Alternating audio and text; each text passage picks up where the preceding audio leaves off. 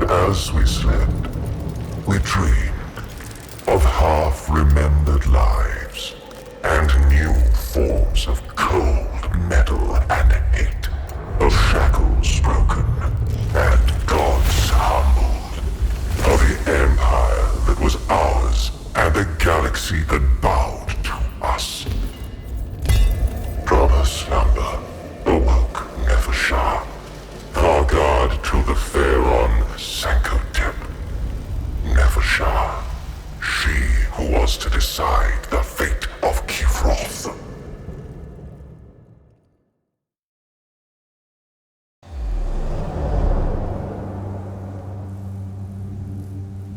Memories. Biotransference. The cold of the great sleep. I have dreamed, but now I wake. The weight of eons lay on the tomb of Nefershah. The Vargard knew her slumber had been a long one, but there was no telling how long. There is no time to wallow in our past. I am the hand of the Pharaon. I am the Vargard to Sankotep. My duties are to the throne. Cryptek Kynox, attend to me. But I was not there.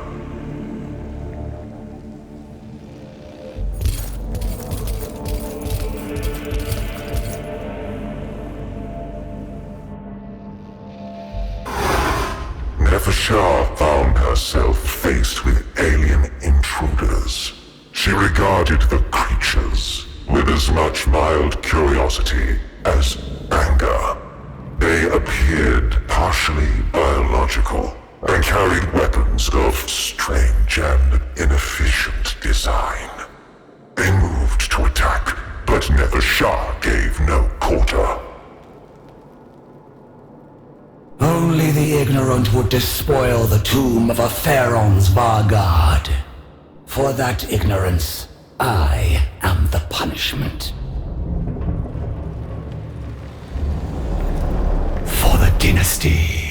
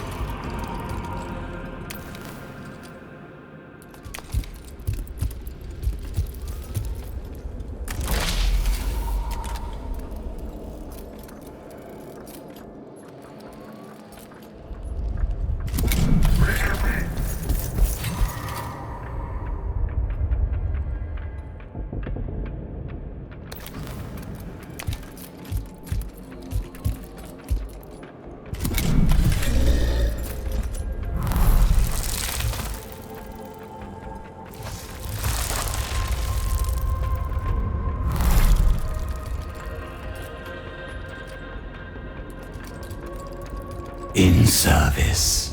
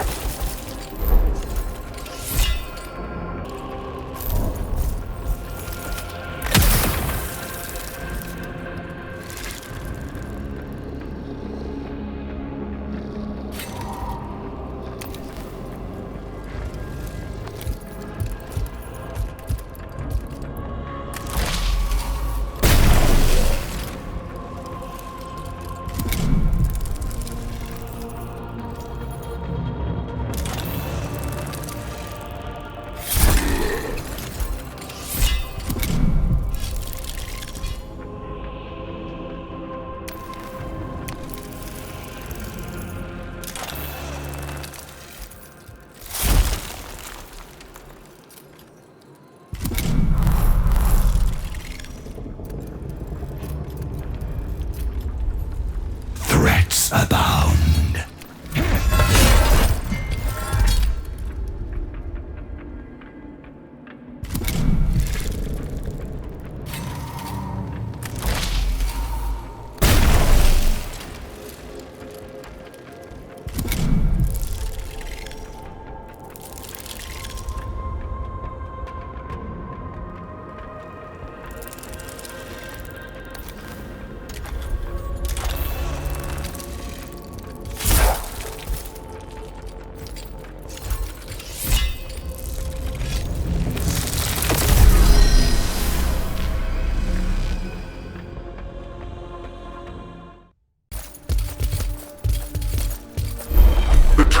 Nefershah was extensive, and its observation protocols long dormant.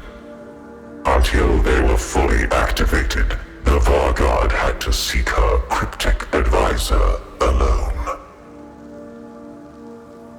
These unworthy trespassers must not be permitted to become troublesome.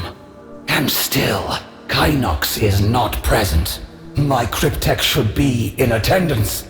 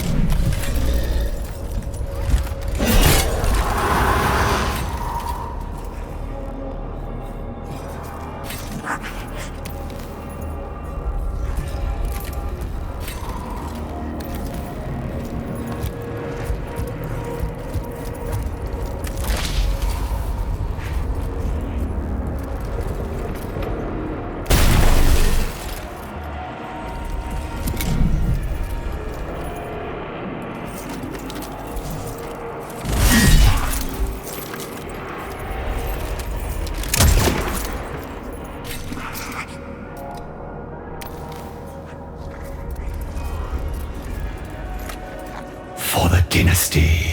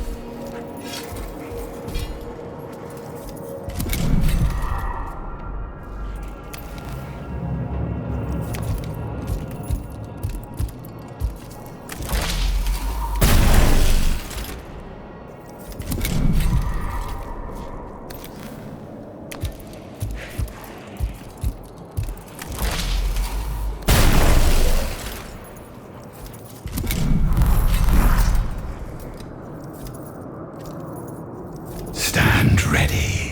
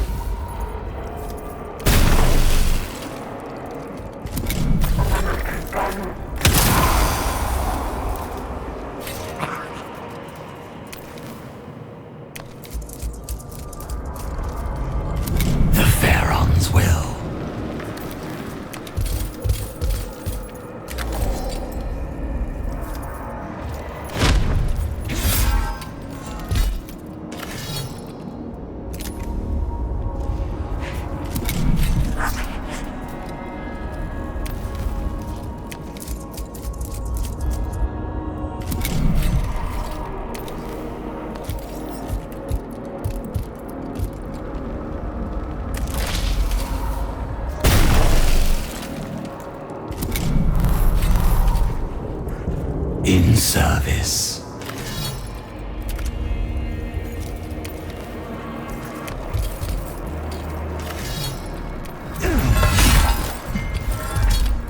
Cryptek, are you damaged?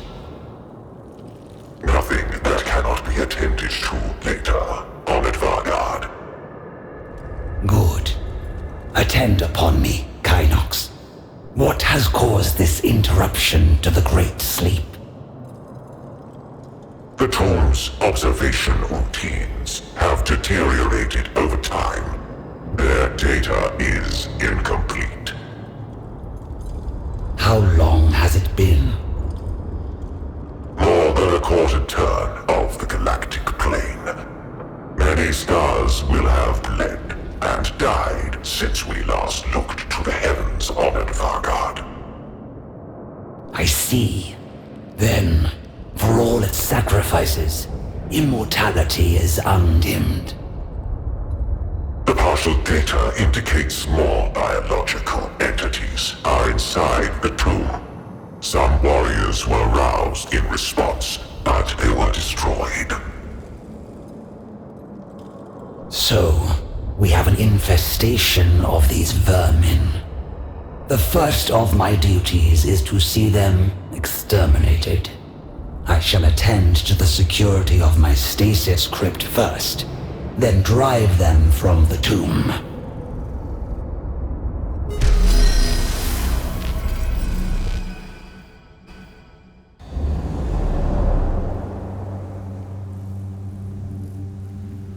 Nefershah's first glimpse of the invaders was of an individual who would prove to be an outlier in their number. Though Nefershah did not know it at the time, this scatholma was from the human order of the Adeptus Mechanicus. It was learned in the ways of scientific theory and practice, albeit only by primitive human standards. A strange and biological thing. Is this what has infested the galaxy in our absence? One would imagine evolution had produced something more robust. So this is indeed a tomb, and you are the one interred. Evidently a Nécron of some seniority. A rare specimen.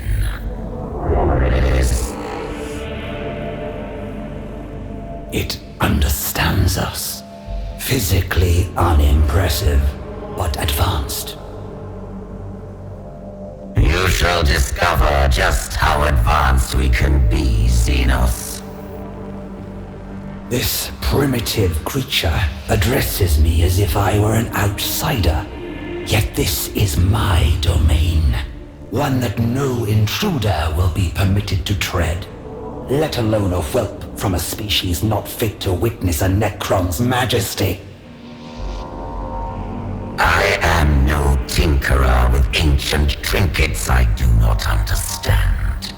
I have harvested technology from 100 Xenos races and delved into secrets even your once great civilization does not know.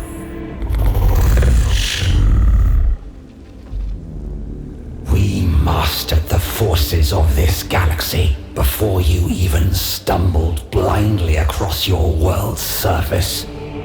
What secrets can you know that are not trifles to the Nécrons? It is only fitting they die with you.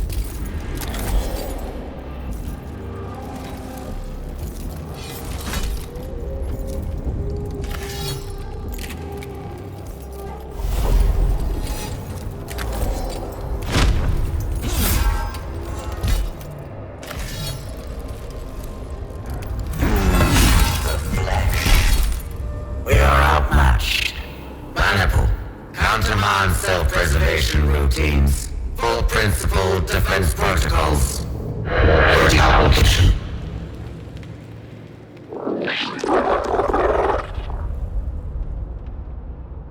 The leader of the invaders used its underlings to surround Nefershah while it fled her sarcophagus chamber. The Vargard swiftly dispatched these sacrificial minions, but not before the instigator of the intrusion had escaped her. The architect of this outrage has fled. Moreover, this intrusion may not be isolated. There is no telling how many aliens are on Kivroth. I must go to my Pharaon. Sankotep must know.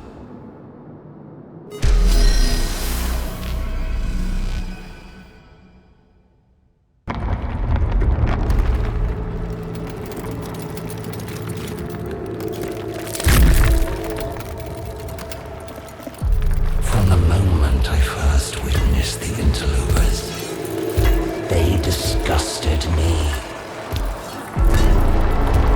Eons we slumbered, waiting to reclaim our galaxy, only for it to become infested with vermin that proliferated in our absence.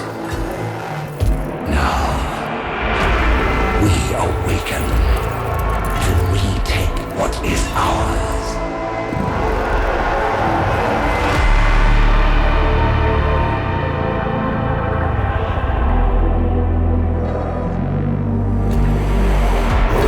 Amalgamations of meat and metal, shackled to ignorance by your faith. Do you truly believe you can stop us? We, who have shattered our very gods and enslaved them to our will. The stars were young when our empire was ascendant. And when the last of them die, we alone will remain. For we are immortal.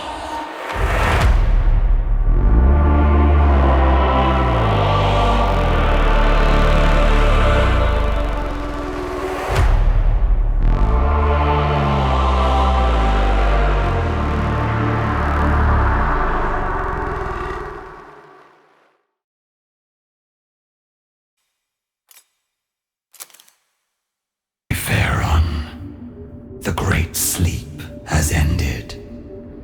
We rise beneath the light of new stars. New life has arisen, and it has infested our world.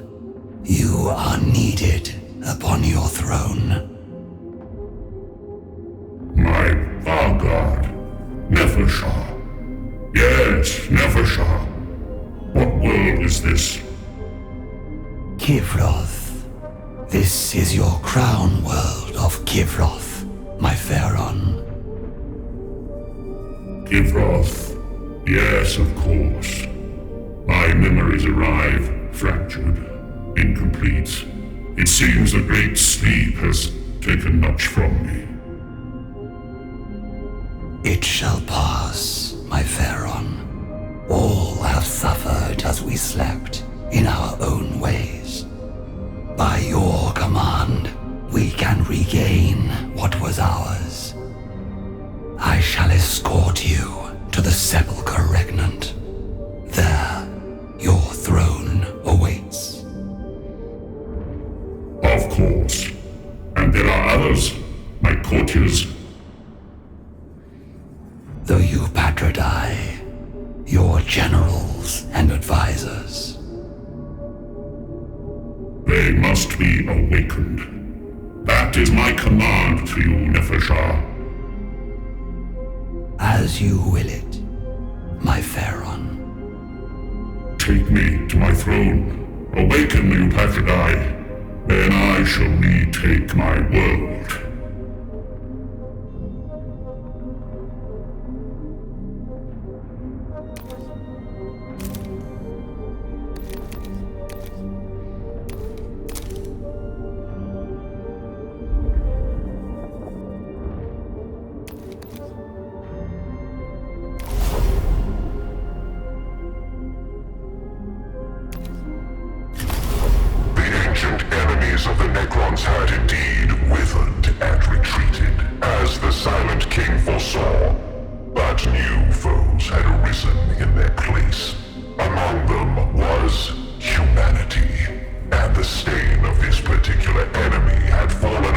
Sankotep's world of Kivroth.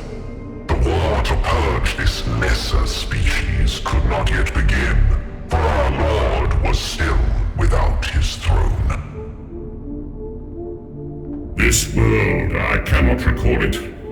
It is ours, mine. So much change. Or perhaps my memory fails me. We must claim what is ours from this colonizing foe. Let the legions march forth. My Pharaon, your throne stands empty. The Eupatridae are to be awoken, and will attend upon you at the sepulchre regnant. But the royal tomb is unclaimed. The sepulchre regnant. Yes. My command protocols flow from there.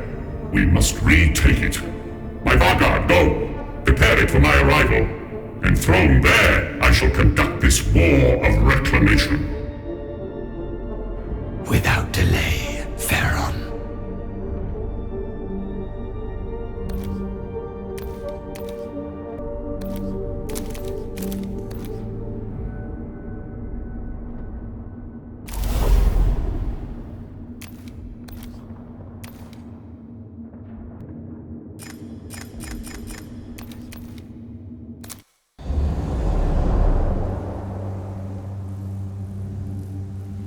The sepulchre regnant was undiscovered by the invaders, and Nefershah found it guarded by canoptic constructs vigilant since before the Great Sleep. Two doomstalkers barred the gate with their towering, living metal bodies. Alas, their protocols had deteriorated with the turning of the stars. Stand aside in the name of the Pharaon Sankotep. But the ancient sentinels did not respond. They adhered to their task of guarding the threshold, but their minds had failed during the Great Sleep, and they were utterly unresponsive. These lowly constructs will bend to our will.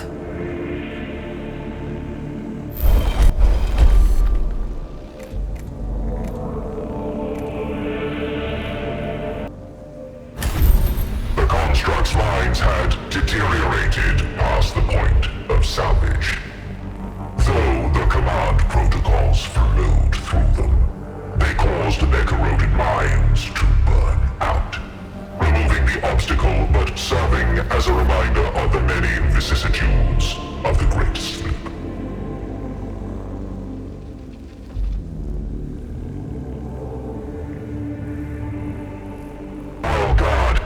The sepulchre regnant to find that, like the constructs at the gate, many of the Necron warriors and constructs were still locked into their defensive duties and would not yield to the Vargard's authority. They are of little consequence. I shall not permit them to impede the Royal Guard in our duties. Open fire.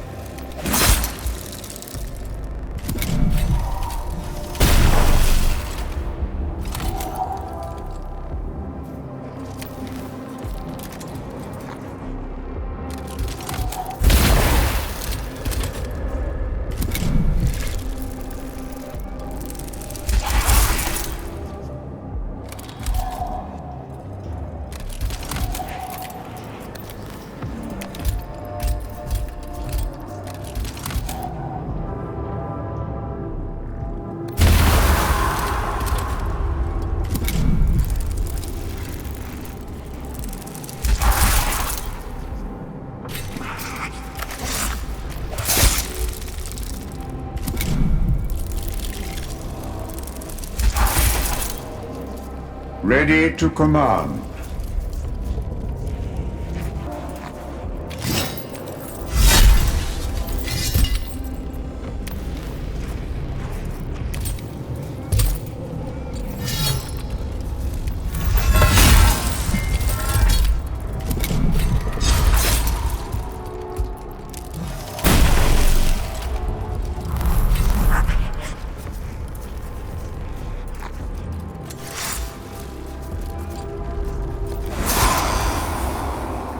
The battlefield changes, yet we must be constant.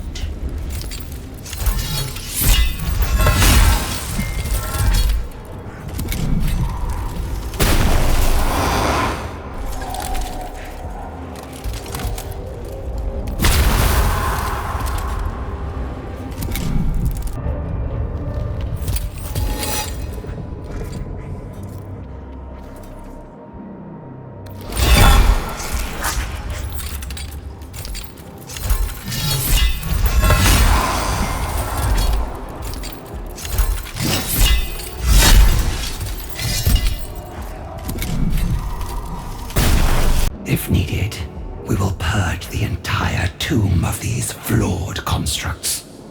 Our duty to the Pharaon is paramount.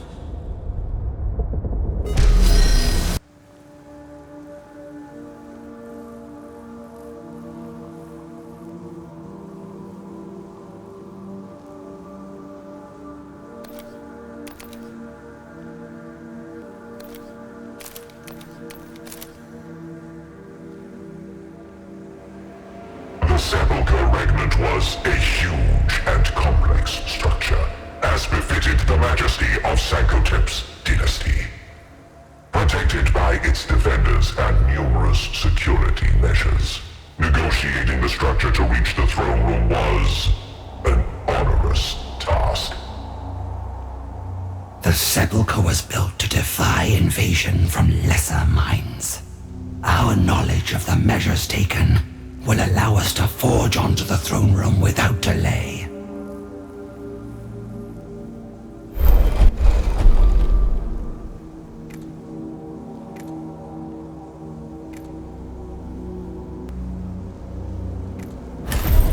The glowering presence of Sankotep reminded the royal guard of the weight of their service, and their martial cohesion improved in response to the images of conquest covering the walls of the supplicant's path.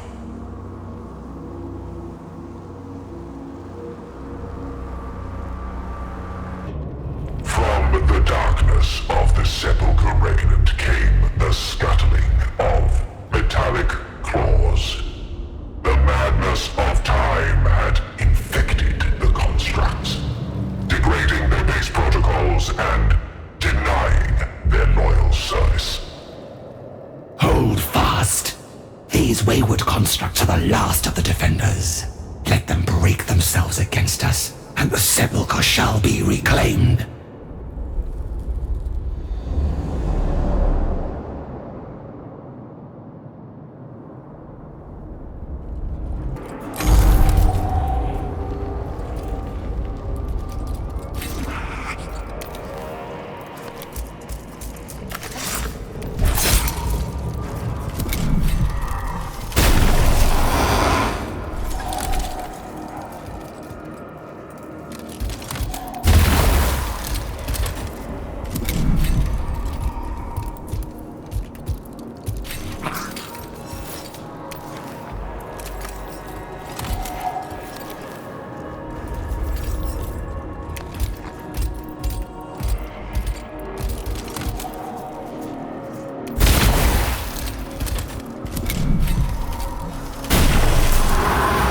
The battlefield changes.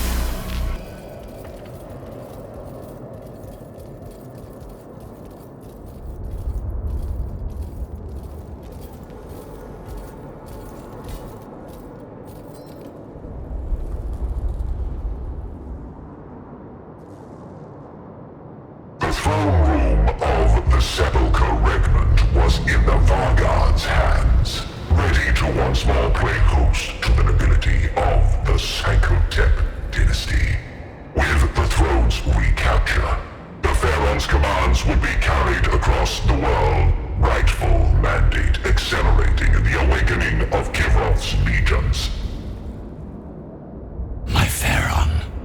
It is done.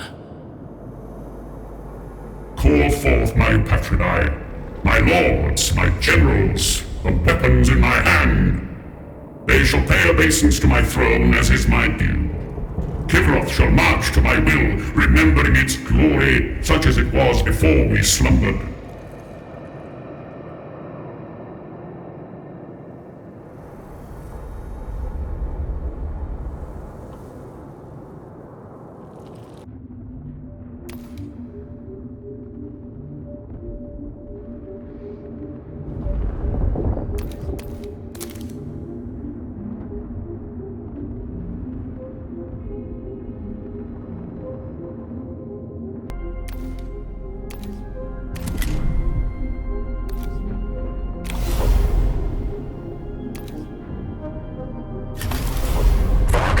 Nefershah's first task upon rousing Pharaoh Sankotep from the Great Sleep was to likewise bring his principal advisors from their slumber. These three, known as the Eupatridae, were learned and cunning in the extreme. One among them was Hekam-Hib, Nemesaur of Kivroth's legions and general of Sankotep's armies.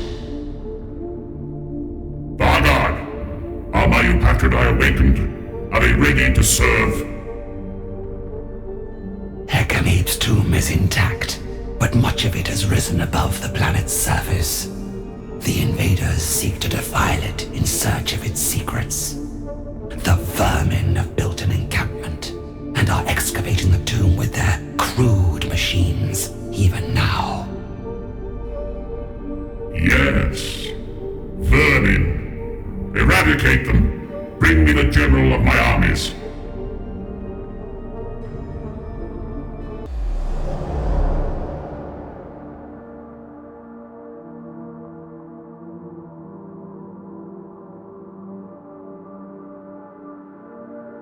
Invaders had a depraved hunger for knowledge. They scrabbled at the ground as if Kivroth was eager to give up its secrets. Unenlightened as they were, their determination posed a danger to the Nemesaur's tomb. Cut through this pathetic rabble. The Pharaoh wills it.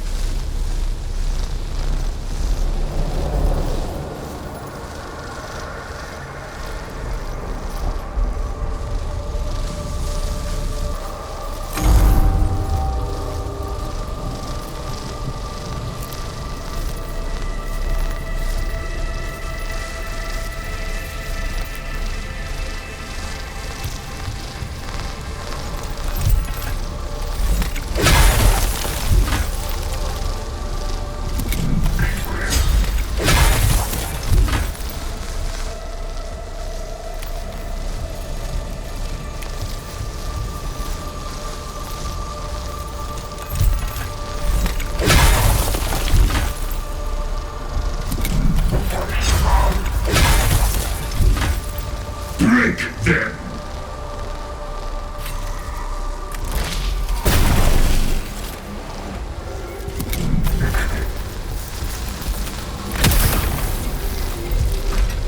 I stand!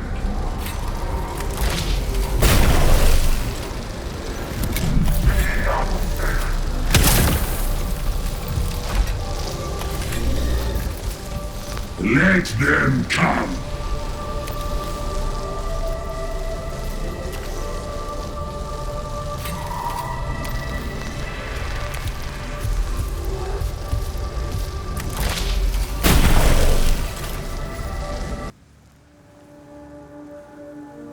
The entrance to Hekam-Hib's tomb would open only to the exalted among Kivroth's nobility, but was evidently malfunctioning.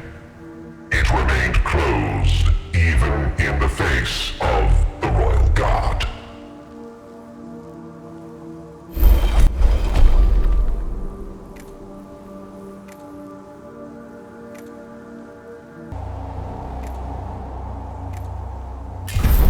The doors were carved open and dismantled, preserving the much-eroded grandeur of the Nemesis tomb.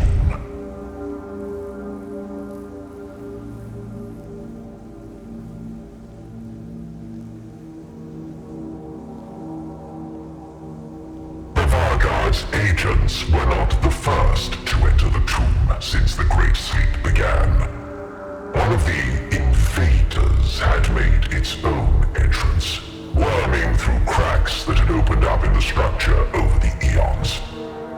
It brazenly scrutinized the many artifacts interred alongside Hecabe. You dare to enter this place, to plunder it for ill-gotten trinkets. Then Scavola's hypotheses were well-founded. These hateful Xenos are not dead, but slumbering. And now they awaken, thinking machines of living metal. Anathema to the Omnicized design. We must know them, the better to destroy them. Such hubris, to presume to learn of us. You, who are beneath our very notice. Very well. I will tear your secrets from your corpses. Though inferior to us, this one is armed beyond the means of its underlings. Do not underestimate it, and eliminate it quickly.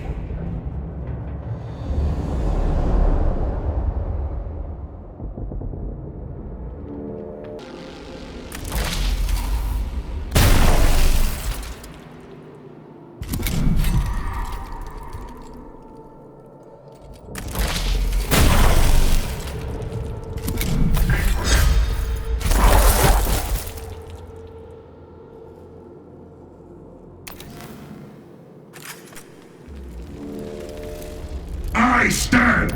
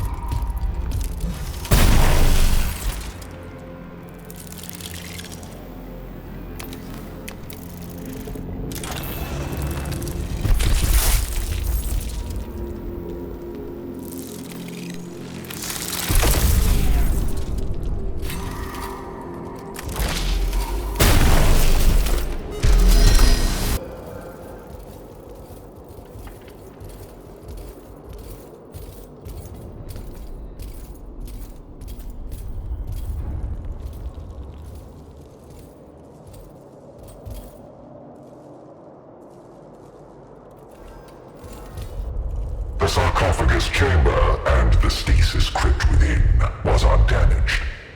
It had remained inviolate in spite of the invaders' attempts to breach it. What crisis demands my awakening? Let it be dire indeed, for I do not stir but for the gravest tidings. It is by my will you are awakened. Yes, I have need of you, of my Eupatridae. Announce yourself to me.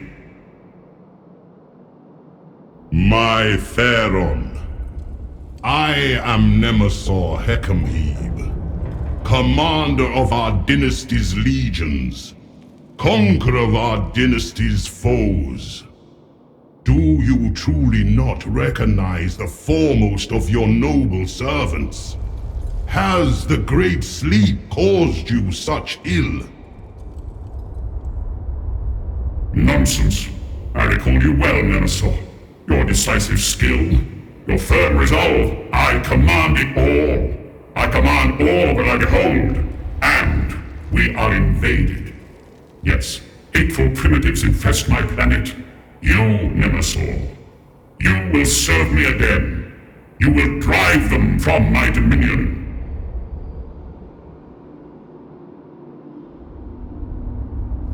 I hear your will, my Theron. And I trust that you guide our dynasty with undiminished wisdom. Our warriors shall march forth and exterminate these lesser creatures.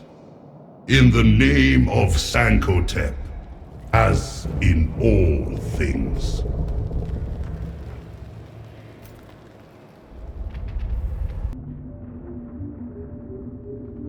My Theron, I humbly submit to the court a matter that requires urgent attention.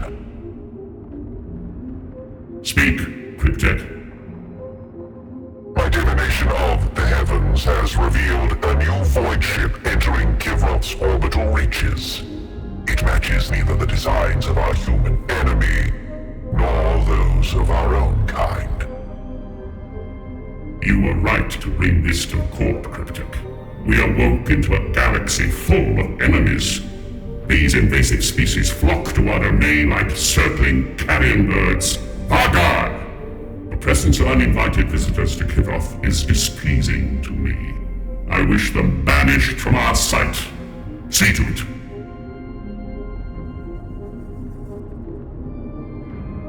Of course, my Theron. An orbital weapon of sufficient power, a formidable Gauss pylon array, is being excavated by human interlopers ignorant of what they have uncovered. My royal guard shall retake the weapon and use it to strike this spacecraft from orbit.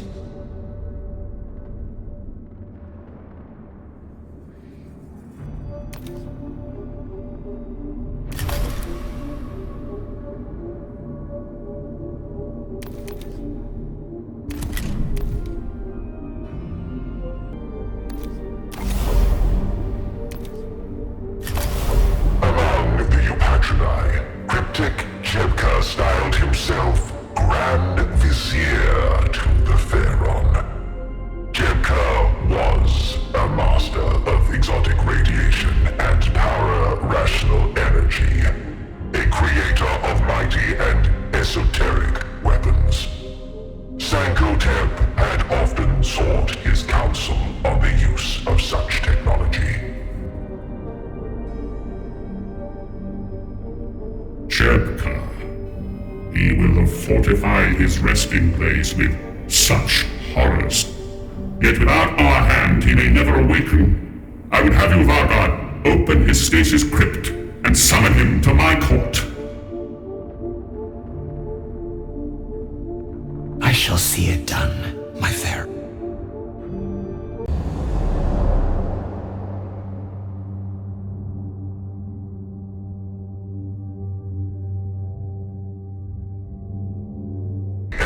Troops, Skitari, as they called themselves, surrounded the tomb in great numbers, but most were engaged in fighting the constructs that poured forth. Jebka had never been idle in creating defenses to protect himself. Isolate and wipe out the closest group of invaders. Create a gap in their lines.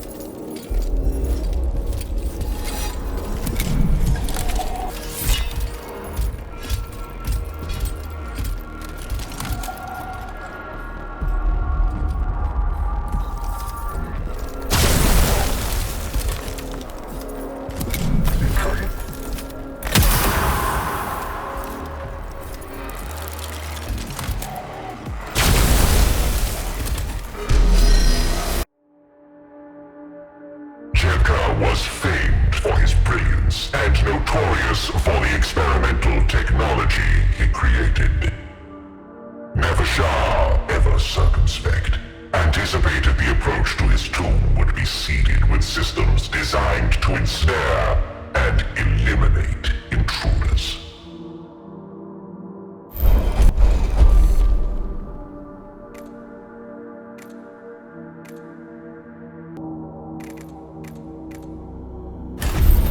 Nefershah, alas, had been outmaneuvered by Jebka, who had chosen these very approaches for the most dangerous of his security measures.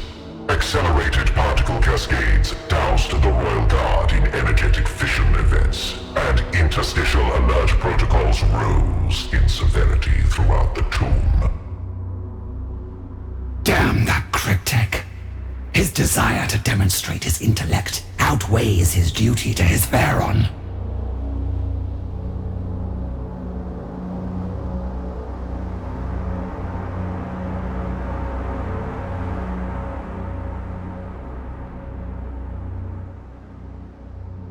The enemy are scattered, but not defeated. Break through these wretched vermin before they can attempt a defense.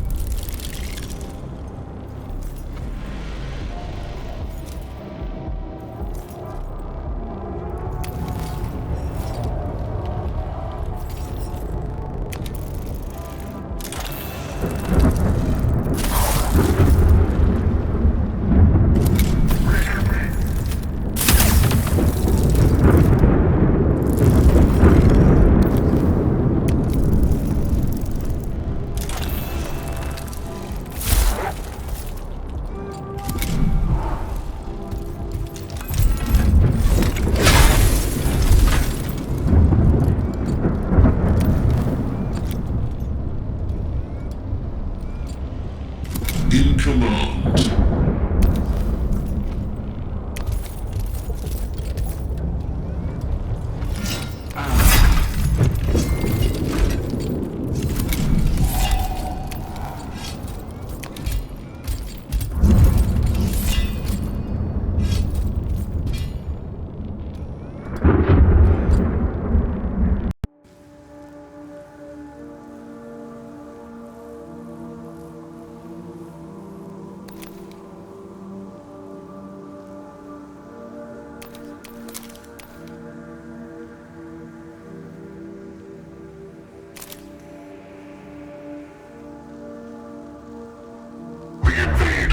had not yet breached the tomb, but there was another obstacle besides. A canoptic spider roamed near Jebka's sarcophagus chamber, its mandibles flared ready for combat. The construct showed no deference even to the nobles who led the royal guard. This construct should be occupied with repairing the tomb, not barring our path. Jebka has clearly meddled with its protocols to serve his own needs. But I did not believe even he was arrogant enough to threaten the royal guard. Construct! You will permit us free passage, in the name of the Pharaon. In response, the construct merely charged its particle beamer and emitted interstitial signals that Nefershah could not decipher. It seems the Grand Vizier thought his privacy outweighed the authority of the throne. A delusion that must not stand.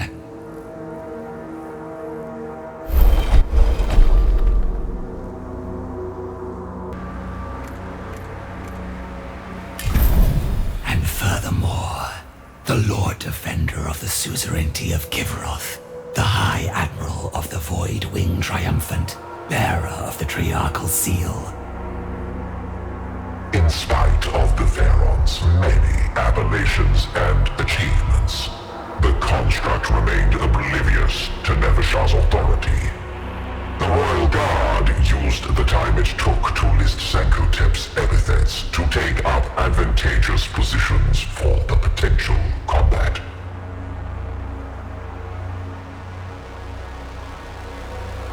This defective construct has served as an obstacle long enough. Deactivate it to a terminal end.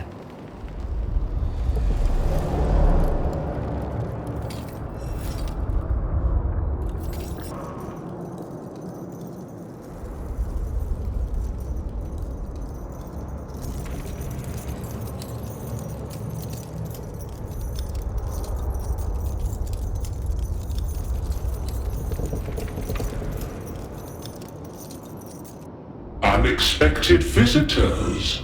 I had wondered at all the noise. Cryptek Jepka. Our Pharaon commanded you be awakened to attend him within the sepulchre regnant. I am surprised to find you already released from stasis. I am surprised our Pharaon could recall me at all. My diagnostics suggest his engrammatic degradation to be severe. No. My tomb woke me some time ago in response to the alien presence. Thus far, my constructs have dissuaded interlopers. I trust the spider at my door gave you little trouble.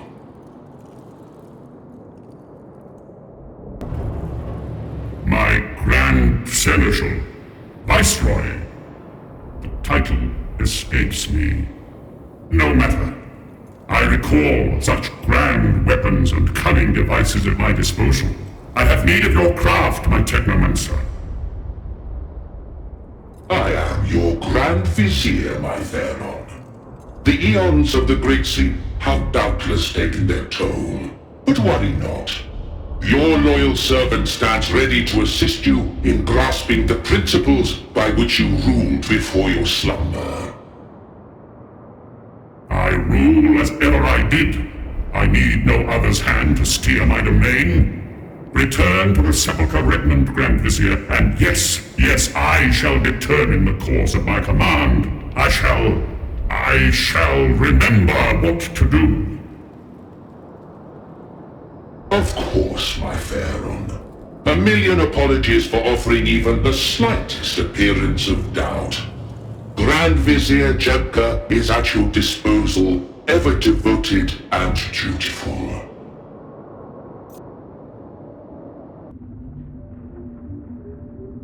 Report, Cryptek. As predicted, the pylons were easily reclaimed by your warriors, honored Vargard. The invaders displayed unexpected resilience, but it was of little consequence in the end. And the weapons themselves. My technomantic skills were enough to make the pylons responsive to the throne's command protocols once more. They are fully charged and operational. Good. By Sankotep's will, open fire! The Gauss Annihilators were the pinnacle of such weapon technologies. With the strength to reach into Kivroth's orbit, their coils thrummed to bursting with energy, and their focusing crystals glowed green hot. The ground shook with their fury. Direct hits, Vargard. The craft was not destroyed, but its orbit is decaying rapidly. It is entering the upper atmosphere. Then the Pharaon's will has been done.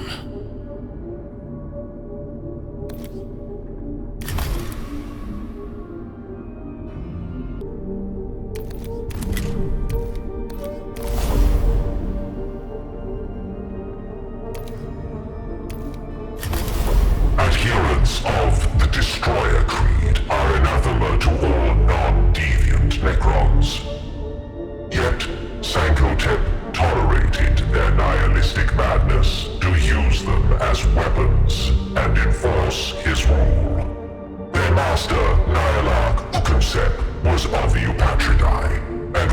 necessary for the destroyers to accept the Pharaoh's command.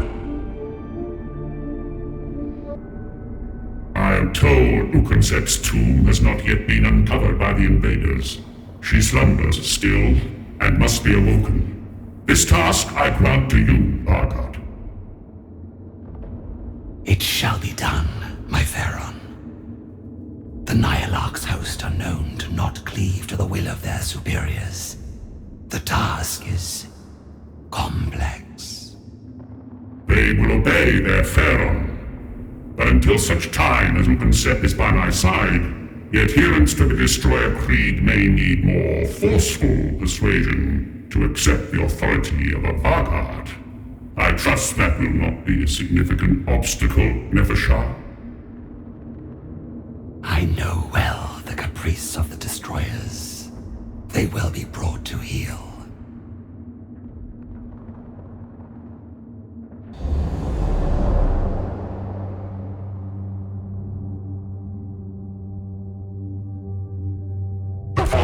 Entrance to Ukonset's tomb was untouched by the invader, and indeed seemed untouched by any save time. Open in the name of Vargard Nefershah, Hand of the Pharaon. It will not open. No great surprise. The Destroyers in their madness eschew the appropriate protocols. We must make our own way through.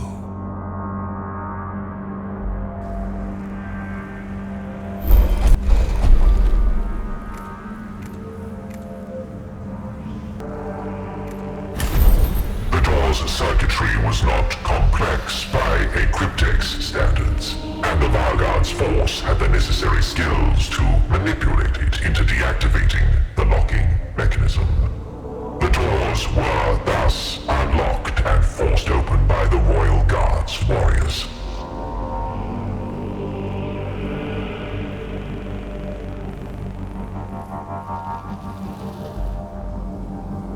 The adherents to the Destroyer Creed were already awake, though Ukonset herself still slumbered.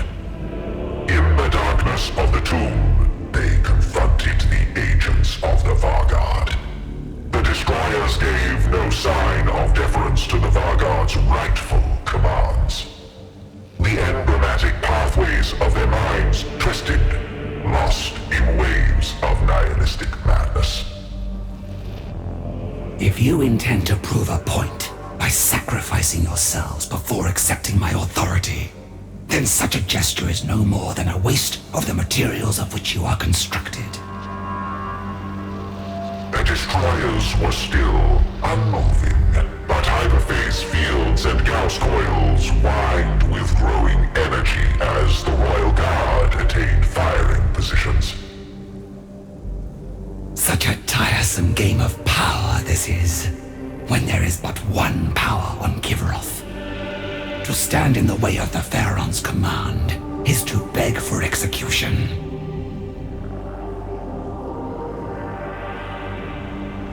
Nothing but their madness. If they choose to stand in our way, they shall be annihilated.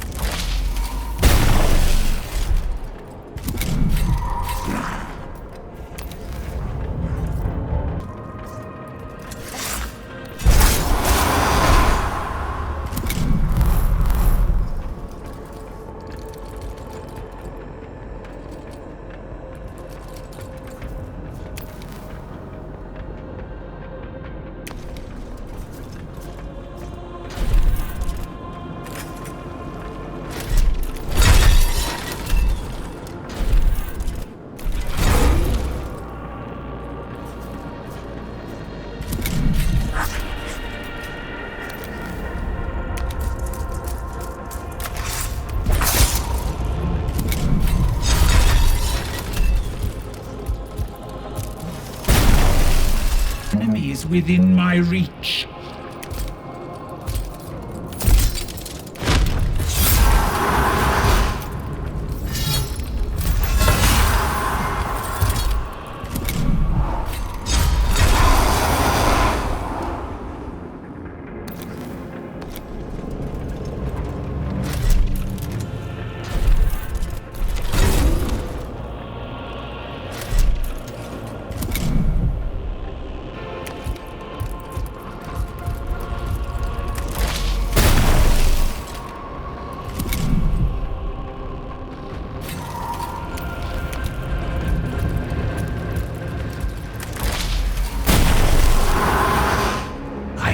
This needless waste has demonstrated our worthiness to enter the inner tomb.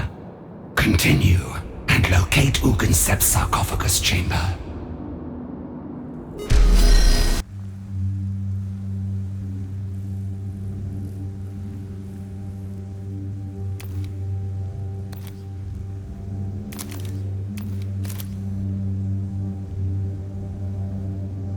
The passageways leading to the inner part of the tomb formed a gauntlet of deadly traps. They were symbolic of the Destroyer's hatred of all life. But the material danger they posed was very real. There is no need to incur further losses reaching Ugansep. We will dismantle or avoid these countermeasures, and in doing so, remind the Destroyers they stand below the throne of the Pharaon.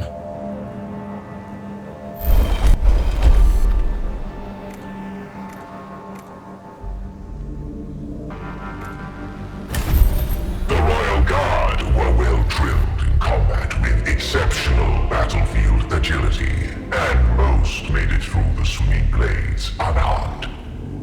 However, several suffered damage from Ugansep's intricate trap.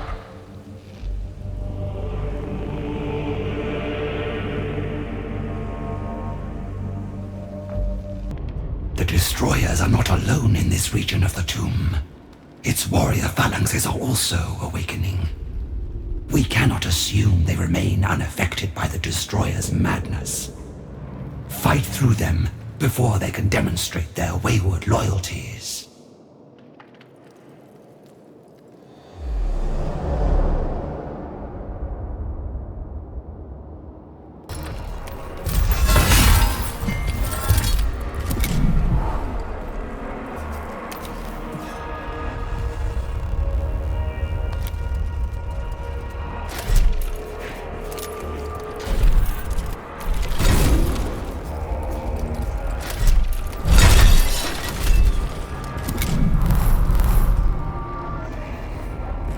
Blades bared.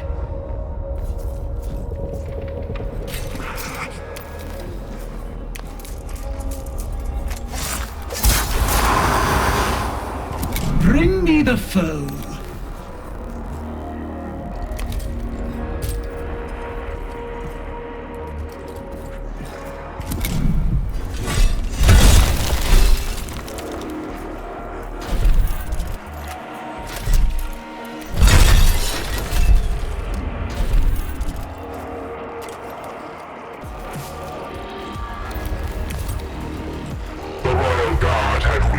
Threshold of Ugansep's sarcophagus chamber. As the Royal Guard entered the chamber, Ugansep's stasis crypt opened, and the Nyarlath emerged.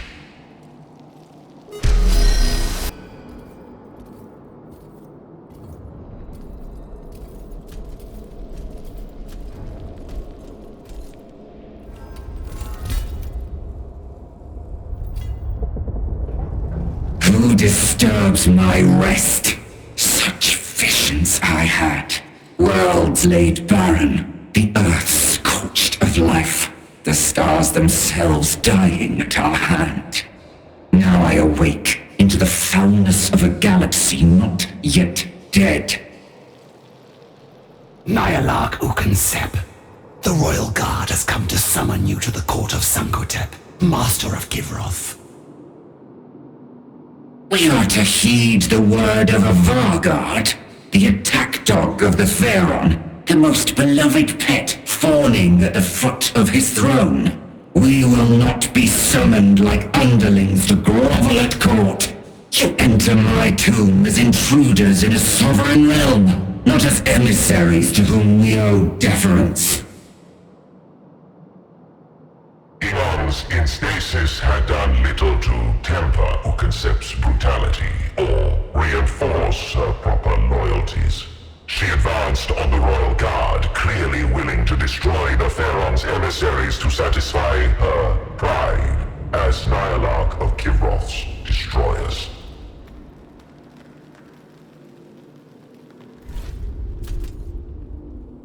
Stay your wrath, Nyarlath. Kivroth is invaded. Interlopers infest our world. Invaders? A rival dynasty? Or some manner of alien filth? Human. A new and verminous biological species, daring to seize our world as their own. Acknowledge your Pharaon's authority, attend to him, and eradicate this scourge from our world. Repulsive. The very thought of such hateful, festering flesh. It must be scoured, severed, reduced to sterile dust. If my destroyers will have their rightful voice at Sankotep's court, and we may revel in the extermination of this teeming growth, then I deign to take my place beside the throne.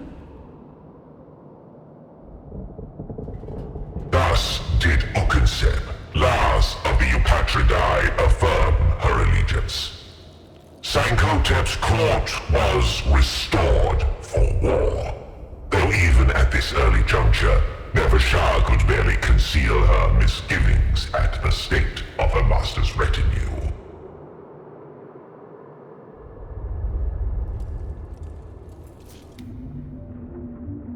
Aliens have dared set foot upon Kivroth. This world of Kivroth, the seat of my dynasty. It is infested. Your duty is clear. Drive the invaders from my domain and reclaim what they have defiled. Our legions are responding to the protocols of awakening. They gather ready to march. My destroyers pledge their strength.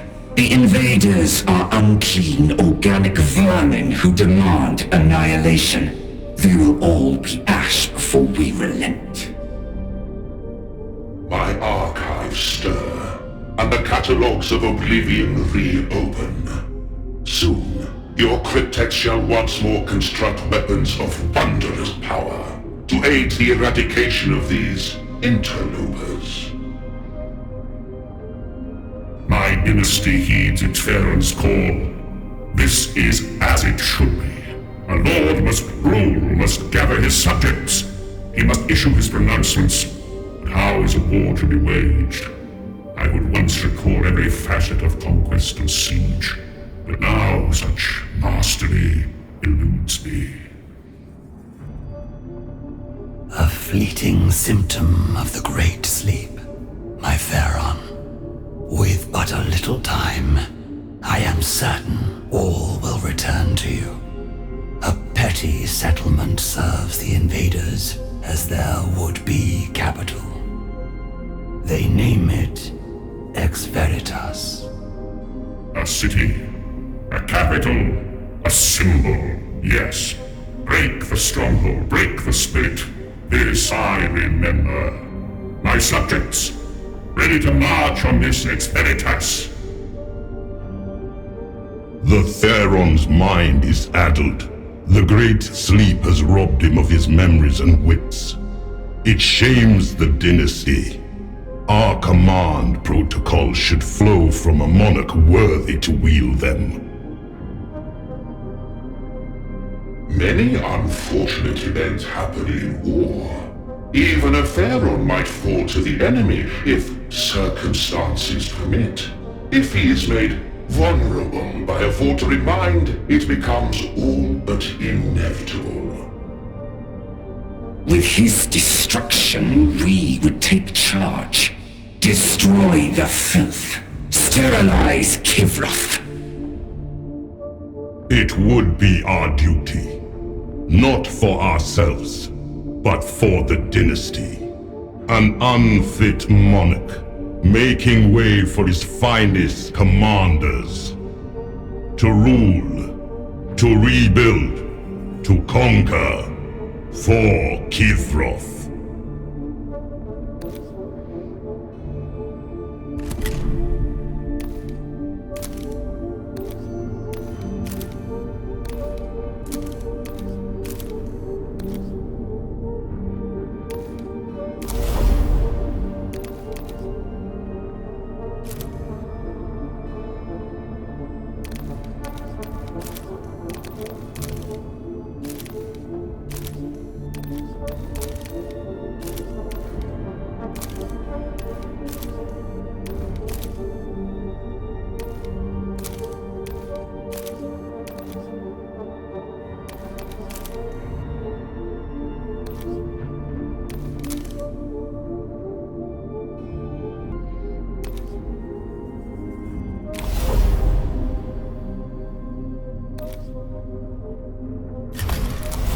The destruction of Ex Veritas by siege will require the commitment of all our awakened legions.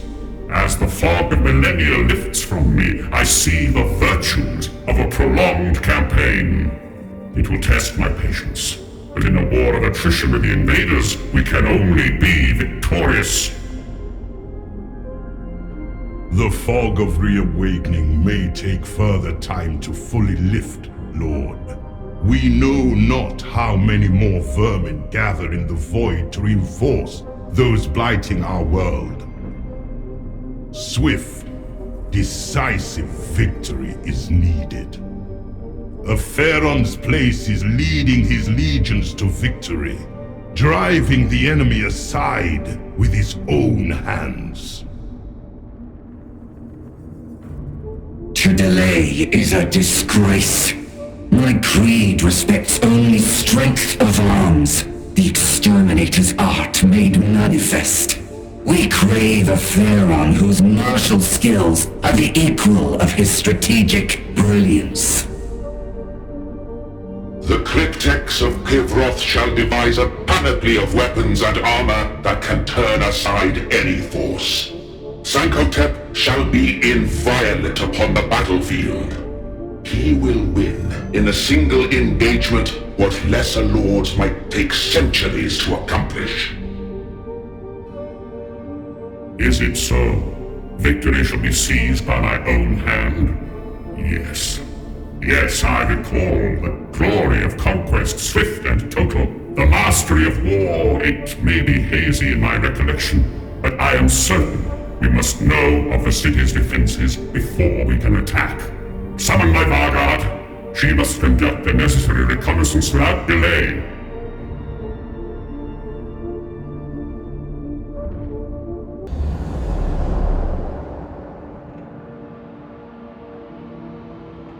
Vargard Nefershah led the royal guard to the outskirts of Ex Veritas. Though she was bound to the will of her Pharaoh, the counseling of the Eupatridae had caused her grave misgivings. If Sankotep truly intends to lead the assault on the city, I fear he will become the principal target for every human within its walls. Even had he not commanded me thus, I would be compelled to fully understand the defenses the humans can bring to bear against him, primitive though they be. The city of Ex Veritas had grown with unseemly speed, for the invaders were as industrious in their defilement of Kivroth as any vermin. Nefershah found the lands around it infested with humans, to be evaded or eliminated as she saw fit.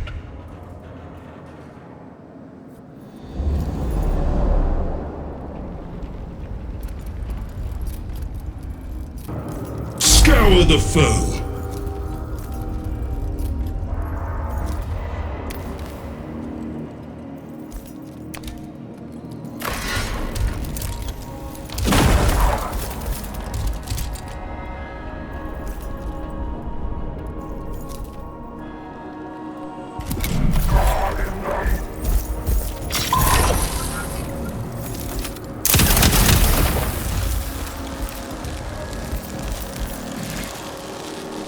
kill is my duty, but that does not preclude my enjoying it.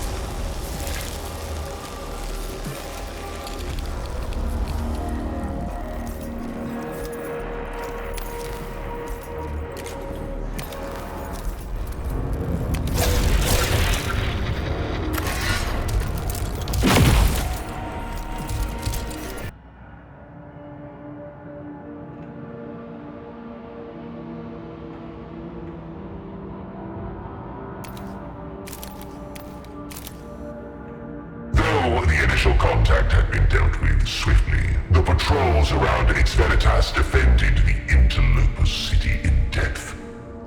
Thousands of troops surrounded the city, watching for Nécrons. Fighting these wretches is beneath us. Our primary purpose is to observe, not to eliminate the defenders single-handedly. That task will come, and I shall welcome it. For now, it is through guile we will see our duty done.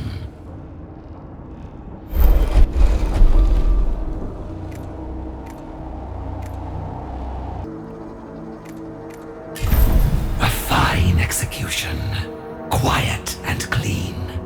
Thus the Necrons eliminate the obstacles in their way. The Royal Guard stealthily slew the few defenders in their path, creating a blind spot in the defenses that illuminated the superiority of their deadly craft.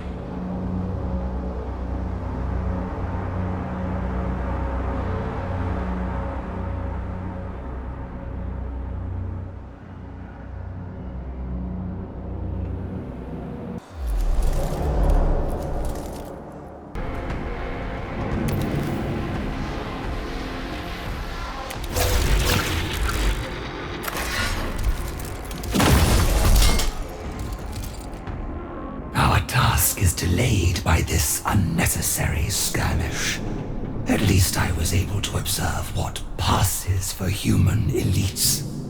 A lower proportion of vulnerable flesh, replacing ever more body parts with crude machinery. It seems even they understand the nature of their weakness.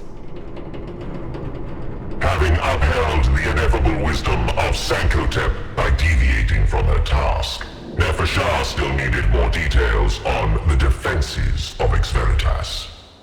She directed her force to a point overlooking the city from which she could observe one of its gates directly. A fine viewpoint from which to observe the enemy. A success not without cost.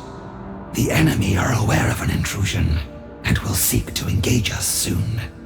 We must be selective in where we put our attention.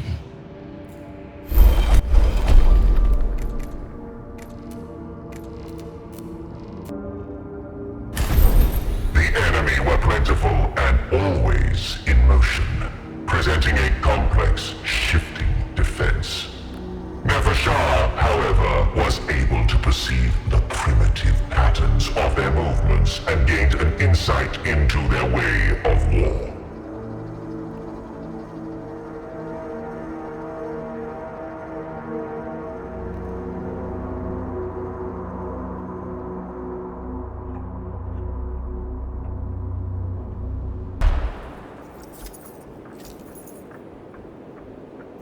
1,000,000 years of hate culminates in one shot.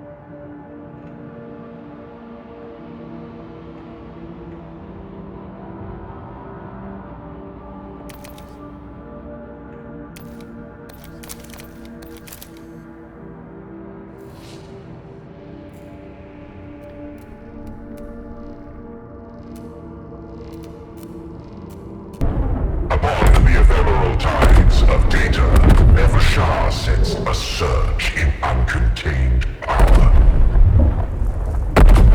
Unfettered and unguided, a frenzy of electricity bleeding from fallible flesh. Stand ready. This foe is not cunning, but frenzied in a way that is alien to us.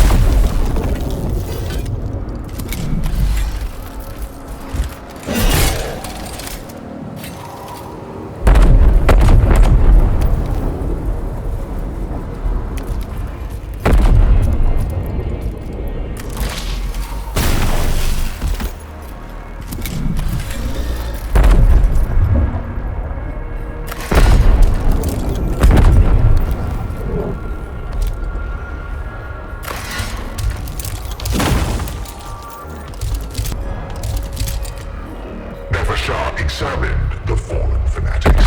The enemy had a crude intellect in harnessing the very irrational nature of their species and amplifying it into this madness. Their presence among the defenders of Ex Veritas was noted. My Pharaon, I have seen the defenses of Ex Veritas for myself. The walls and fortifications are formidable. The gates are the weakest point. If we focus the assault there, the gate may fall. Once inside, our legions will find little difficulty in seizing the city and razing it, piece by piece.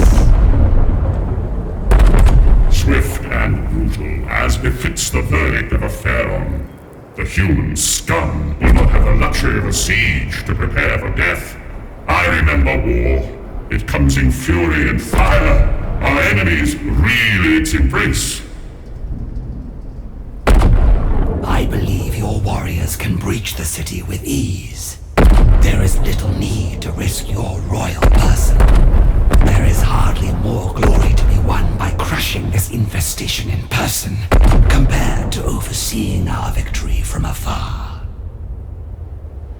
I am sovereign of this world, and I will conduct its salvation as I see fit. Remember your place, Vargard.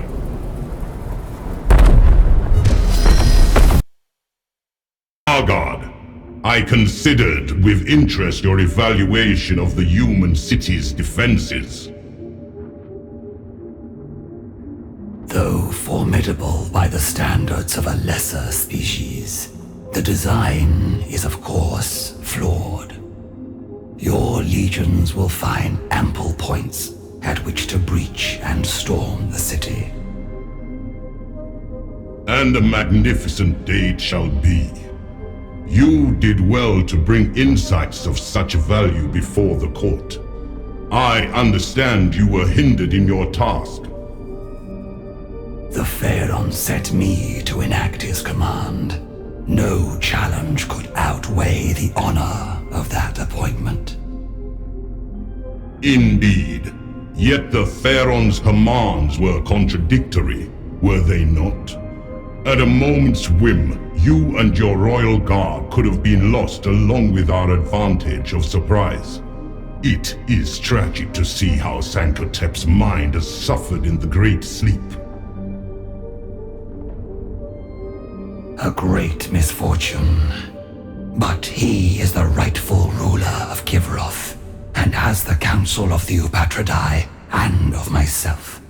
His recollection will return, and with it, his dynasty shall reclaim this world. Some would say your words are optimistic. There are those at court, and I relay these sentiments only reluctantly, who dare to suggest the Pharaon is unfit to rule. They would be ill-advised to do so, lest I hear them. Sankotep is my Pharaon, and my duty is to him alone. It matters not whether I can grasp the full wisdom of his pronouncements. This duty binds a Vargard, as it must bind all the Pharaon's subjects. Of course, Vargard. You are to be commended for your devotion. I see now that so long as you are at Sankotep's side, his reign shall surely last an eternity.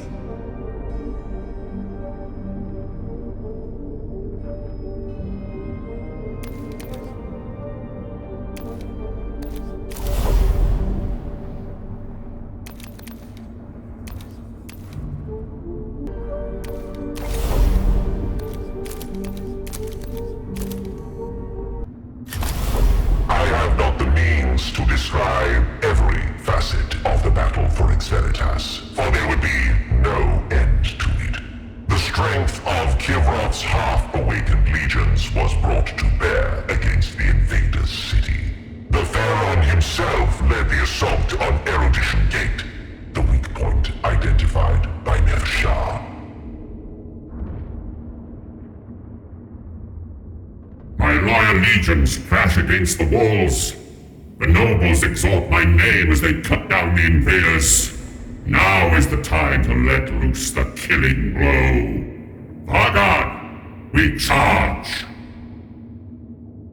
It appears I am not alone in realizing the potential of this gate to fall. The invaders have sent their best defenders. There, on the walls, their armored elites. We have not faced them yet in battle. Their comms chatter names them the Adeptus Astartes, and even their allies speak of them with fear. They are but humans, no more, and thus beneath our contempt. Deal with them, Vargard. They must not be permitted to impede my march to victory. It is my duty to stay beside you and protect you, my Pharaon. It is your duty to obey your Pharaon. You will destroy these Adeptus Astartes, Vargard, at once.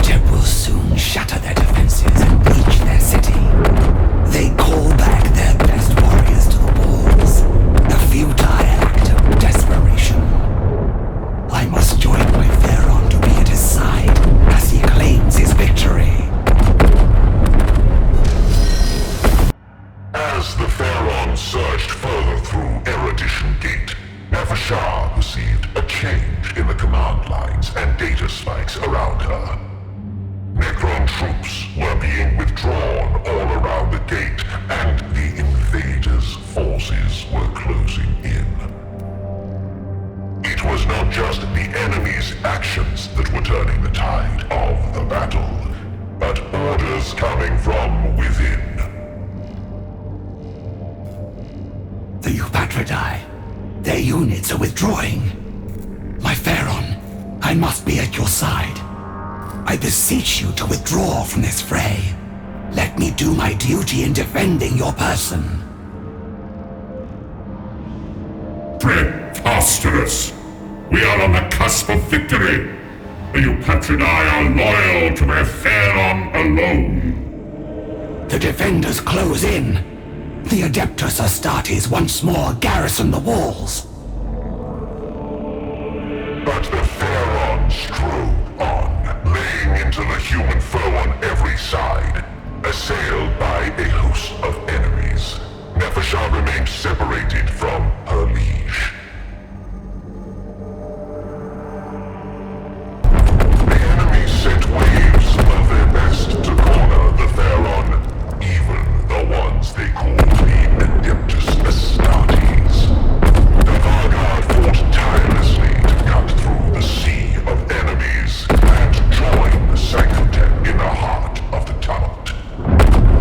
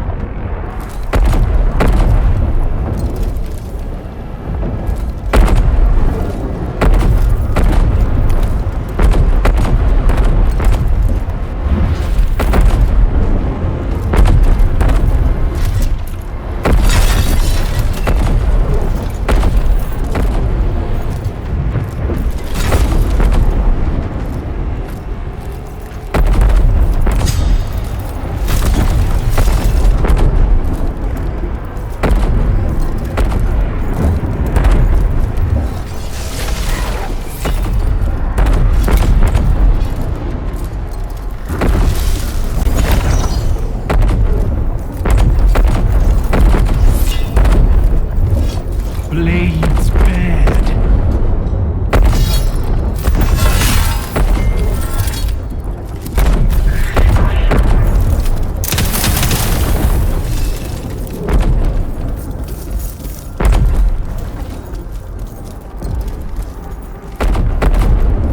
Many of the Vargard felt gloriously beside their pharaoh, dying as they should with duty their final thought.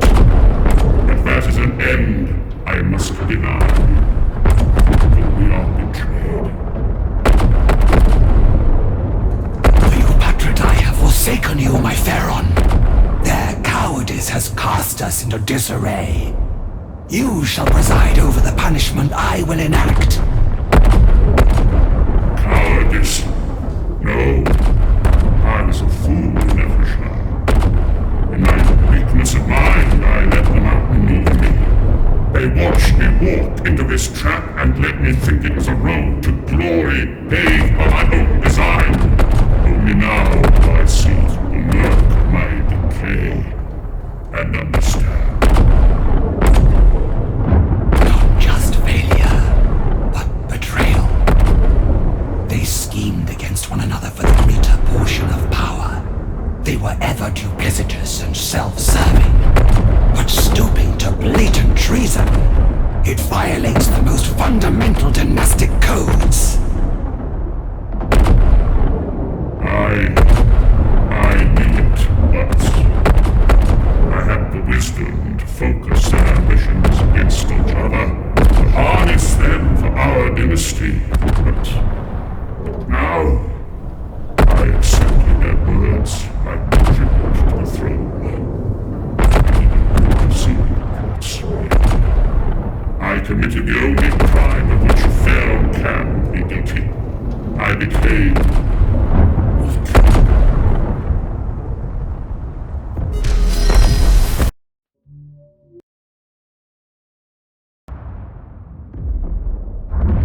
I no longer recall my plans for vengeance in the event of my betrayal. Yet, fragments remain. Orders I coded before the Great Sleep. Travel to the coordinates I am transmitting to you, Vargard. I know not what you will find there. I know not what you must do. I can only trust to the wisdom I once had, and the path to retribution I must obey. The Sancotep who entered the Great Sleep was brilliant, and without mercy. This is his final order to you. Go to this place, whatever it holds, and fulfill your duty.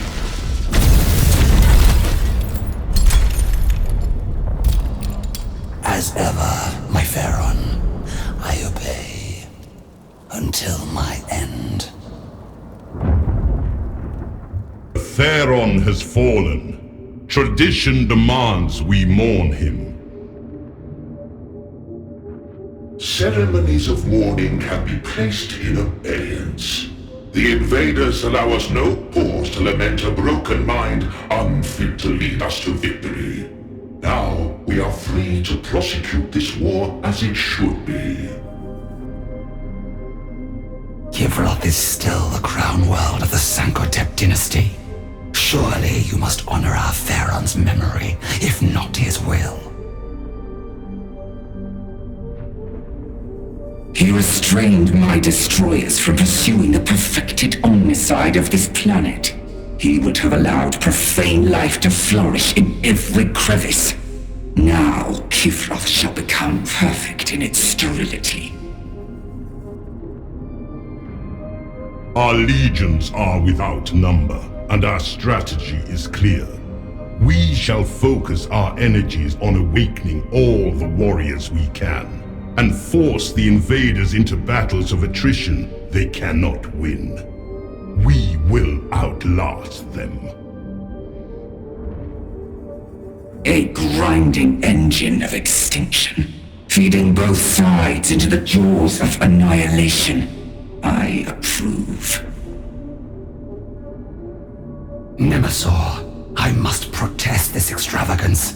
Our warriors are many, but not infinite. Kivroth's reanimation systems are yet to fully awaken. Whether Necron or human, all serve the throne by their destruction. The invaders shall quail before our phalanxes, winning us both territory and the time to further restore our systems.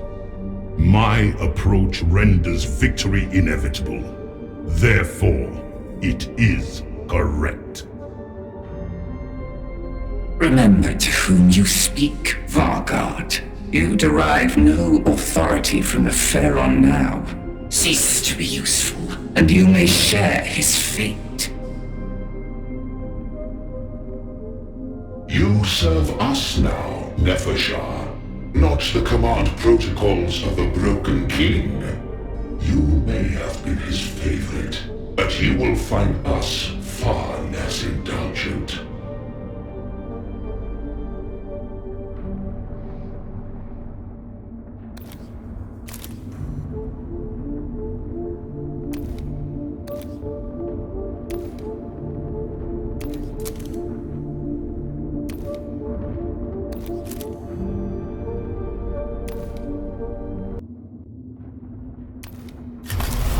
Nefershah chafed at remaining silent in the face of Sankotep's murderers. The usurpers assumed her obedience, but her loyalty was still to the Pharaon. I alone had her confidence. She traveled in secret to the coordinates Sankotep had transmitted to her, ready to fulfill his last command. How close now, Cryptek? Our destination draws near, honored Vargard. There, that structure up ahead. Ruins of Necron origin, but defaced by a human settlement. Once more, the alien savages make themselves a vexation. Let us cleanse this place of their vandalism.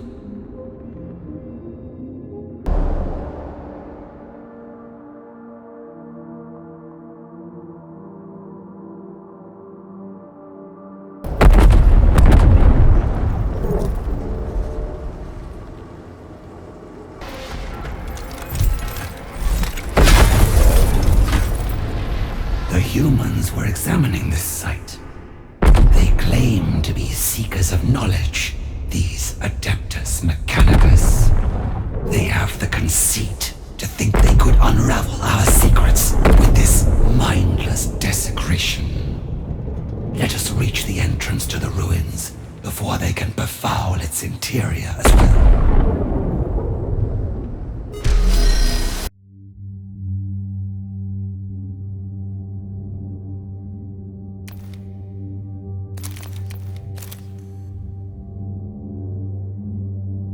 The entrance to the ruins lies ahead, and remains intact. Unsurprisingly, the invaders' primitive technology could not breach its doors. My Vargard, their communications are crude and fragmented, but I believe a substantial rabble has mustered to oppose us. You will have to fight through them to reach the entrance. They will not stop me from what Sankotep wished me to find. In their ignorance, they die.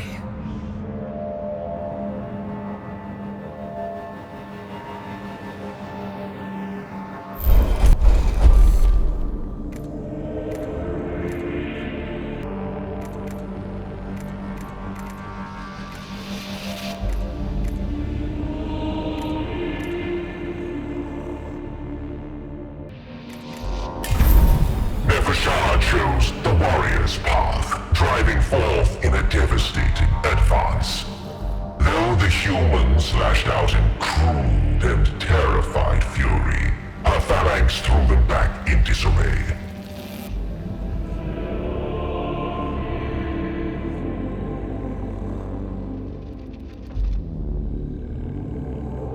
The humans cannot possibly understand the importance of this site.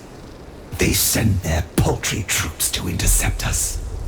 Cut them down and spare this world the consequences of their ignorance.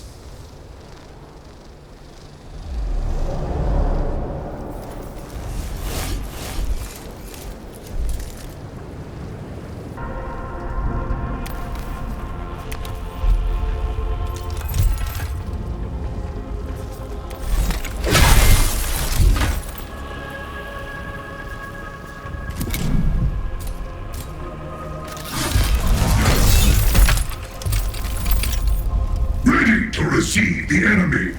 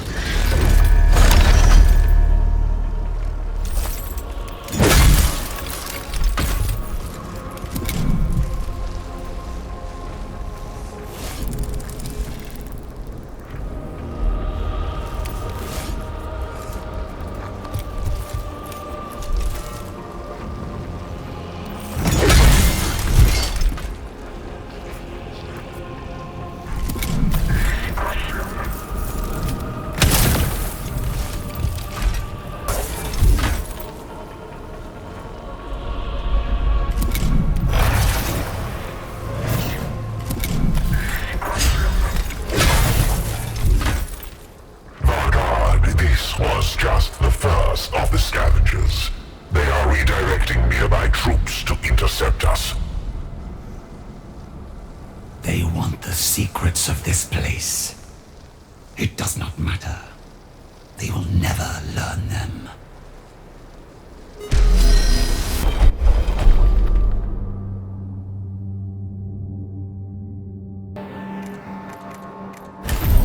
The Royal Guard deployed along the invaders' path to fire on them from multiple angles. Though their trap was successful, their movements attracted more humans who threw themselves mindlessly into the assault.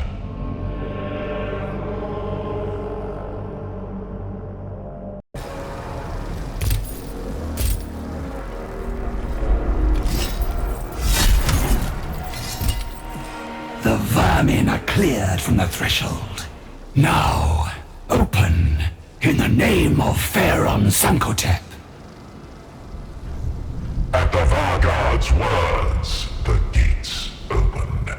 Within was not merely a tomb, but a repository of secrets.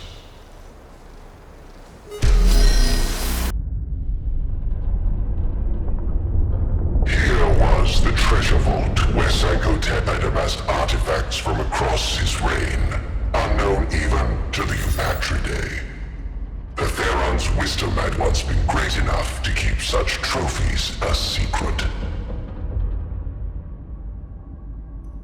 A map of Kivroth, and upon it shone another location Nefershah had never seen.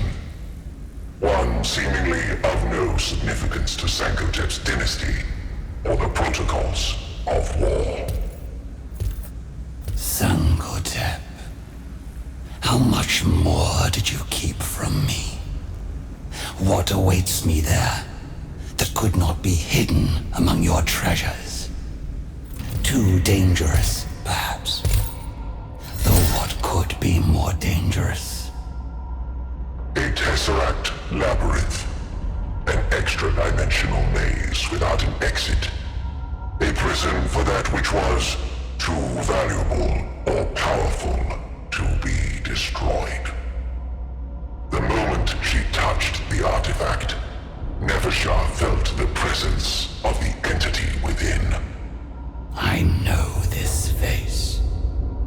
From the nightmares of the Great Sleep.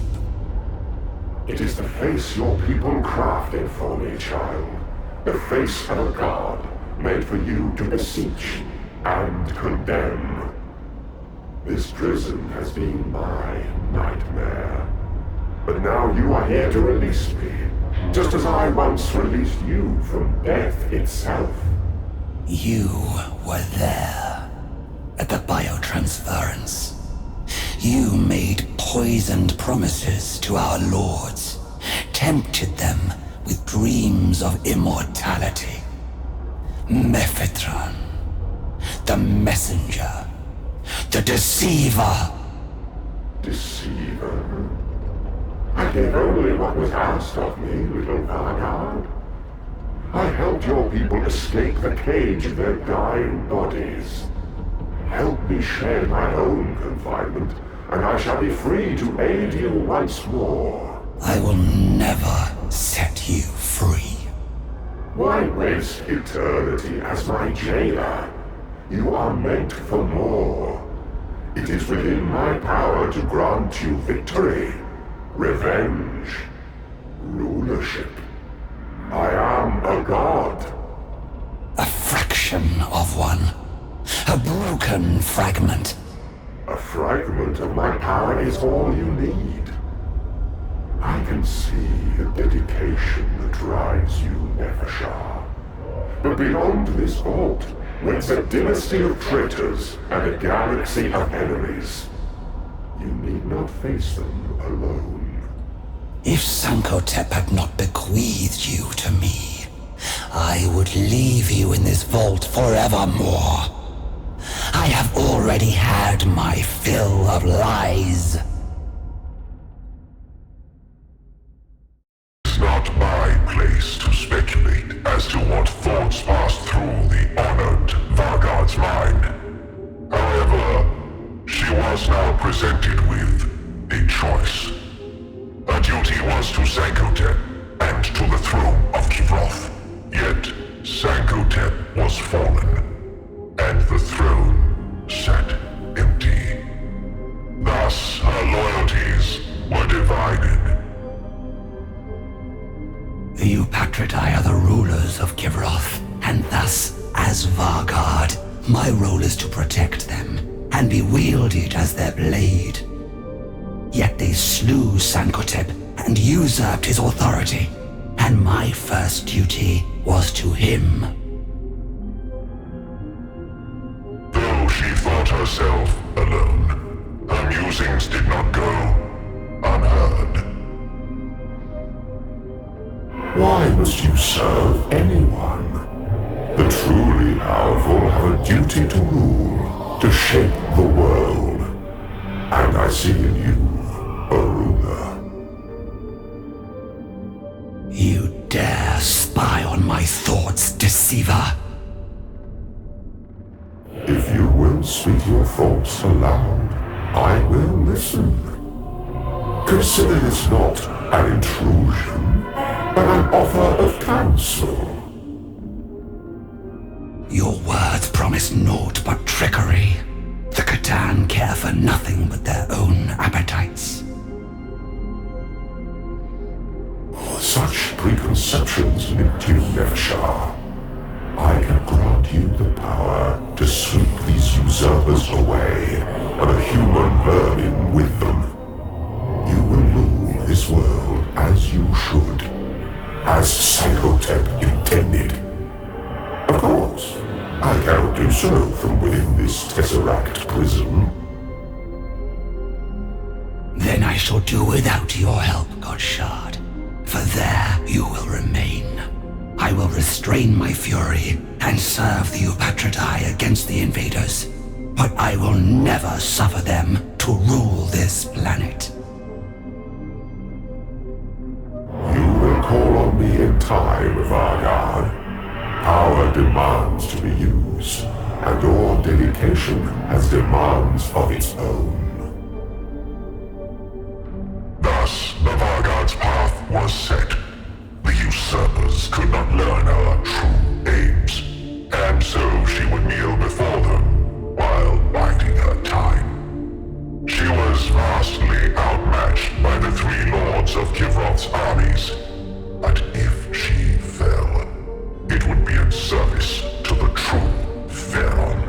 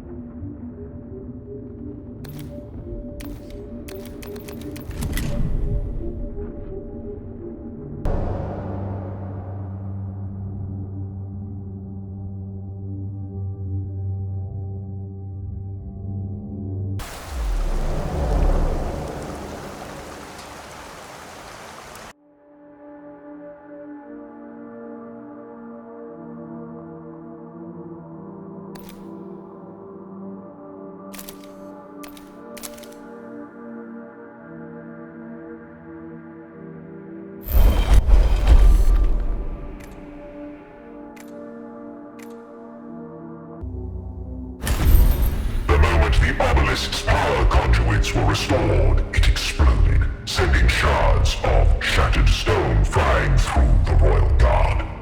Moreover, a bolt of power was sent high into the sky. A beacon for anyone capable of perceiving it. Now all of Kivroth knows where my Royal Guard is. We render our task all the more onerous.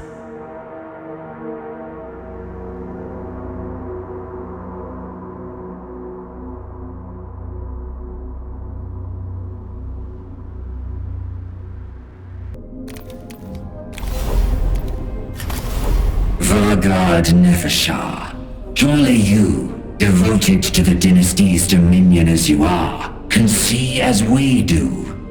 Only the eradication of organic life can create a galaxy suitable for the Nécrons.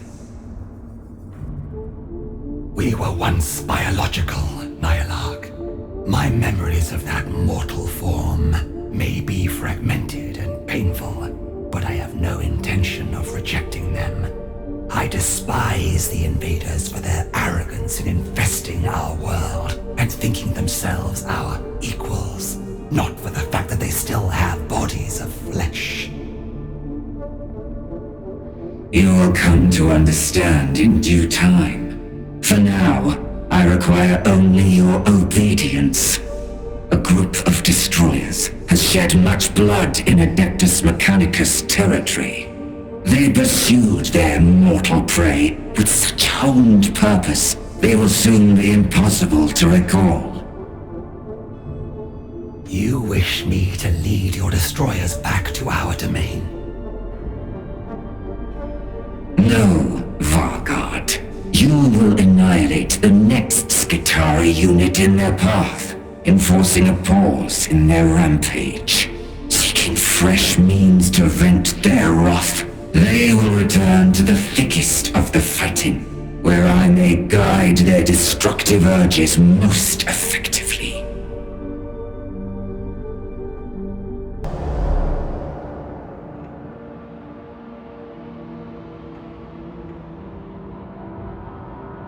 This region is flooded with Skitarii fleeing the destroyers or trying to regroup. We must not waste time exterminating irrelevant pests. I shall observe you in this endeavor, Vargard. Your conduct will determine whether the Destroyer cult has a place for you. The curse of the Destroyer shall find no purchase in me, Nyarlathotep, no matter your opinion. Have you not already waded through abhorrent rivers of festering life? Try to truly conceive of a Kivroth cleansed of biological filth. You will find the truth.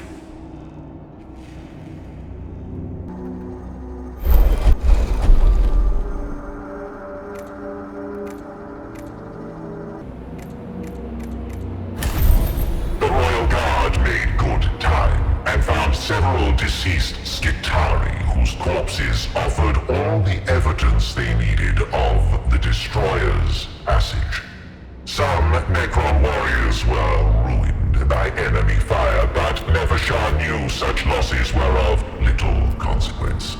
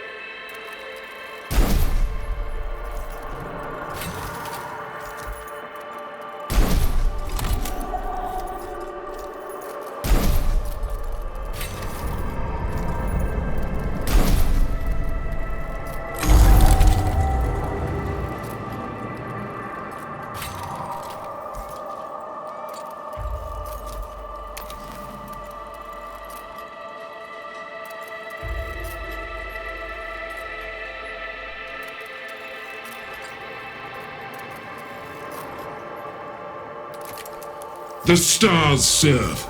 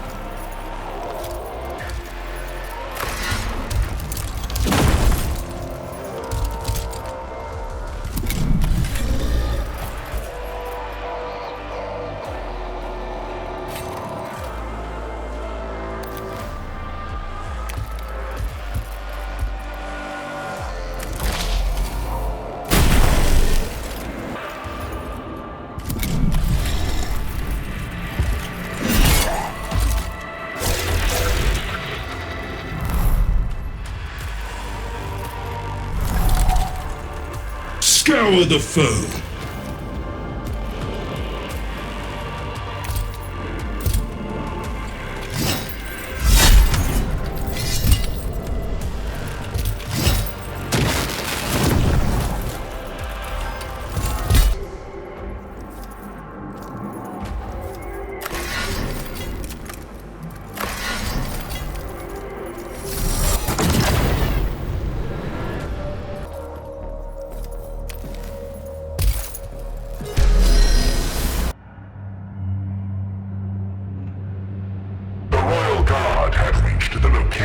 Of the Skitari unit in the path of the destroyers. The enemy were dug in and clearly expected an assault from the Reapers who had claimed so many of their kind. If the destroyers get here, they will indulge in such a slaughter, they might never submit to our command protocols again. Attacking a prepared foe defies all strategic protocol, but it seems our only option.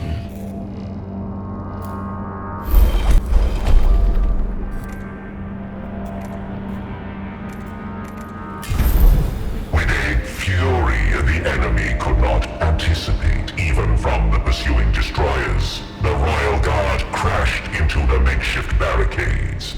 Though losses mounted among Nefershah's forces, the Skitari were thrown into disarray.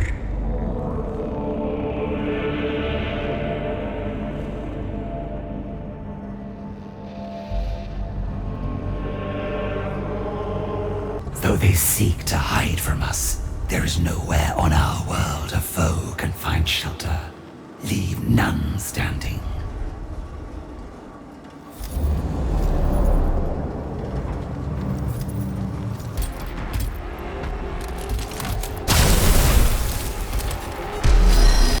We have scoured this place of the enemy.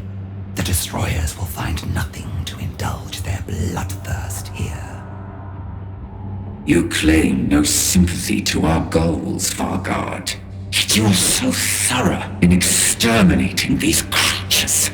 My destroyers were led astray by one of their number. A Skopek cursed with lingering intellect.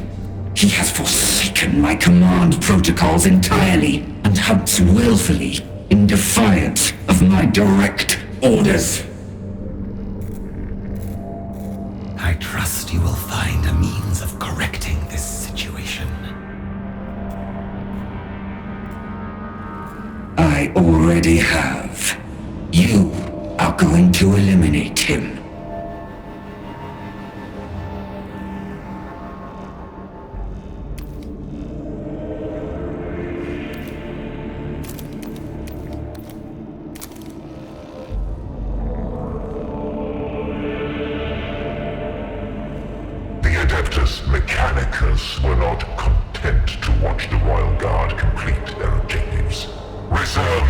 units were sent forth to cut off the Royal Guard. Relentless as insects, but nothing beyond our capacity to overcome. We will fight them on our terms this time.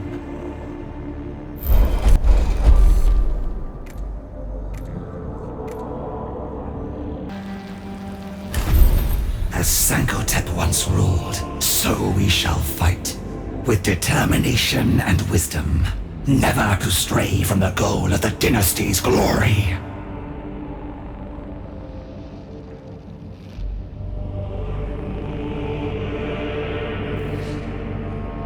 Units were aware of the Vargard's presence and were gathering to meet the new threat. Nefershah's force pursued the rogue destroyer across the battlefield, beset by fragmented Skitarii attacks. Push on, and close the distance. This renegade has made himself easy to find. But if we are slowed down here, he could vanish into the bedlam of war.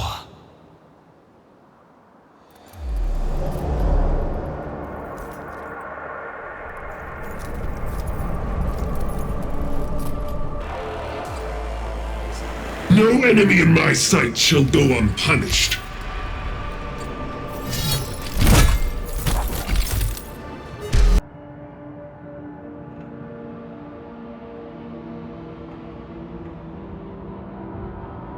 The rogue destroyer had carved a path of bloodshed through the Skitarii, which Nefershah's force followed to find him. At the end of that crimson trail, he made his final stand. Submit at once! You are a disgrace even to Ukansep's wretched sword. At least their mad slaughter may serve the throne's purpose. Your kind are truly beyond hope. Would that Sankotep had cast you all out long ago.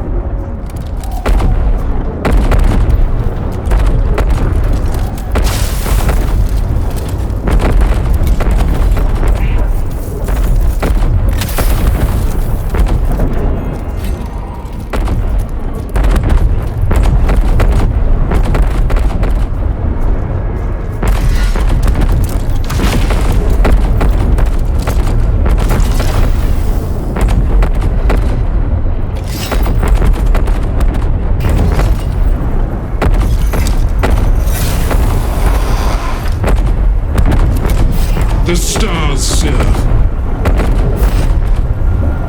No enemy in my sight shall go unpunished.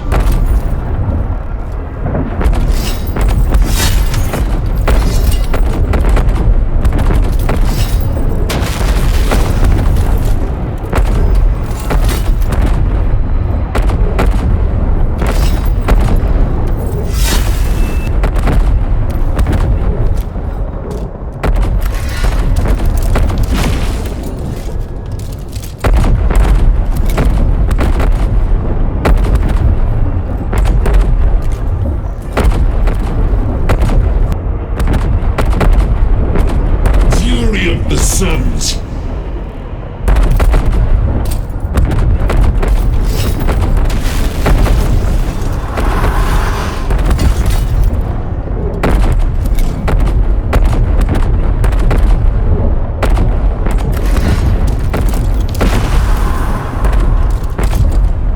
Your wayward servant is no more, Nyarlathotep. So I see. And the destroyers gather at the crux of battle. Better to reduce festering biology to inert chemistry. We move ever closer.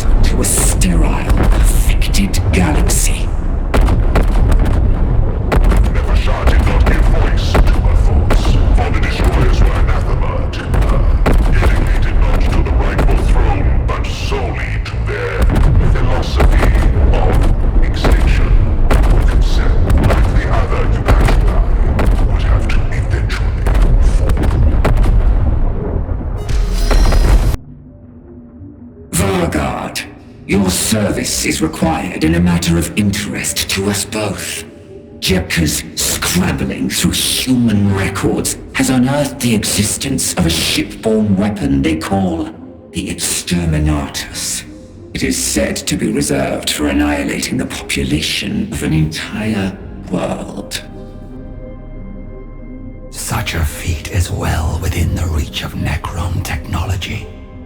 But one would imagine that if the Adeptus Mechanicus possessed this capability, they would have already unleashed it against us. It could be a weapon that affects only biological entities. Or perhaps the humans are loath to damage a planet they covet. I am sure you are as eager to know the details as I. Scour their networks and archives. If they might use this weapon before our own arsenal fully awakens, we should be forewarned. I shall assign my finest cryptech to the task, Nyarlathotep.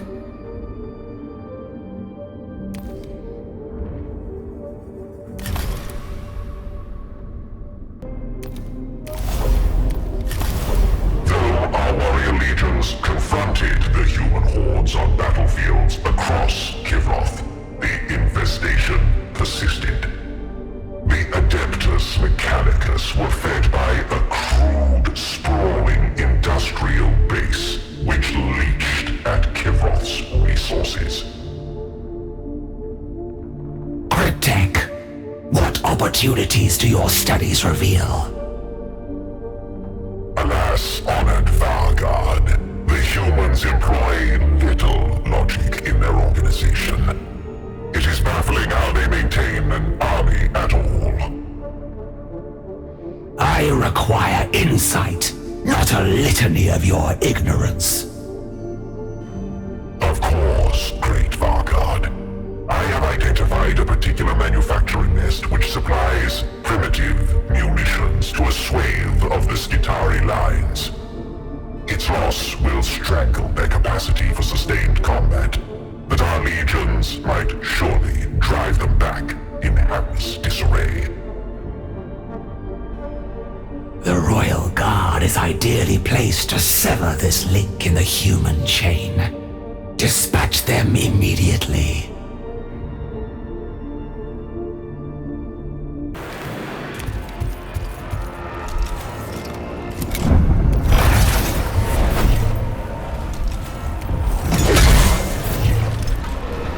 The will of the dynasty.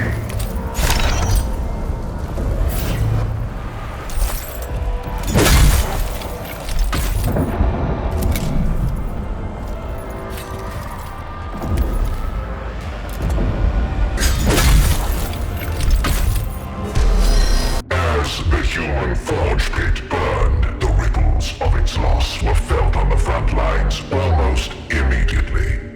Guns fell silent, fuel tanks ran empty, and the legions of Kivroth were in the ascendant. The enemy has revealed another of its many weaknesses. It relies on ceaseless, unthinking production to supply its crude war machinery. With even a momentary interruption, their strength drains away. A truly masterful strategy, Vargard. The invaders now persist only at your sufferance. We shall not be complacent, Cryptech. The humans are frantic and careless. They will already have begun erecting new dens of blunt industry. Find me more targets. I have collated and analyzed all available information regarding the human weapon, honored Vargard. Though the computational systems of the Adeptus Mechanicus were bizarre in their crudity, I have succeeded in my task. Good. Report your findings to myself and the Nyarlathotep. And let us hope, not least for your sake, that the tidings are to our benefit. The Exterminatus is not a singular weapon, but an ill-defined array of planetary bombardments. Moreover, commanding such a section is reserved for the highest human authorities. The Adeptus Mechanicus on Kivrov have no such mandate, much less possession of suitable ordnance. So the humans have the means to scour a planet of life, but keep it locked behind an arcane web of laws and obligations, where it might as well not exist. A pathetic failing, and one reminiscent of the least effective pharaons of our own kind. All power comes with obligation, Nyarlathotep. If even these borderline sapients can grasp that concept, you should as well. I can see beyond the current war, Vargard. Ours is a greater calling than simply changing the names on a star map. In time, you will see these dynastic codes for the shackles they are.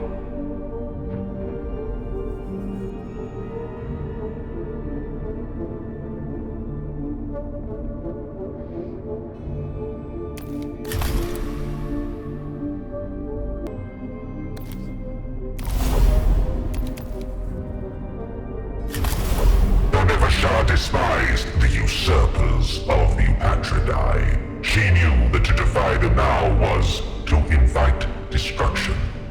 So she obeyed the decrees that issued from the royal court at the Sepulchre Regnant, even as she sought a way to bring the Upatridae to justice. Nefershah. Our erstwhile Theron's plan for this war was an unwise one, as demonstrated by his failure at the human city. Now my generalship shall undo his tragic missteps, lead an assault against a key point in the enemy's defenses, see that your actions are overt and threatening enough to provoke a response from these wretches. It shall be done, Nemesaur. And the intent of this stratagem?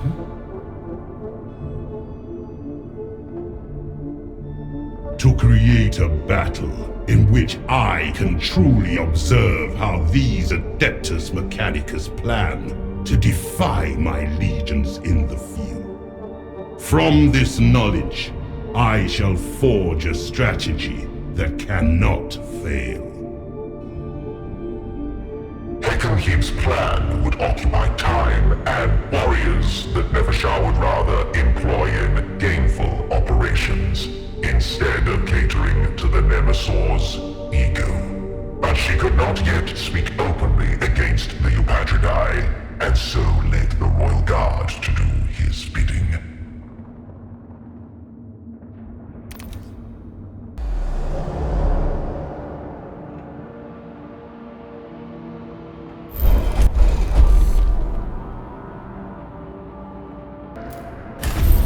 The selected warriors reached the edge of the enemy fortifications before they came under fire, thus furnishing the Royal Guard with all the insight they needed.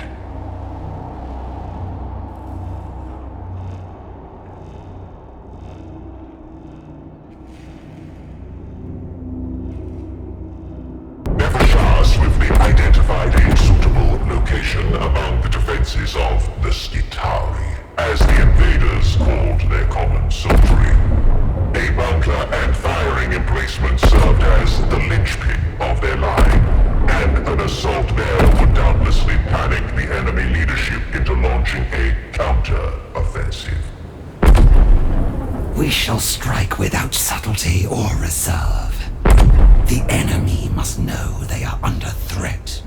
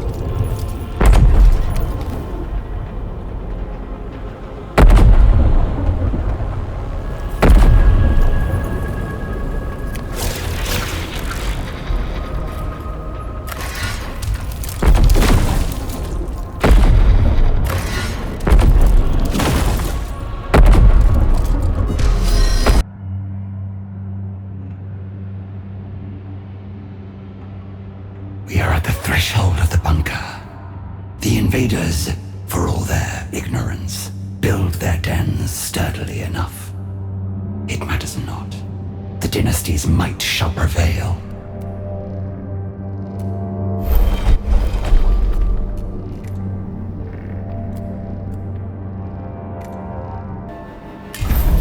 The constructs created a huge explosion, peppering Nefershah's warriors with shrapnel. A small breach was opened, enough for the first units of the Royal Guard to gain entrance, and though costly, the gambit was a success. Such losses will not slow us. We shall press forward and complete the Nemesor's wretched task.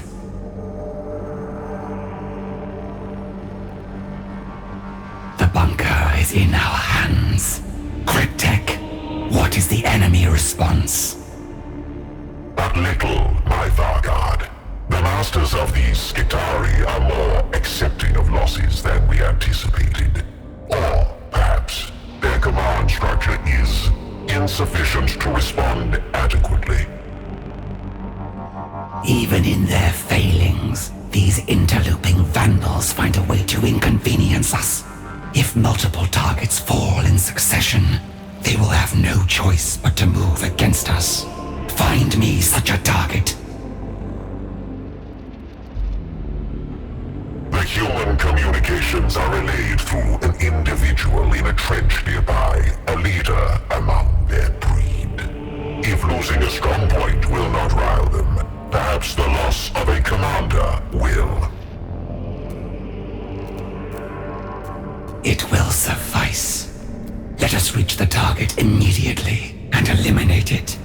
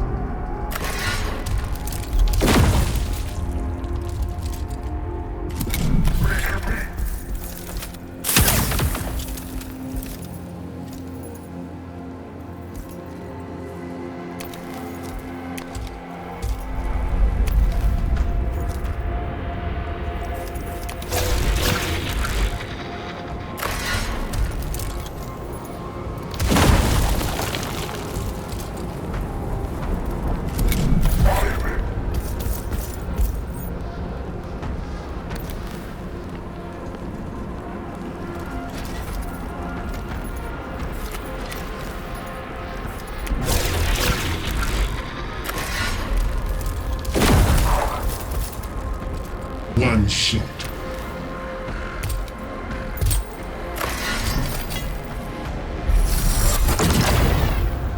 Nefershah's force stormed across the battlefield, even as scattered enemy units gathered in a futile attempt to oppose them.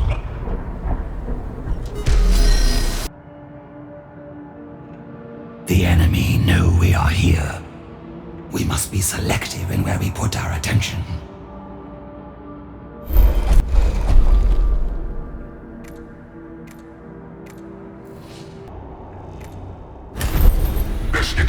Return fire with unexpected and animalistic fury even as they were cut down, and in a storm of Gauss blasts and irradiated munitions, battle was joined.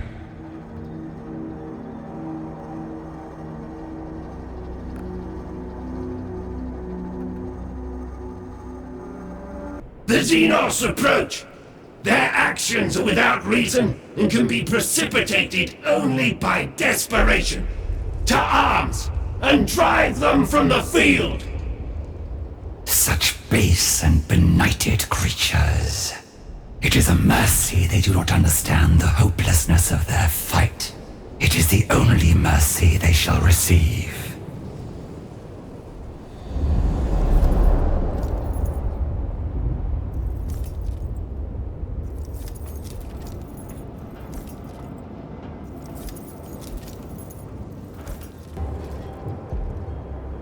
The stars serve.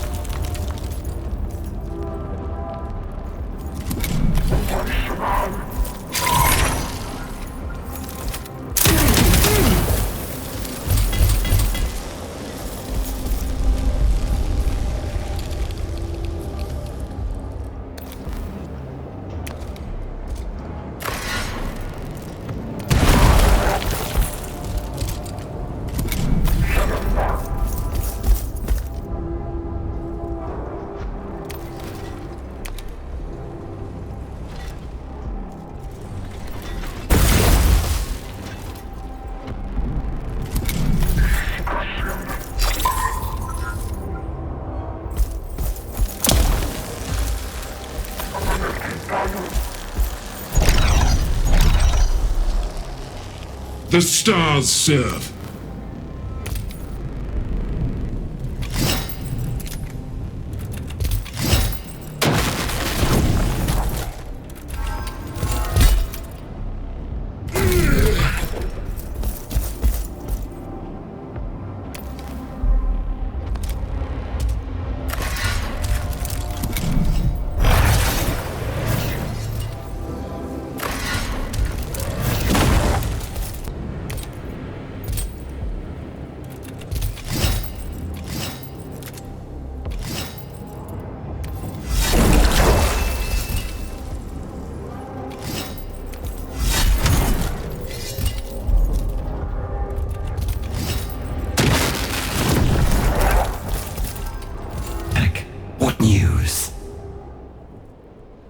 Human communications are flooded with orders to converge on the wound you have cut into their lines. They rightly fear you will open a breach and pour through. Every available soldier is rushing for the site of your victory, Vargard.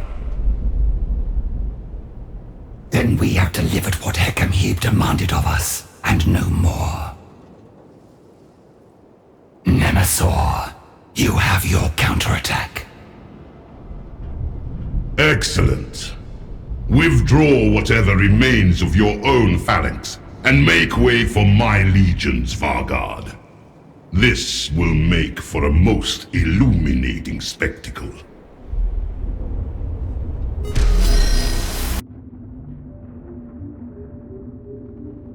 Your provocation of the human military has exposed the disgraceful degradation of our own legion's capabilities. Until the systems of Kivroth awaken fully, we shall be burdened with substandard servants and flawed protocols. One unit of warriors displayed such insufficient prowess that I have decided they are to be removed from our ranks. You require this unit executed, Nemesaur. These thralls are still Necrons under the command of your Nemesaur, Vargard. Unworthy they may be, but for them to die, unarmed and passive, would be an insult to my station. No, you are to engage them in combat. Some might describe such a spectacle as an extravagant misuse of the Royal Guard. Courtly gossip is not of my concern. For the Royal Guard to destroy these warriors in open combat will demonstrate the need for our more complacent nobles to improve their performance and show my absolute authority as Nemesaur.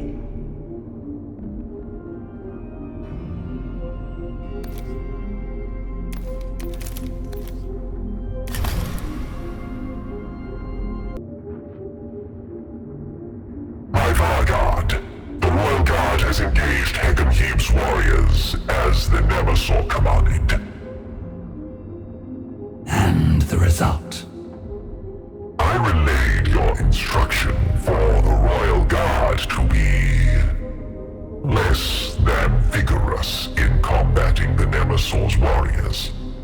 The battle was drawn out and without spectacle or honor.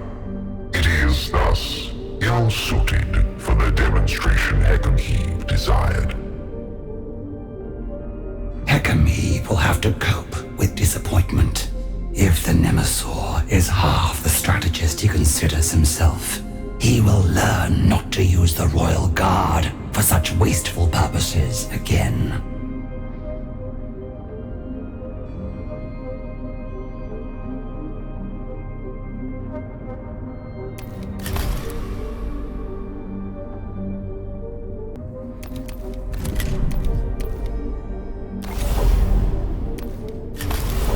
Vargard, you have executed your functions with commendable diligence, despite the failings of Nemesor Hecamheve and our lost Pharaon.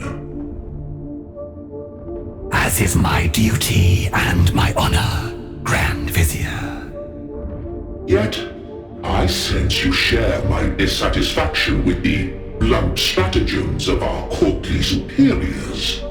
We require a weapon to sow terror into the underdeveloped minds of the invaders, to cast the shadow of death where they believe themselves safest. I speak, of course, of the Flayed Ones. The Flayed Ones are a disease, Grand Vizier. They may be a terrible weapon, but they are insane, unbound by royal authority. Their appetite for carnage is their only reliable aspect. The paucity of received wisdom blinds you to their potential. Flayed Ones have overtaken a failed tomb structure close to a route used by human convoys. I believe the Flayer curse draws its victims to sites of slaughter, so it should be simple to lure out a significant horde for study. I must counsel against this, Grand Vizier. Do not be bound by the conventions of our fallen lord, Vargard. You see a hopeless cause. I see a conundrum to be cracked. Now, go and create our calamity. Once you bring forth the Flayed Ones, I can begin observations.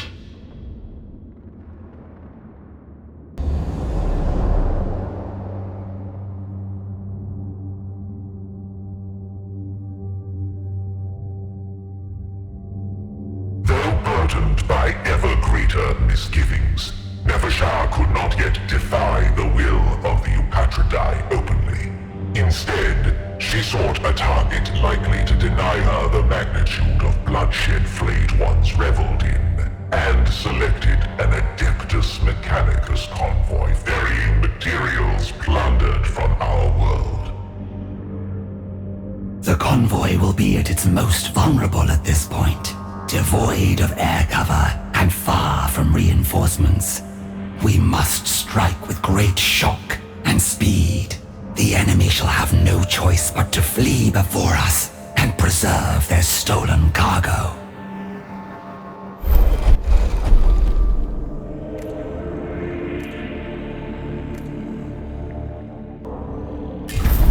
The Canoptic Scarabs ended their meager existence by detonating under the lead vehicles, blasting them apart and hurling the convoy into disarray. Target the damaged vehicles. Cut down their crews before they can mount a defense, and leave the rest to flee.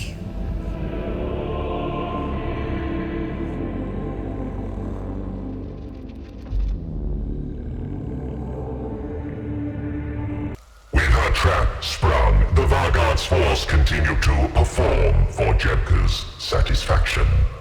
They fell upon the shocked convoy with a deadly swiftness.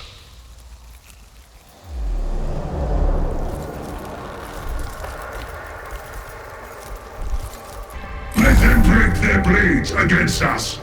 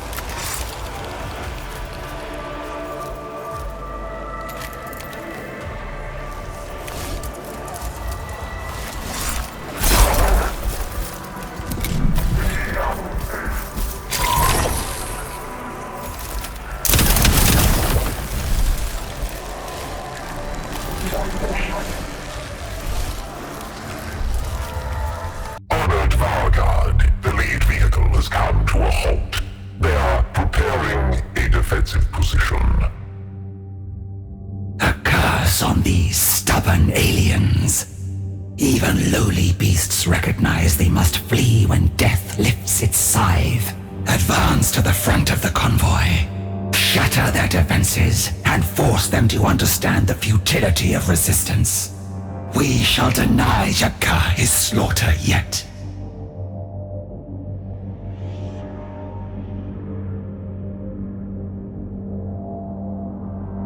As the Royal Guard advanced, more survivors of the convoy assault regrouped to bar their way. These animals seem determined to provide bloodshed for Jepka's hubris. Make quick work of them.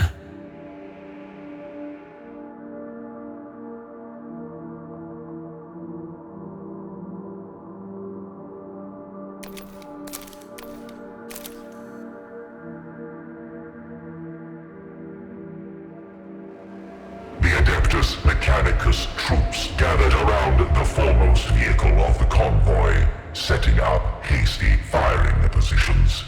Rad-saturated gunfire fell among the Royal Guard as they approached. Give these wretches no pause. Close with the foe and scatter them.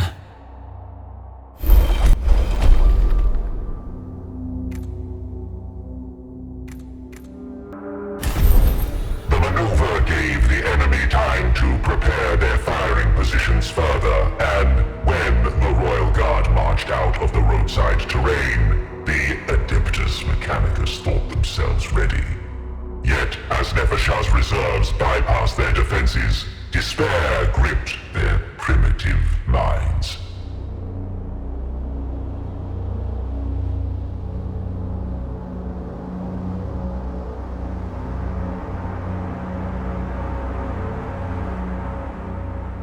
Royal Guard stormed the front vehicle. In defiance of all reason, the Adeptus Mechanicus had chosen to make a futile last stand rather than flee before the wrath of their betters. So be it. Jepka will not be satisfied until every heartbeat is silenced. Press her.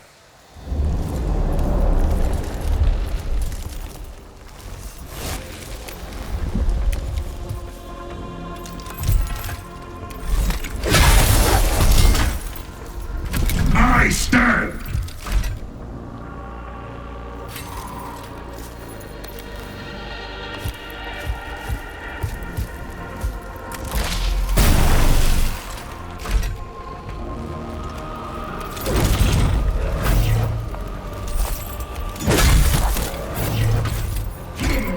It is done. Fortunately, it seems we drew out no Flayer horde. Let us hope the Grand Vizier is satisfied with this slaughter. Indeed I am. Be not concerned, Vargard. My experiment was anything but a failure. Grand Vizier, I had not expected you would leave your research to watch such petty destruction. But Vargard, destruction is research. These flayed ones may not have made an appearance that you could perceive, but I detected unique energy signatures from our abandoned tomb. They are watching, and with a little prompting, we will soon see their ghoulish tide sweeping over those who would challenge our dynasty.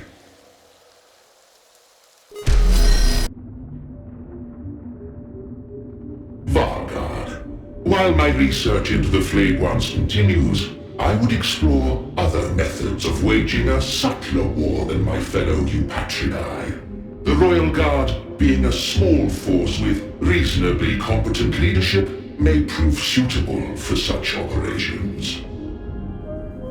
As ever, Grand Vizier, I am at the dynasty's command. I would have you conduct an exploratory mission.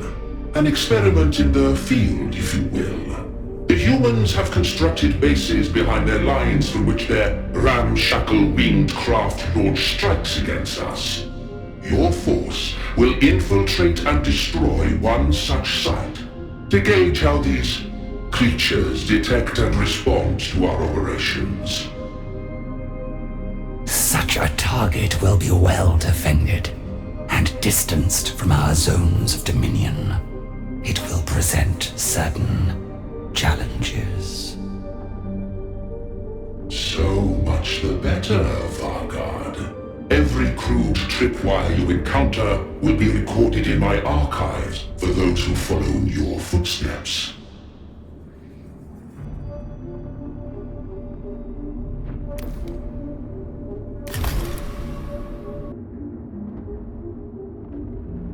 Grand Vizier, I report our task complete. I am in need of distraction. Relay the results with haste. What of my objectives? I have witnessed the invaders make use of volatile chemical and plasma fuels. A brief search revealed a stockpile kept recklessly close to the base itself. My troops breached the containers and left the vermin to burn in their chemical flames. The humans were unable to detect your ploy. My choice of target bypassed the bulk of their defenses. One of their landing structures was put beyond use, along with several aircraft. I estimate the base will be inoperable for between 10 to 14 of Kivroth's cycles. A shame you avoided so many potential sensors. But I suppose one must expect blind spots from creatures so blind in their ignorance. Such infiltration tactics have potential, especially compared to the wasteful military gestures of Nemes or Hekarib. And what of the flayed ones, Grand Vizier? The court speaks of extensive repairs to one of your laboratory catacombs. Is your research proceeding as you hoped? Do not mention those foul things to me again. I have moved on from such notions. No, Vargard. Your force is the key to demonstrating the triumph of subtle wisdom over raw strength. There shall be many more such experiments to conduct. Then I stand ready, Grand Vizier.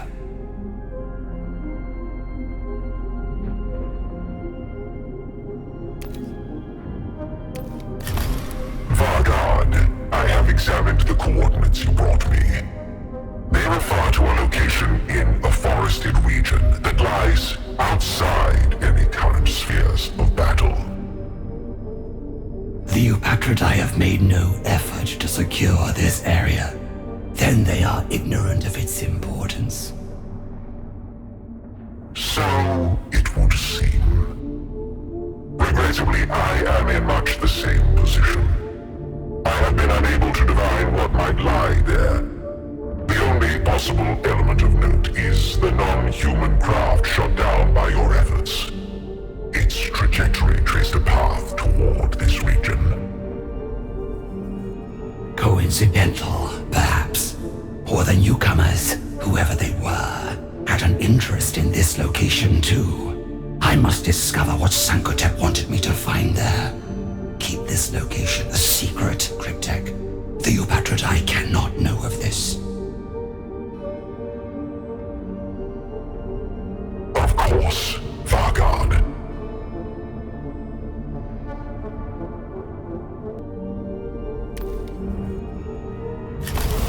The fighting on the front lines has become static and entrenched. How can my legions prevail when I have no opportunity to refine the proper tactics? Every time new combat protocols are issued, these wretches have already settled on some senseless new scheme. So my advantage is lost. You think it discourteous of the enemy not to let your strategies succeed? A sardonic nature does not become a servant of the Eupatridae.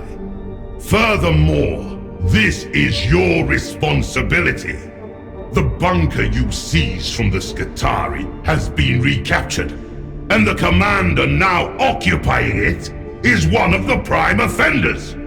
The creature recalibrates the Skitarii tactical instructions almost daily. That hardly seems sufficient reason to consider me responsible. Your judgment does not concern me, Vargard. You will correct the situation regardless. Remove this Skitarii leader and render its followers unable to confound my protocols.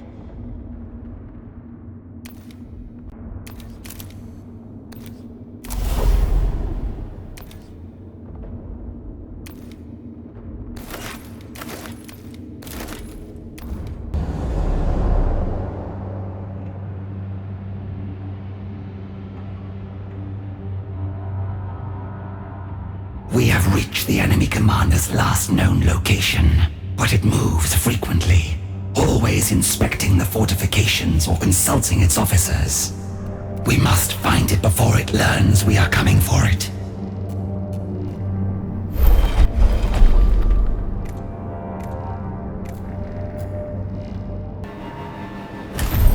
The Royal Guard made targets of themselves, advancing in such loose formation, and Skitarii fire reaped its toll. But the target was sighted, and the disposition of enemy troops duly noted before the assault truly began.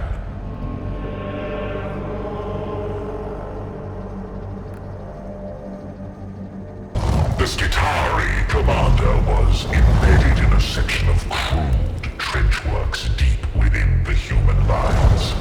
Nefershah ordered the Royal Guard to advance through these ragged ditches, driving all defenders before them.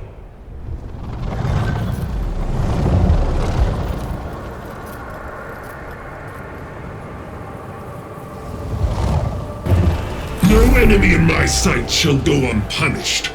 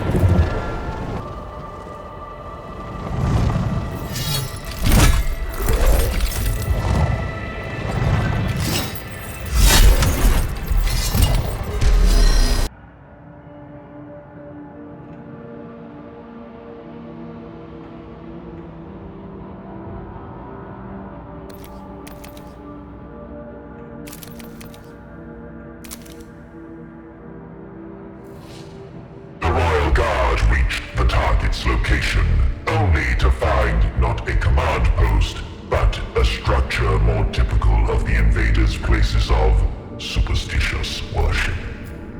The Adeptus Mechanicus venerated a being known as the Omnisire, likely some ancestor spirit or elemental force, as is typical of less enlightened species.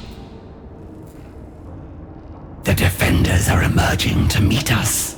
An unsound tactical choice, befitting such belligerent creatures. Let us demonstrate their folly. The defenders were true fanatics of the humans' cult, who had invited unfettered energies to course through their altered bodies in crude imitation of a plasmaster's craft.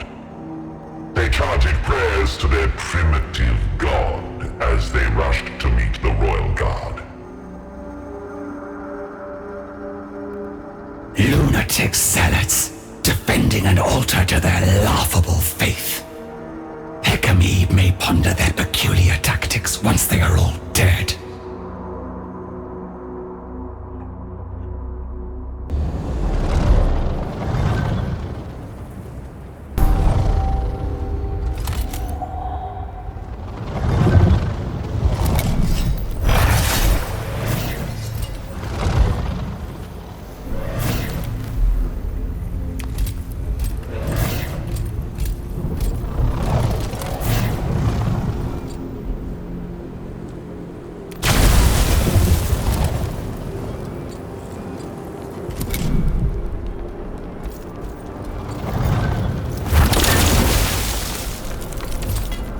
Wrath made manifest.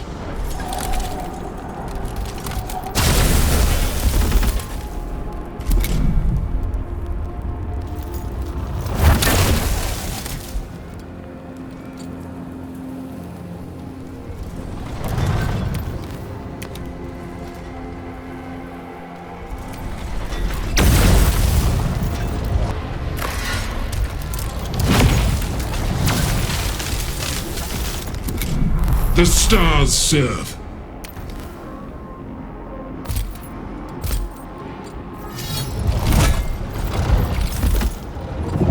The fanatics fought with such a gibbering fury, blind to self-preservation.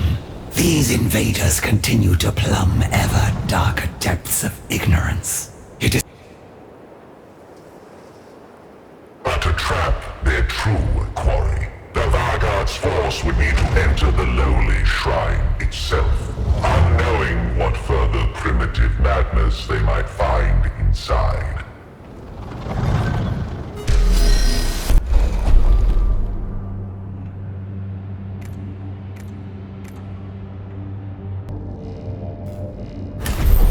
The particle weapons of the Doom Scythe raked at the shrine, gouging deep into its reinforced structure. Waves of energized matter likewise swept over the royal guard, but the damage they endured was well worth the terror inflicted on the primitives huddled within.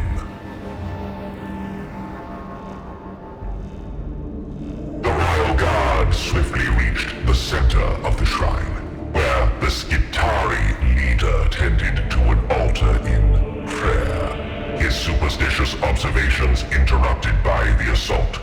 Yet, he did not immediately rise, even as the royal guard surrounded him.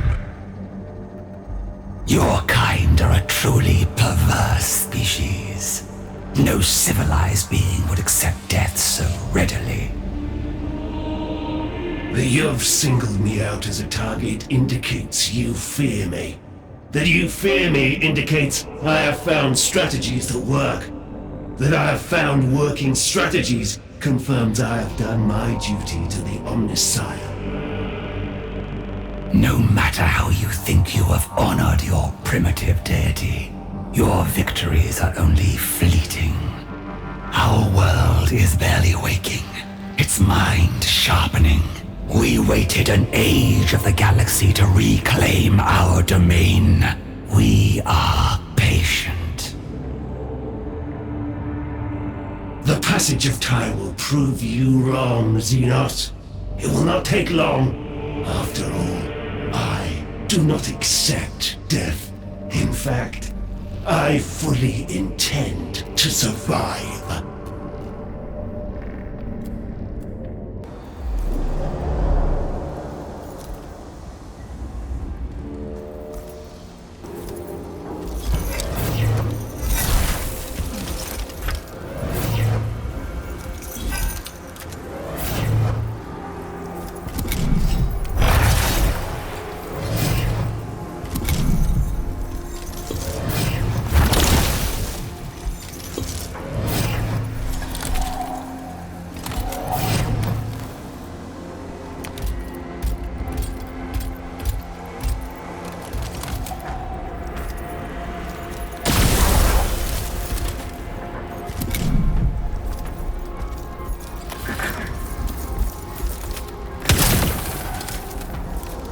Wrath made manifest.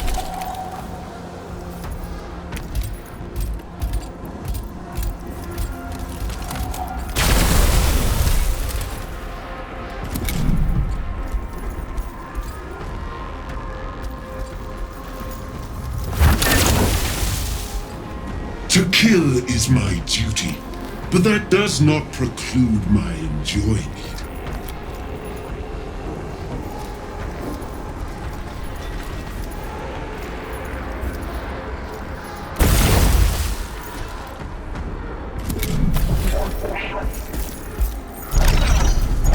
In my sights!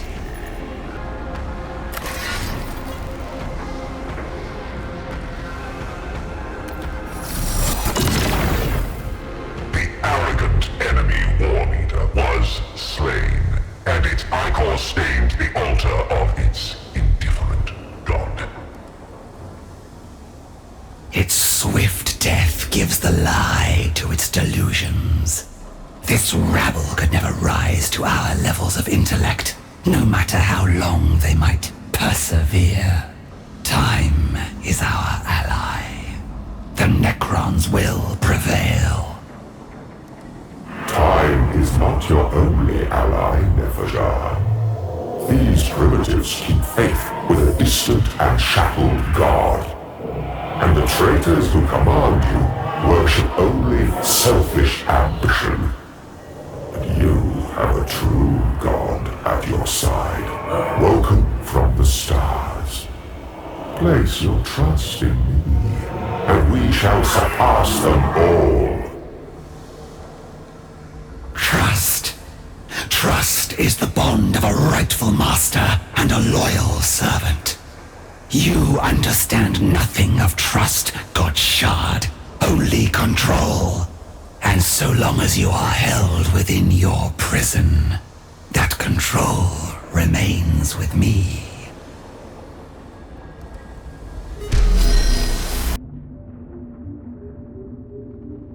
Vargard Nefershah, just the functionary. The war for Kivroth proceeds with glacial slowness. The invader mocks us with its continued presence on our world. Only the enlightened application of superior Necron wisdom will break this deadlock. I stand ready to do what the court requires of me, Grand Vizier. Of course. And I have already developed plans to utilize your obedient service. As Sankotep's ill-conceived assault demonstrated, we do not have sufficient understanding of Experitas, the principal human settlement. Fortunately, I have developed a form of specialized scarab. A scarab, the lowest form of construct. And one I have transformed into a perfect weapon. These scarabs will spread through Experitas, relaying all I need to build a complete map of the human lair. To avoid detection, they must begin from the city's lowest point. I would have your royal guard release these scarabs at my chosen location. If it be the will of the court, Grand Vizier, I shall dispatch the most suitable units from my royal guard to see it done.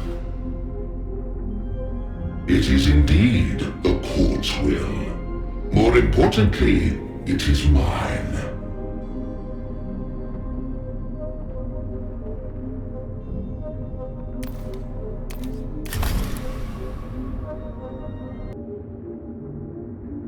Elements of the Royal Guard with protocols suited to infiltration had traveled beneath the human city, facing both the Skitarii defenders and the malformed semi-organic automata that labored in the city's lower reaches. They could not remain long, but Jedka cared not for their valiant struggle, concerned only with the outcome of his scheme. Excellent. The Scarab's transmissions glimmer from every shadow. Like a web of knowledge, they knit their information pathways around the works of the ignorant enemy.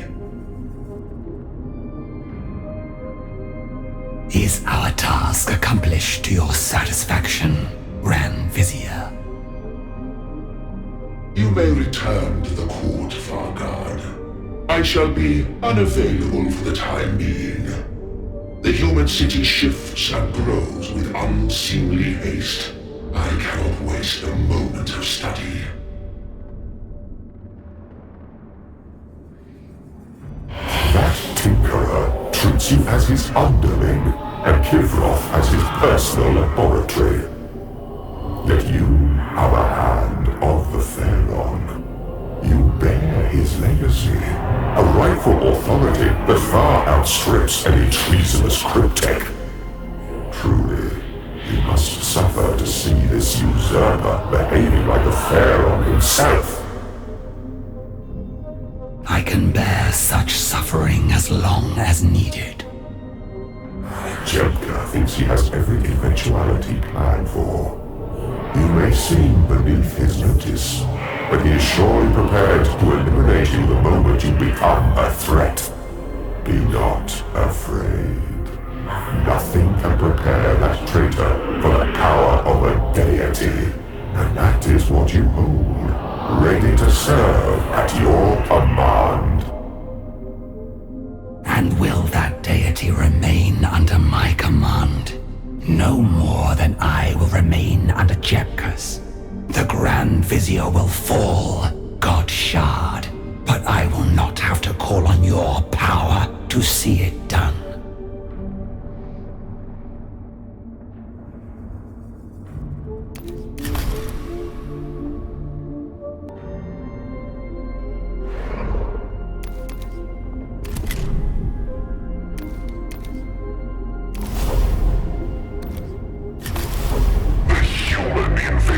Relied upon their ruling tech priests, who possessed a rudimentary and superstitious understanding of various sciences.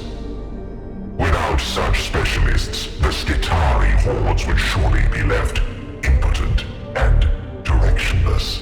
Thus, Deathmarks and Canoptic spies sought out these tech priests across the battle zones of Kivroth, as Nefershah's Royal Guard took on the task of eliminating such valuable targets. Cryptek, attend upon me. A tech priest target's location has been confirmed.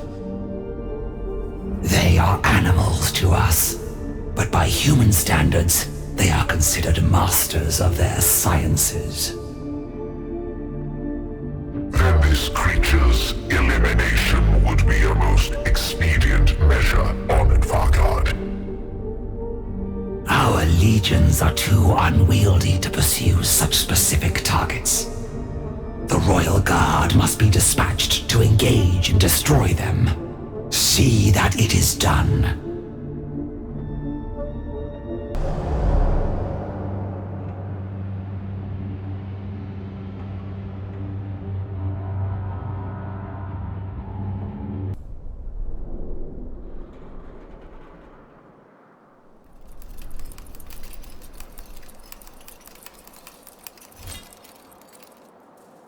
Target acquired.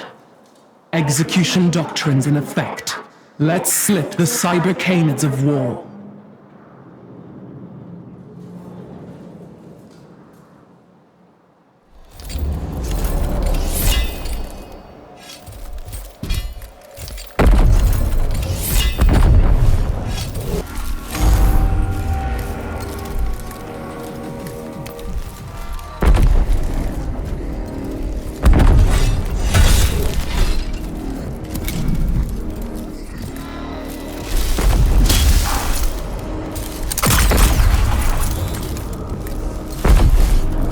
in obedience.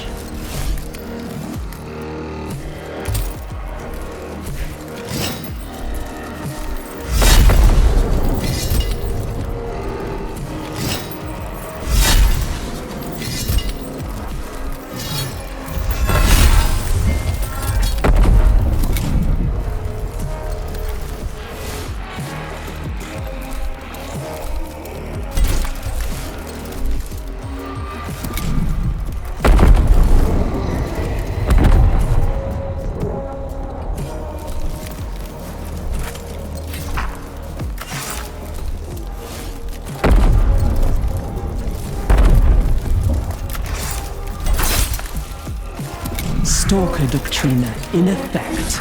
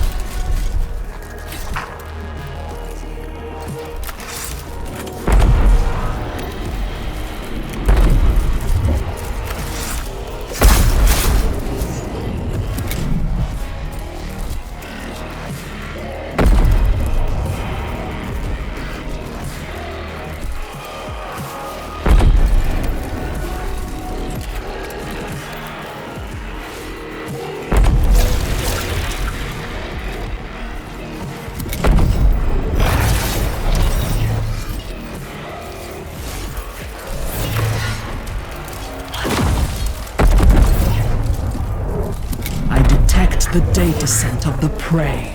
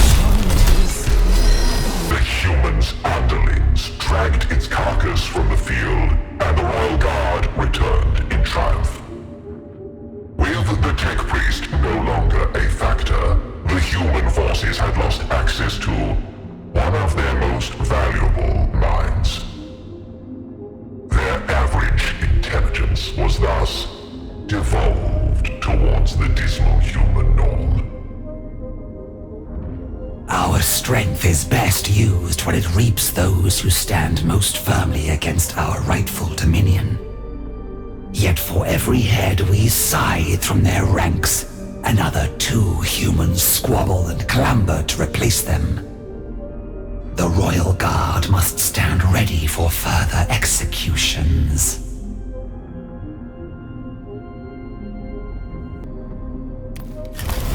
Though the enemy were but ignorant beasts, their teeming numbers forced our half-woken legions to combat them across Kivroth.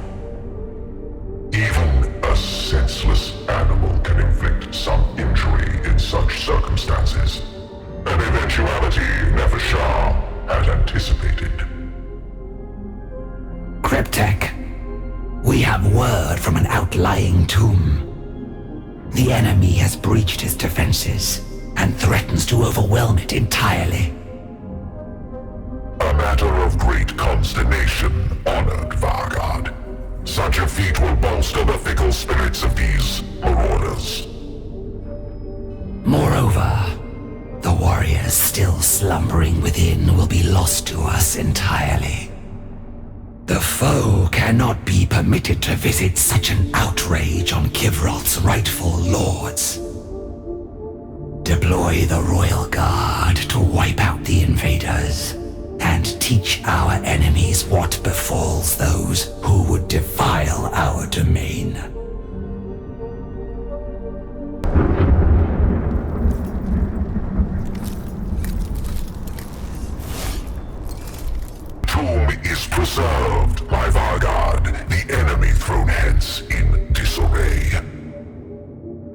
it should be. We must be relentless in defending our tombs, lest the legions held within never march at all. Remain vigilant, Cryptek. The vermin will hunt for any opportunity to test our defenses. They shall...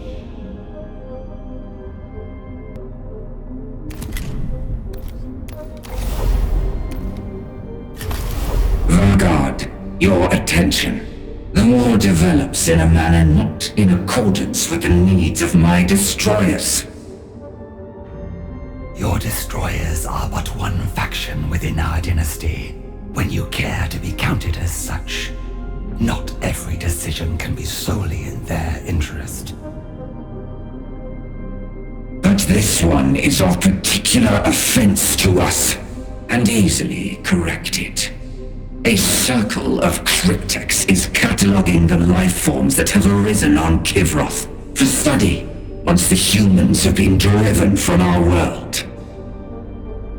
A laudable goal once our dominion is restored, though hardly a military priority. It is a foul perversion. Life is a rampant cancer to be excised from Kivroth, not collected and molded as if it was something benign. No, this expedition must be halted, and its leaders made an example of, so no other will seek to replicate their folly. I acknowledge a need to punish those who become distracted from our dynasty's current war. The expedition will be executed, if such is the will of the court. It is the will of every Nécron with the wit to understand what is at stake. See it done quickly, and without mercy. Trapped in the service of monsters. Your Pharaoh meant you for more than this, Nefershah. Together, we could destroy Ukhensep and her abominations at a stroke. I could set a crown atop your brow, and we could continue what Sankotep began. The only destruction you will cause is to my patience. I will follow Ukhensep's commands and destroy these cryptex, and so draw Jebka's ire down upon the Nyarlathotep. Be silent, for you will not trick your freedom out of me. Already setting your rivals against each other. I understand what Sankotep saw in you. But think on it. Your only desire is to see Kivroth ruled by someone worthy of the throne.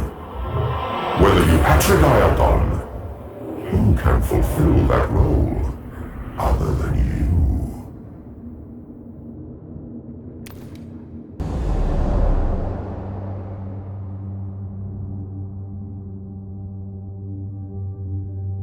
Nefershah's authority brought the Royal Guard into the zone surveyed by the Cryptek expedition. However, the area was contested by human forces.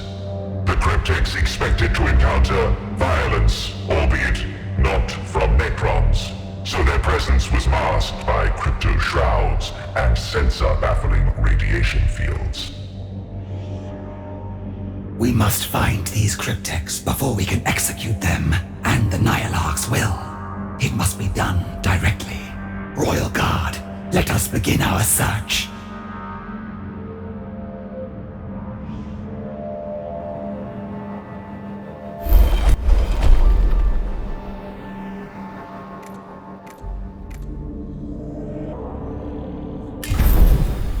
Exposed the Royal Guard to fire from the battles raging around them, Nefershah's patience ensured the expedition was spotted and isolated. The Royal Guard duly closed in on their quarry.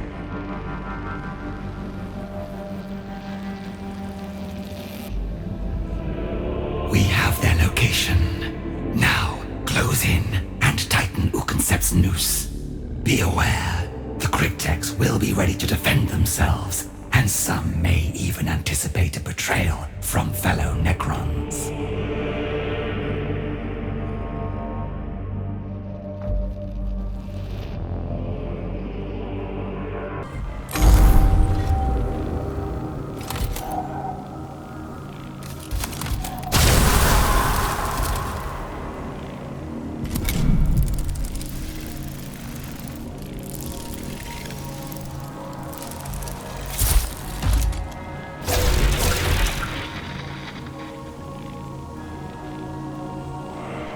The stars serve.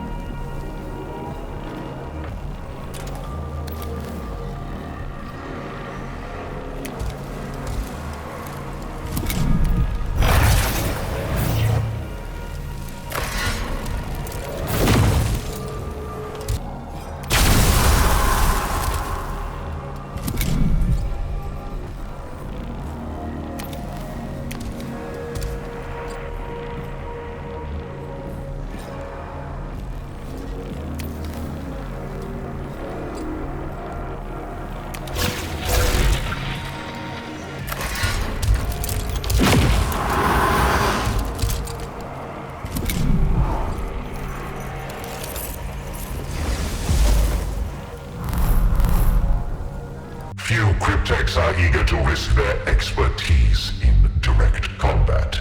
At the first sign of hostile presence, they sent their constructs forth to form the first lines of defense. This is an infuriating waste of time and energy, but the Nihilarch must be appeased. Sweep this chaff aside.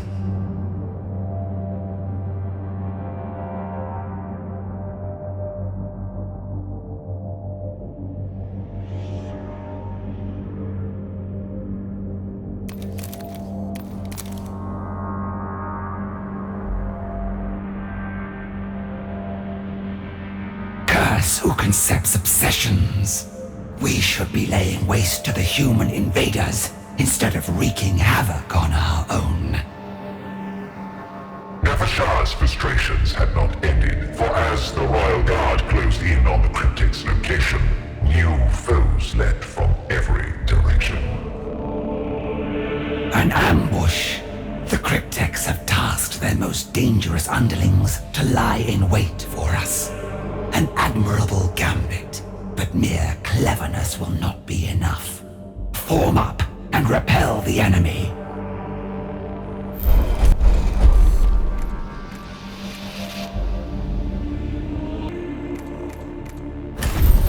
Gallop's fire tore into the Royal Guard, but they did not falter as the enemy was thrown aside by their charge. The ambushers were encircled in turn, and the shock of their assault was extinguished.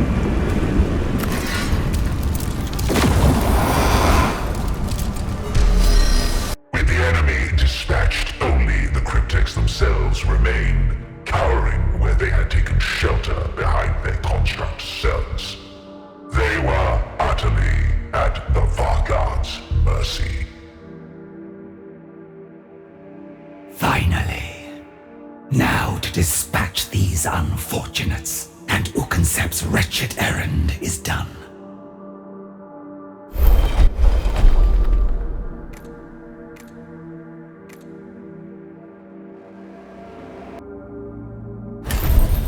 Nyarlathotep Ukensept despises all life, and your studies of it offend her twisted sensibilities.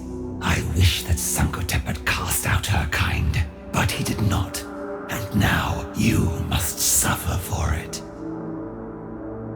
The executioner's shots fell upon the cryptics, and they were no more.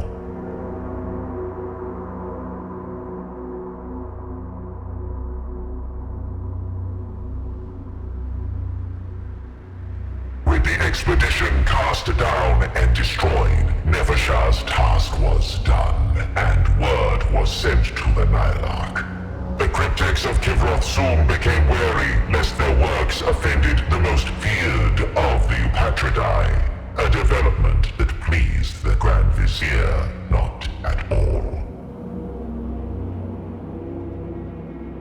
Weakened in mind, Sankotep may have been. That I can admit. But he never turned me upon our own without cause. Let this not herald the start of a pattern. You know as well as I, Nefershah, this will not stop until only the most ruthless remain. Sankotep's beloved dynasty will devour itself with these usurpers in charge. And the only solution is to set you free. Is that right, Deceiver? The solution is to harness every tool available. I am at your disposal, a bound and willing servant of your vision. Why else would your Pharaoh bestow me upon you? Is the idea any more insane than allowing the likes of Ukensept to rule your world? Would that your prison contained your voice as well as your essence, but it does not matter. Your gilded words are a challenge to my resolve, and one I shall overcome. You, Cryptek, you are the one who attends to the Vargard. Is that not so? I am honored to be recognized for my modest labors, great Nyarlathotep. How can this humble servant be of use? Where is Nefershah? The protocols of discretion admonish me from disclosing the Vargard's location at this time. Your loyalty to her is irrelevant compared to a command of the Eupatridae. You obey the protocols of the throne like every other subject. Answer me. I beg all forgiveness, Nyarlathotep. What you ask is not possible. The Vargard has issued a command incompatible with my own. We can settle that conflict of protocols. I am sure Jebka could subdue your personality entirely if it continues to trouble you. The Vargard has departed for a location ordained by our former Pharaoh, though I know not what significance it might have. I am transmitting the coordinates now. Good. I see it is a place ignored by our strategies. Until now. Interesting. Not least because Sankotep withheld it even from us. But there are no secrets from the Eupatridae. I expect you will continue to demonstrate your loyalty to us, Cryptek. A moment of weakness, of eternal shame. But a mere Cryptek had not the strength to defy the Eupatridae. And the Nyarlathotep was uniquely persuasive.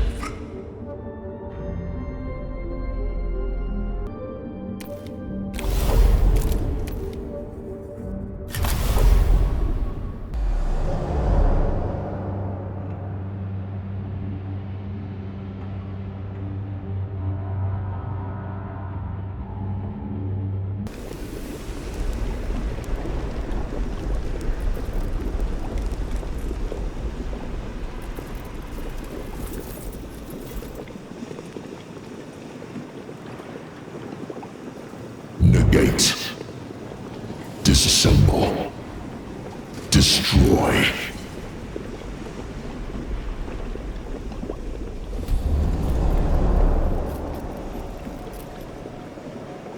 All shall burn.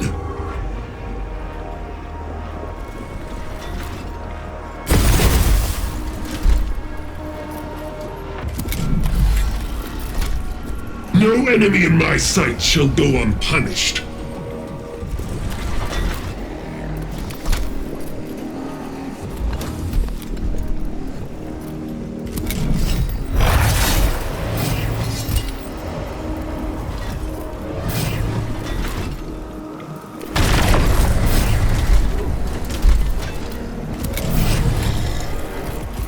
Punish them.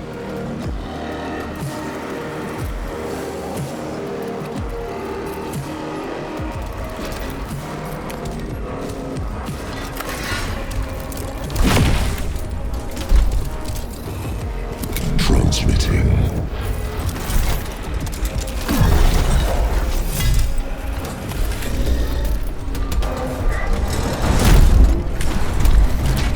In my sights.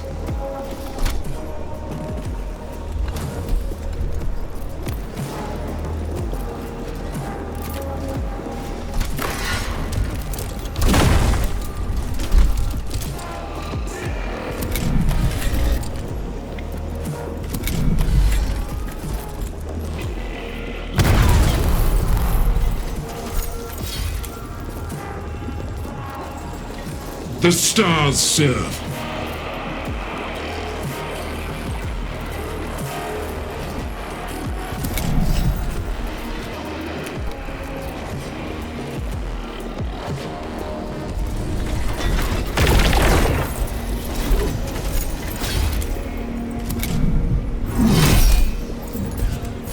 Body of iron, soul of steel. Scour the foe.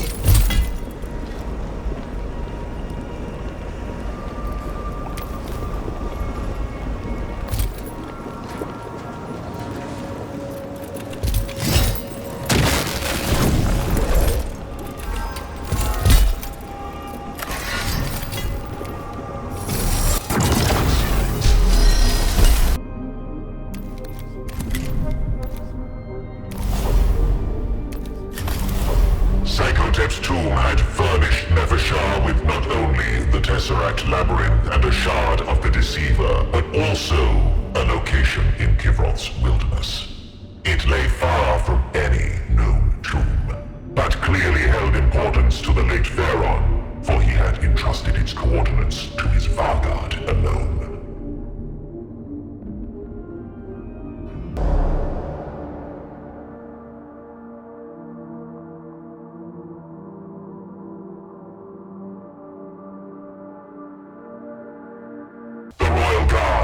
Relentlessly through the dense forests that had grown around the coordinates, but they were not alone. Be wary. I perceive more than random static at play. Something nearby is communicating. Not Necron, and not human. An ambush. Form ranks and lay these creatures low.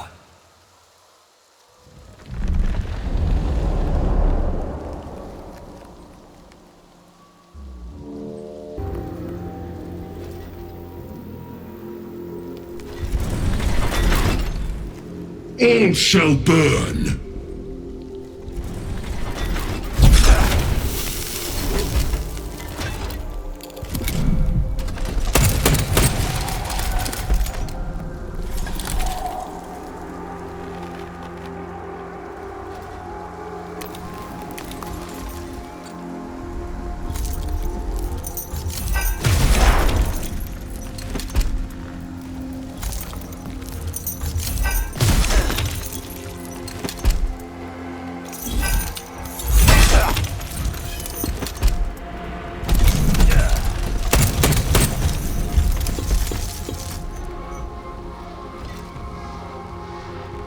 A million years of hate culminates in one shot.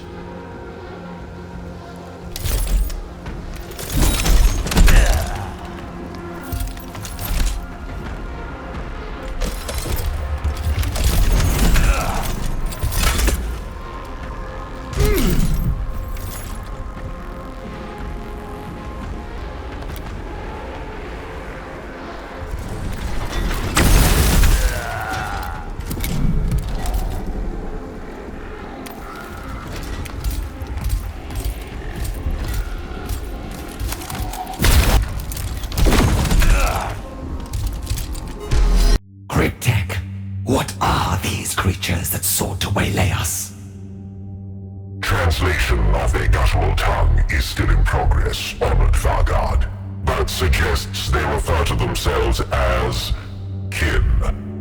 A pseudo-familial clan organization, if I may dare to speculate.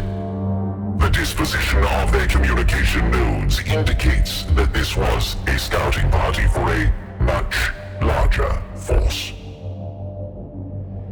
The unidentified void ship, the one we struck from our skies, it would have crashed nearby. Is that not so? Astromantic calculations would place its carcass in this region, yes. Then we have invited a new factor into this conflict. A possible ally of the humans, and a certain enemy to our dynasty. We must know more of these new intruders before we can risk venturing deeper into the area. Follow them to their fallen vessel, or wherever they have made their nest.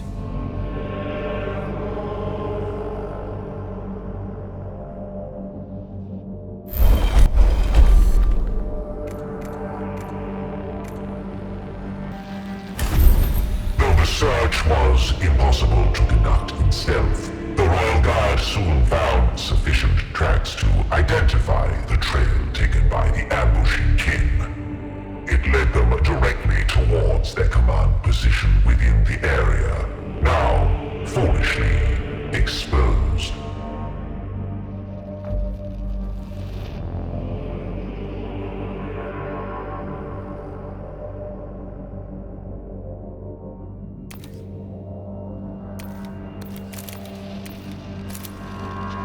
We know where these kin have gone to ground. We shall seize the initiative and strike them down before they can dare strategize against us.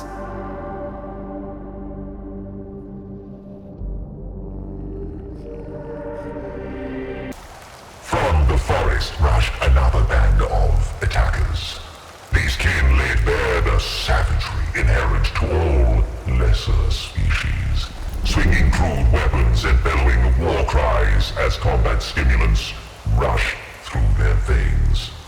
But for all their mindless ferocity, Nefershah was not dismayed.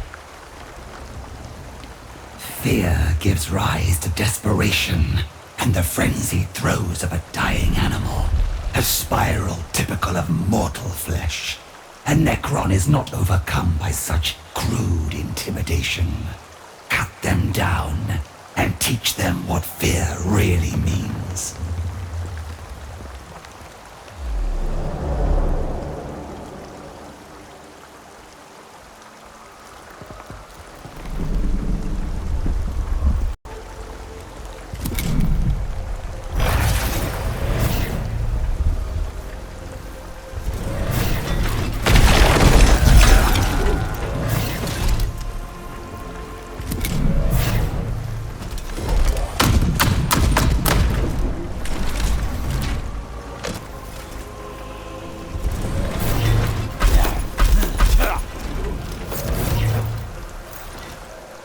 Fury of the Suns!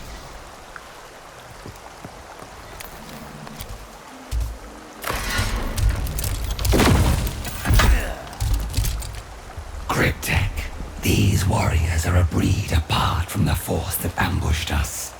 I trust you have some insight to share. Like the previous kin, they possess musculature and morphology typical of high-gravity environments. These brutes have been further augmented with bionics, though not to the degree of the Adeptus Mechanicus. Perhaps some manner of labor caste? I had hoped for tactical counsel, not speculation on their primitive society. The Royal Guard must keep moving. Blunt though they are, these creatures cannot be permitted to surround us before we can cut them off.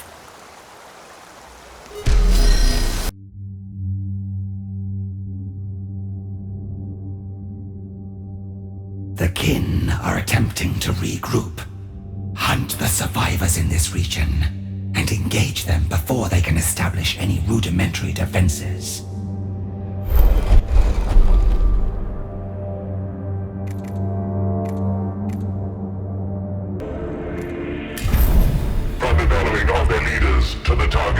outbursts of LASCOM retreat signals, the Royal Guard reaped valuable insight into the kin command structure, and many of their lives into the bargain.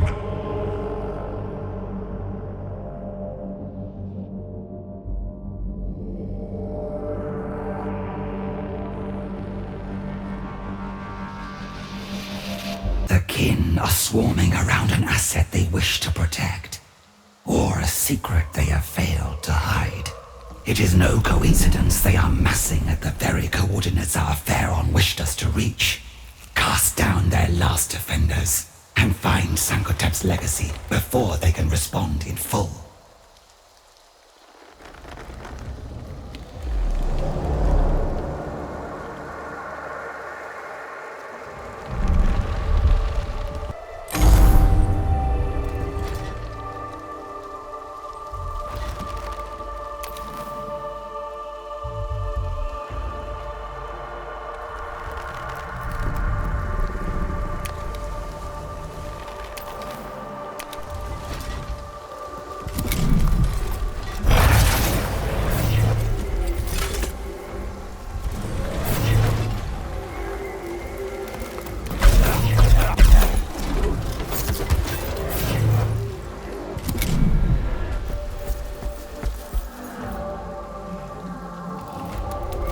No enemy in my sight shall go unpunished.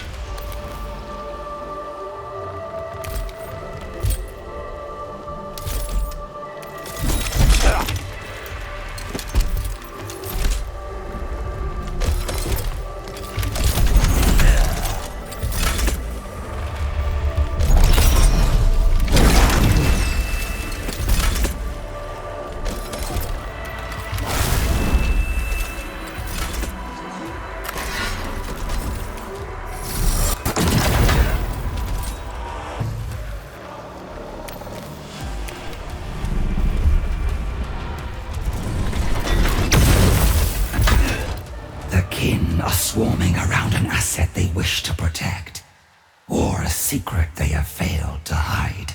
It is no coincidence they are massing at the very coordinates our Pharaon wished us to reach.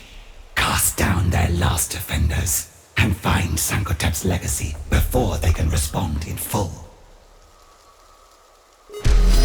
Lords of Kivroth, it seems Sankotep suffered one last bout of madness. He assigned to his Vargard a task that, out of misplaced loyalty, she tries to complete beneath our notice. The location you have plotted is of no strategic import. There is nothing there. Not so. I have issued commands to Doomscythe flights that have identified a structure of Nécron origin. Sankotep hid something there that he would not trust even to us. A tantalizing glimpse into the lost Pharaoh's mind. What might he have kept there? Something that threatened his very throne, but that he could not bear to see destroyed. My curiosity must be sated. Then we shall use the strategy that has taken us this far. Send legions of warriors there, and drive the enemy from it with force of numbers. Whatever Sankotep concealed, it shall be brought to the light. One concern. The Vargard must be kept away. A residual loyalty to Sankotep is ordinarily superfluous, but may prove an impediment here. Whatever this location contains, it must be in our hands, not the Vargard's. Honored Vargard, I cast myself prostrate and beg your mercy. I divulge the secrets entrusted to you by the late Pharaon. In my contrition, I shall scourge my... Cease this, Cryptek. The Eupatridae enforced your obeisance. I shall have need of you yet. Thus you are spared execution. You may repay my leniency with an eternity of servitude. A million thanks for showing such compassion.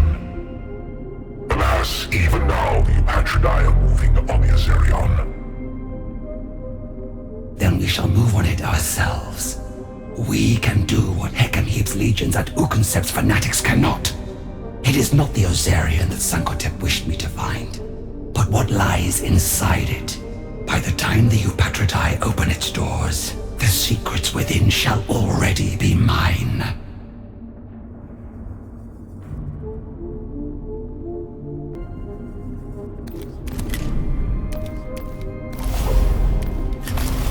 Nefershah had known from the moment of Sankotep's fall that she must openly defy his murderers eventually. So it was that she traveled to the Azarian with her royal guard, disregarding the Eupatridae's orders to seize for herself what she could not allow usurper or invader to control. The kin scramble to defend this place from Heckenheap's legions and Uconcept's destroyers. Their desperation exposes gaps a smaller force might use to gain entry. Like a sudden storm, we shall strike at the tertiary entrance before these thieves can redeploy to stop us.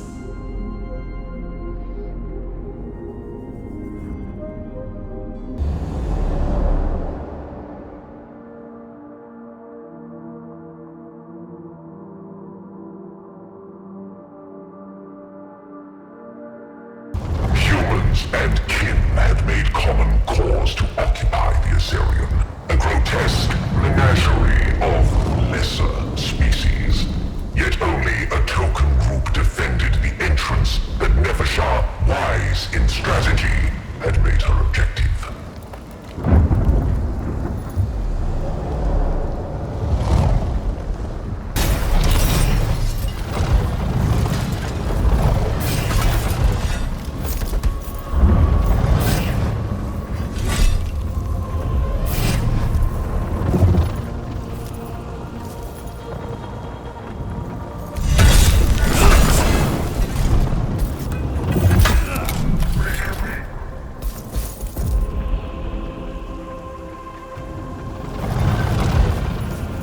In obedience.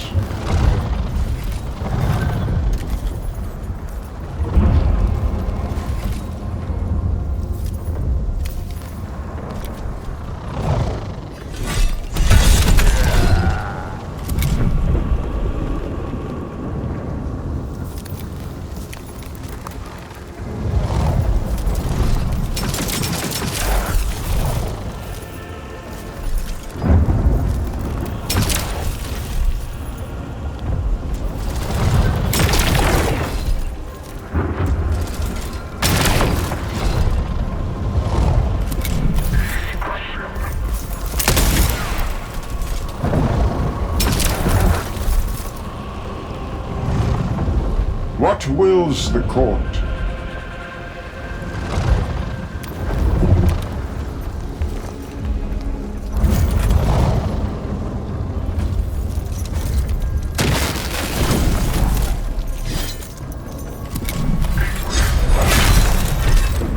Reach the innermost chambers before the invaders can redeploy against us.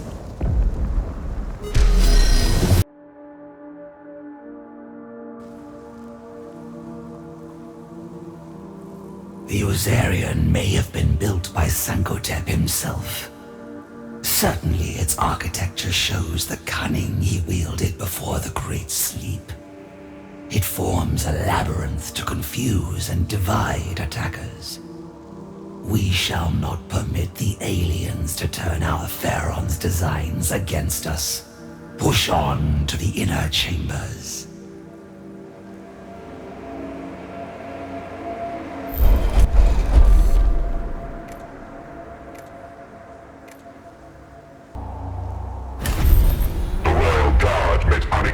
Resistance within these pathways, for the barbaric priests of the Adeptus Mechanicus had already begun to blindly explore the Azarians' power systems. Yet they cast the humans out with each step, advancing swiftly.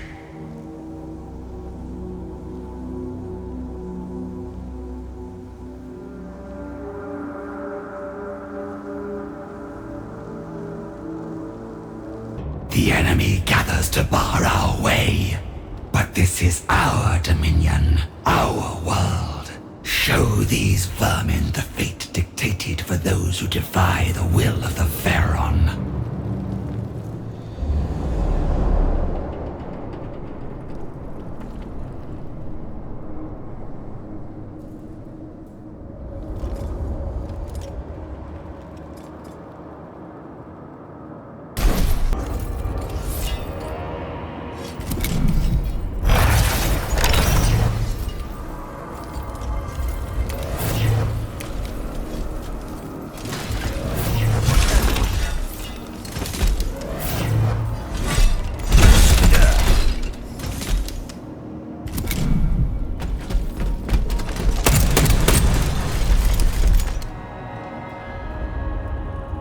In readiness.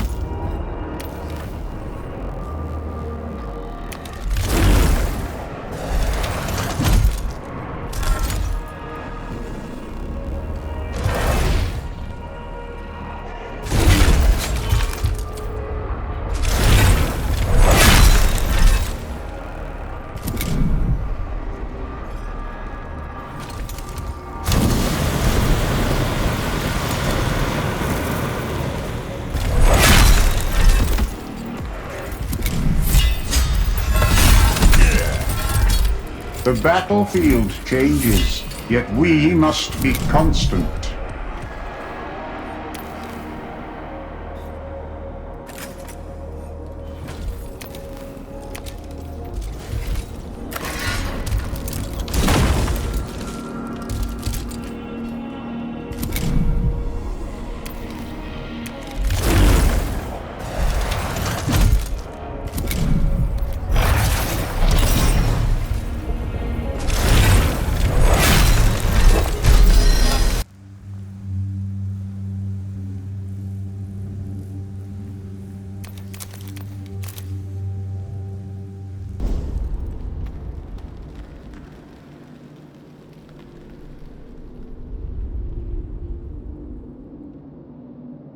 An eternity gate, and of a scale far greater than any other on Kivaroth.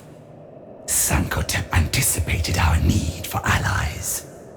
Wherever this gate leads, whichever dynasty waits on the other side, it is my duty to open it. As the Pharaon willed, so it shall be. The Eternity Gate had baffled the simple minds of the kin and the Adeptus Mechanicus, to whom its technology was impenetrable. But it responded to the presence of a Nécron, and to the command protocols of the fallen Sankotep.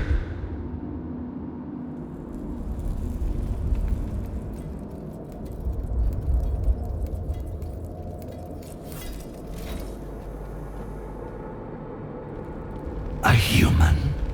Ah, the war priest, Faustinius. You defied my lord at the city gate. Your ruler was thrown back from Erudition Gate in disgrace.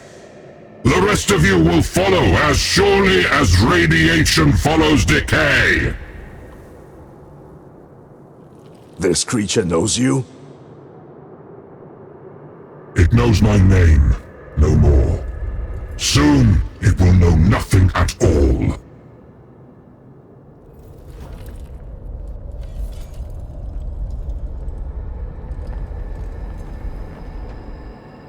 You will never make use of this artifact, Xenos. We will dismantle its blasphemous technology, and every Nécron on our Forge world will follow suit.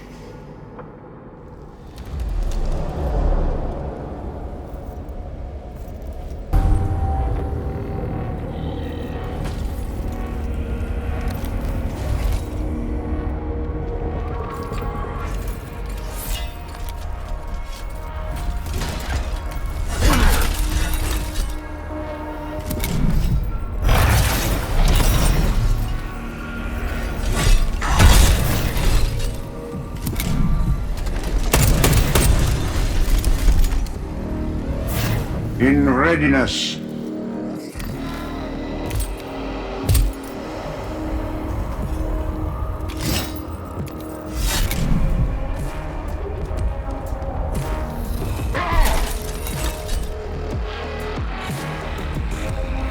In preparedness.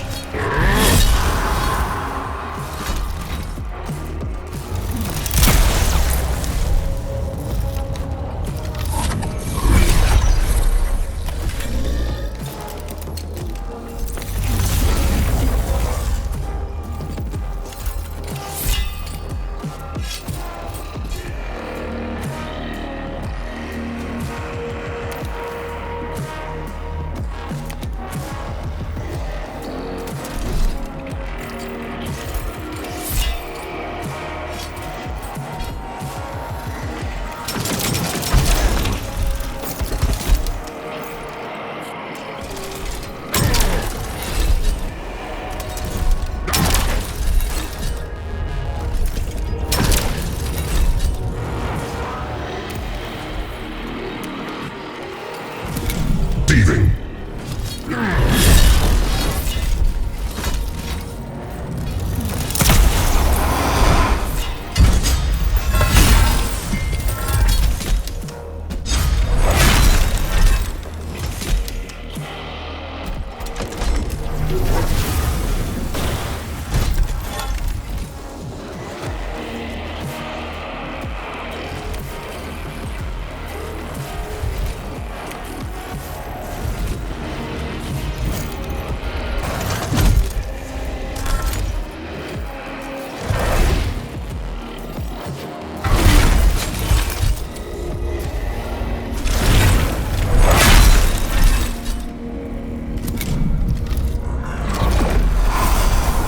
Doctrina engaged.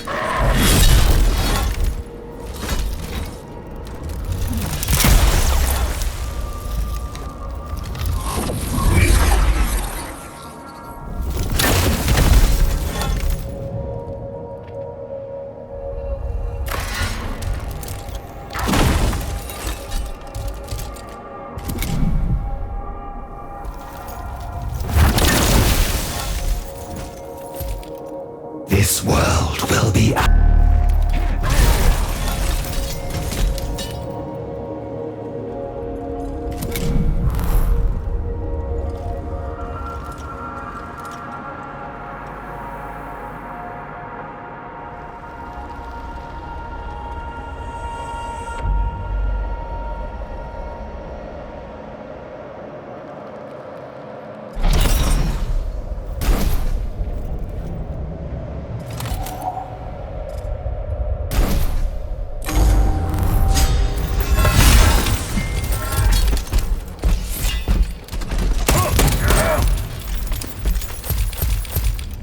All paths lead to inevitable victory.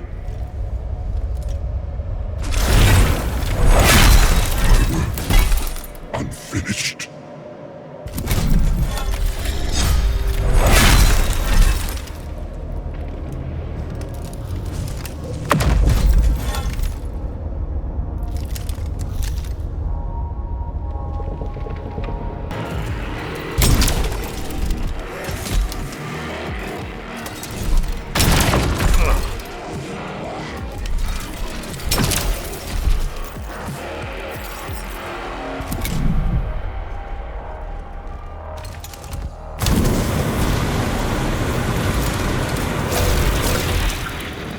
Threats abound.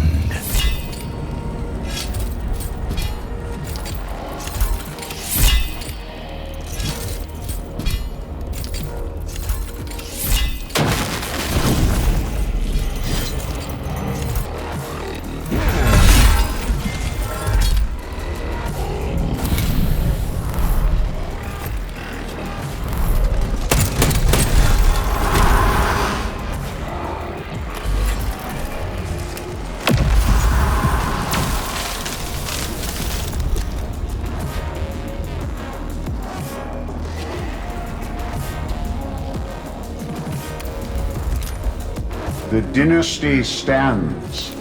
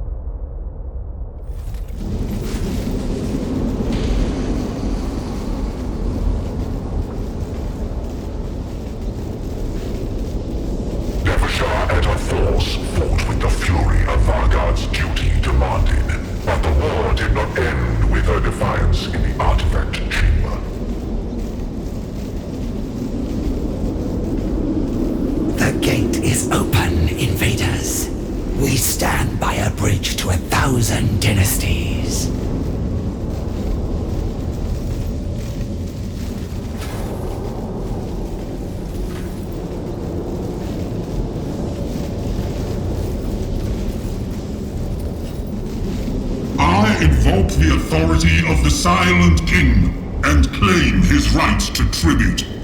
Where is Pharaon Sankhotep? He who should have the honor of receiving the Triarch's command? Fallen, and its armies thrown back with it. The alien speaks the truth. I am Nefershah, Vargard to Sankhotep, and inheritor of his will. An unforgivable failing, but it does not alter my purpose. I am Nectaneb, agent of the Triarch, representative of the court of the Silent King.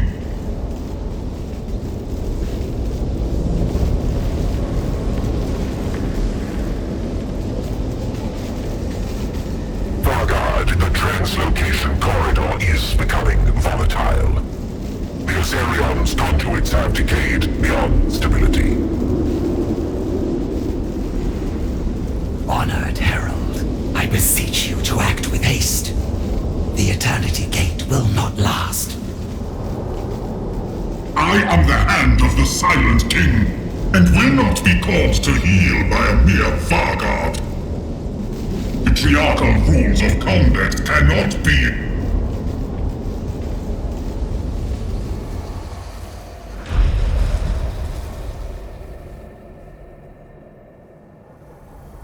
Your bridge has collapsed, Xenos. There are no 1,000 dynasties to help you now. My Praetorians are not yet assembled. In the name of the Triarch, you will reopen this gate at once. I cannot. There is no power left in it. The eons have left it dry. Such neglect is unacceptable. Your dynasty's due. Issue your reprimands once we are beyond the enemy's reach. Without your Praetorians, we have not the strength to reclaim the Asarion, nor to fight off the invaders' reinforcements.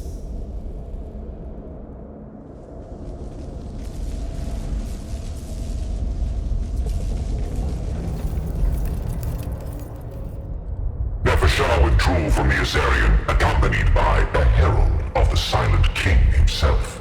The gate, dormant and unstable, remained in the hands of the invaders, but Nefershah did not despair. The path to victory and vengeance had been laid out before her. Her lost Pharaon's will was at last known to Nefershah, and as surely as if he still reigned, she would see it done.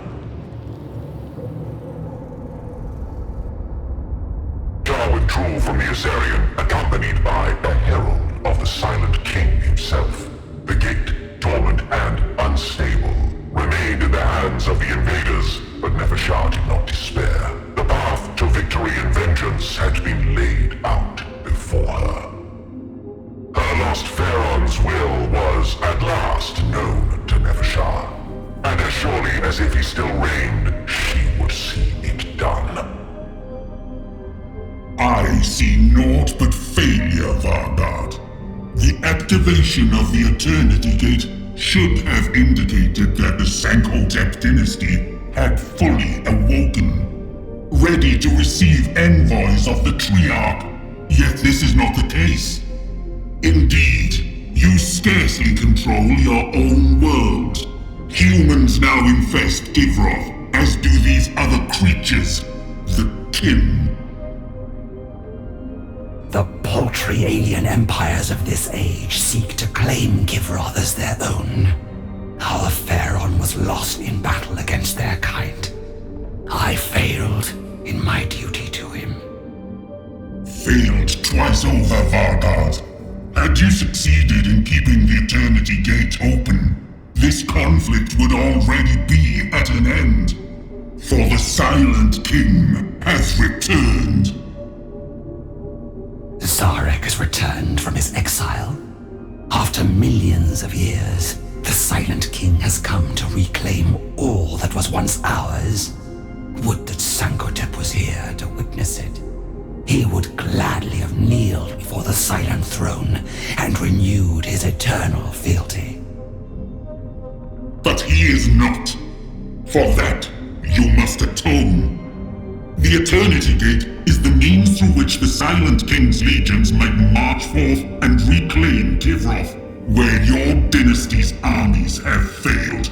Yet the Azarian is beyond your reach, and you lack the means to hold open its royal portal. I shall retake it myself if I must. For now, I see another obstacle in our way.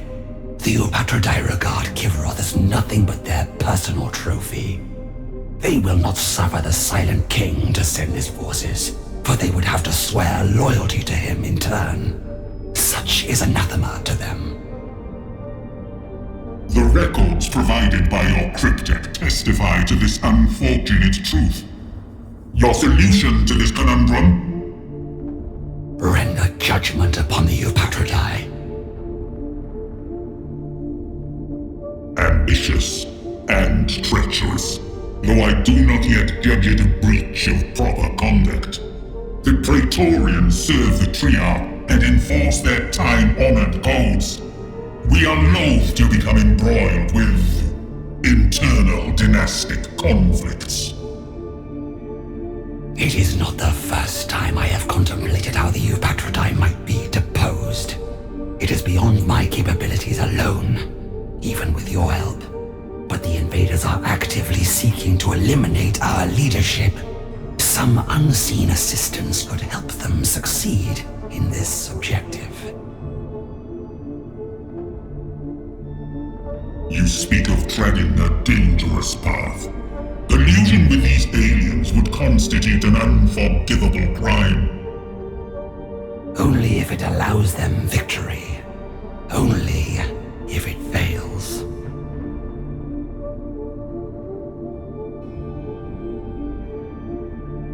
Until the Ozarian is reclaimed, I will be without allies against the Upatradai.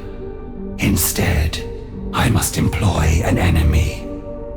At my instruction, Kynox has forged evidence of Nemesor Hekemib's location, simplified enough for even a human mind to decipher. Once they possess it, they can invade Hekemib's tomb. A risky stratagem, Vargard. The enemy of your enemy is a pestilent species that still infests a Necron world. Gifting them an advantage in this war could cost us Kivroth in its entirety. Take care not to jeopardize the Silent King's dominion for the sake of petty vengeance. If this world is ever to become a part of the Silent King's dominion, the Upatradai must be destroyed. They will never kneel before another, and we too, even with the Royal Guard, cannot face the usurpers directly. I do not relish giving the enemy what they desire, but there is no other way. I support your ploy only because it advances the authority of the Triarch. But have no doubt, Vargard, should you hand a Necron crown world to a species I have yet to even formally judge as sapient, you will be held solely responsible. As I should. My force will insinuate the fabricated information into an Adeptus Mechanicus listening post and slay all within. The transmission of our lie shall seem a valiant last act of defiance.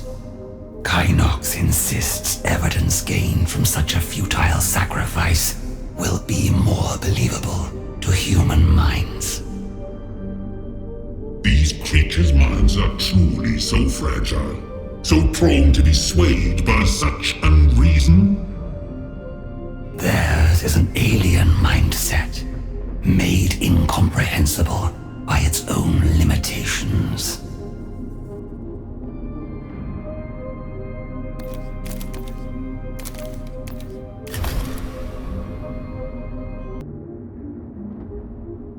The chatter of your courtly communications has touched upon an unexpected human advance in the region of Nemesor Hekemib's tomb. I take it this is your work, Vargard? Indeed.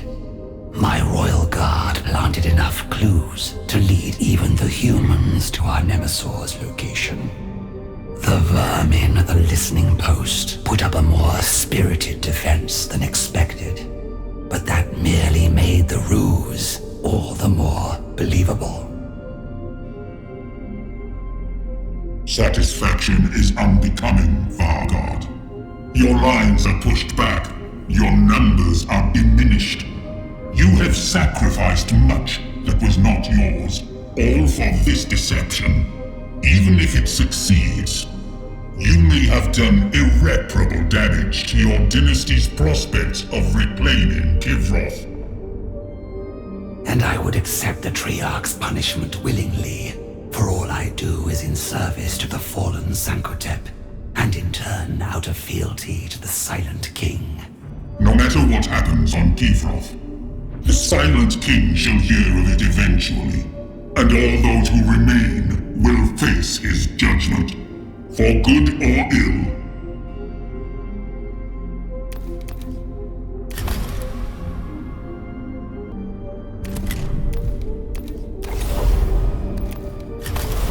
As the Skitarii closed in on the tomb of Hekam-Hib, the Nemesaur prepared to defend his refuge, wielding his undeniable mastery of the battlefield and the endless numbers of his legions. The very crudeness of the human strategy provides us with our masterstroke. We shall permit their forward units to reach deep into my tomb, drunk on false victory. Only then will our cohorts truly awaken and envelop the invaders from all sides. Their vanguard will be annihilated at a stroke. Nefershah saw now that a subtle guiding hand would not be enough. If she was to put Hekam-Hib at the mercy of the invaders, she would need to intervene directly. We must ensure the human soldiers, the Skitarii, do not overreach themselves. By impeding their advance before they breach the tomb, we can force them to commit their reserves to a steadier, surer advance, one less vulnerable to the Nemesaur's ambush. It shall be done, my Vargard. But I am compelled to echo the High Judicator's concerns, if I may speak freely. You may not.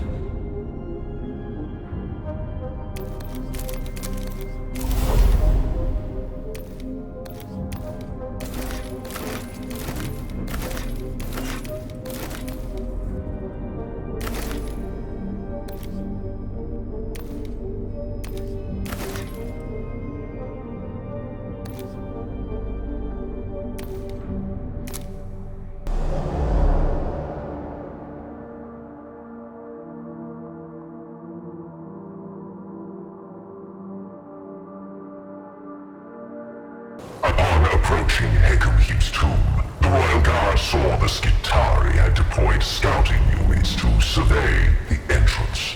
They would be sure to relay any attack by the Royal Guard to their fellow invaders, thus serving Nefershah as unwitting accomplices. Rangers, as the humans call them. Forward troops used for reconnaissance tasks. Teach them fear, so they might pass this new wisdom on to the rest of their verminous kind.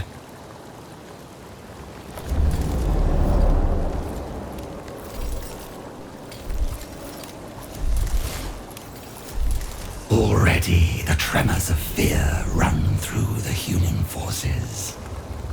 We alone do not have the strength to blunt the main attack, but nor do we need it. Move to intercept the Skitarii before they reach the entrance, and harry them as a single predator does a herd of prey.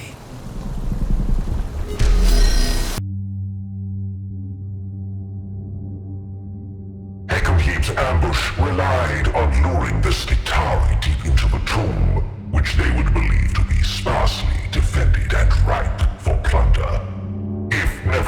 must frustrate his strategy, she would need to teach the humans to appreciate the tomb's dangers and the depths of their own folly. Blunting the assault will not be enough. We must ensure the Skitarii accurately assess the tomb's defenses. It should be done with subtlety. They are simplistic creatures, but even they will grow suspicious if our manipulations are too bold.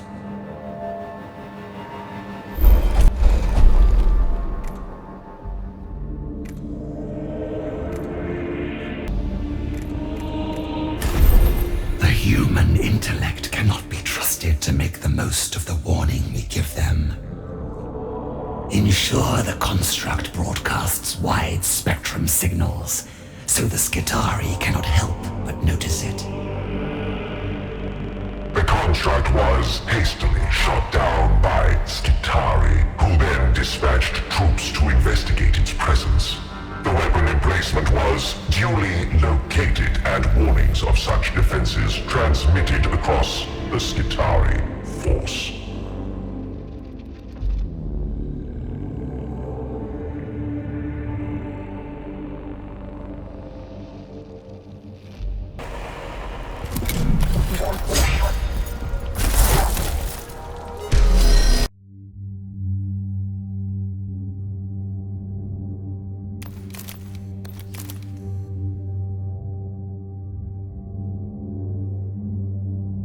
Regarded as a whole, the Skitarii force was enormous.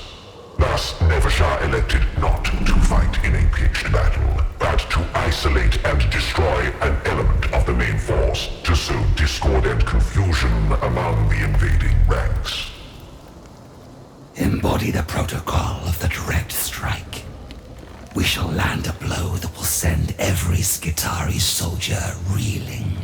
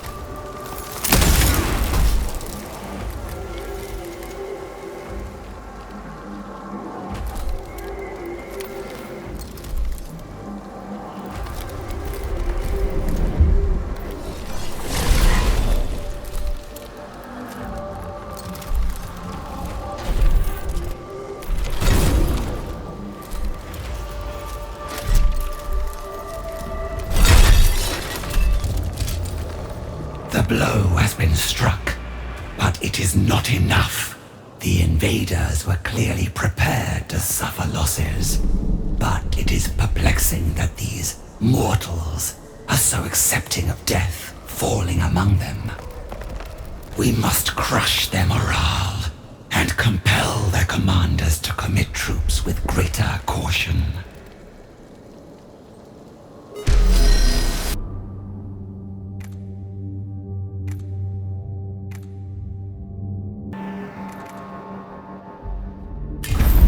Nefershah filled the Skitarii communications network with the screams of the dead, real and synthesized alike.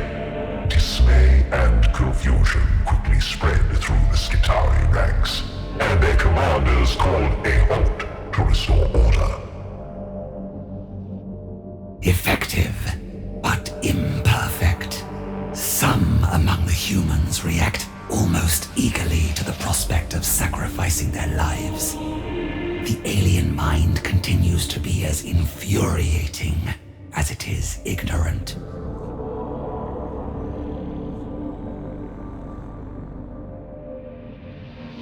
Not all among the Skitarii were wise enough to abandon their drive towards the tomb entrance. A group of semi-organic automata evidently acting on an ill-conceived set of behavioral protocols, charged from their lines to engage Nefershah's force. Engineered thralls on a suicidal course. Despite their crude design, they could do significant damage to our force. Flank and engage these flesh automata and destroy them before they can compromise our position.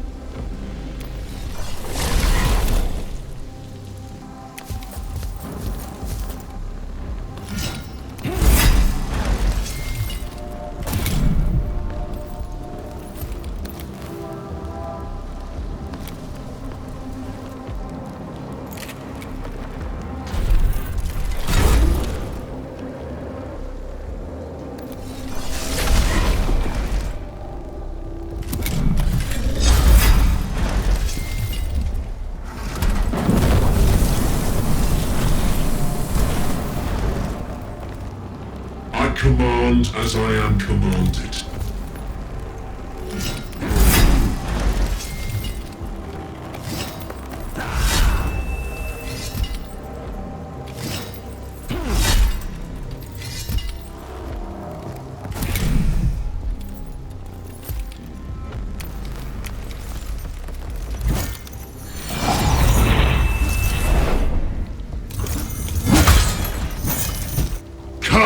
The incompetence of my enemies.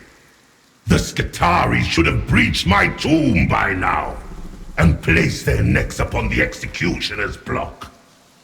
Instead, they mill around in animal confusion, refusing to approach my finely calibrated ambush. Now, I must repel them in a conventional battle. Proven cunning and ruthless, Nefershah. And now you are committed to this bold course. You cannot afford to lose the advantage your wits have won you. You will need every advantage against the remaining Patridae Vargard. You will need the raw power that only a star god can wield. I have my will and my warriors, Gotchard. That will be enough. I even have the humans, though they are witless servants in need of a firm hand. Is that how you viewed my kind, I wonder? Harsh words, Vargard. But know that for all your scorn, I shall not forsake the savior of Kivroth. I will be with you until the very end, awaiting the call to elevate Sankotep's rightful heir.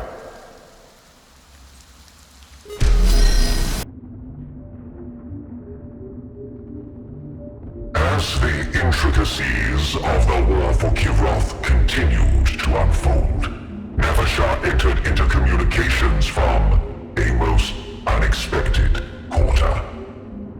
The creature that approached her was a human cyborg, one of the mindless flesh automata commanded by the invading Adeptus Mechanicus.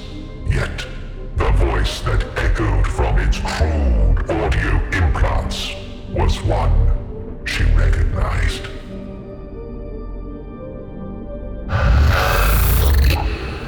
I identify as Tech Acquisitor Scaevola. I am addressing the one designated Vargard Nefershah. Correct?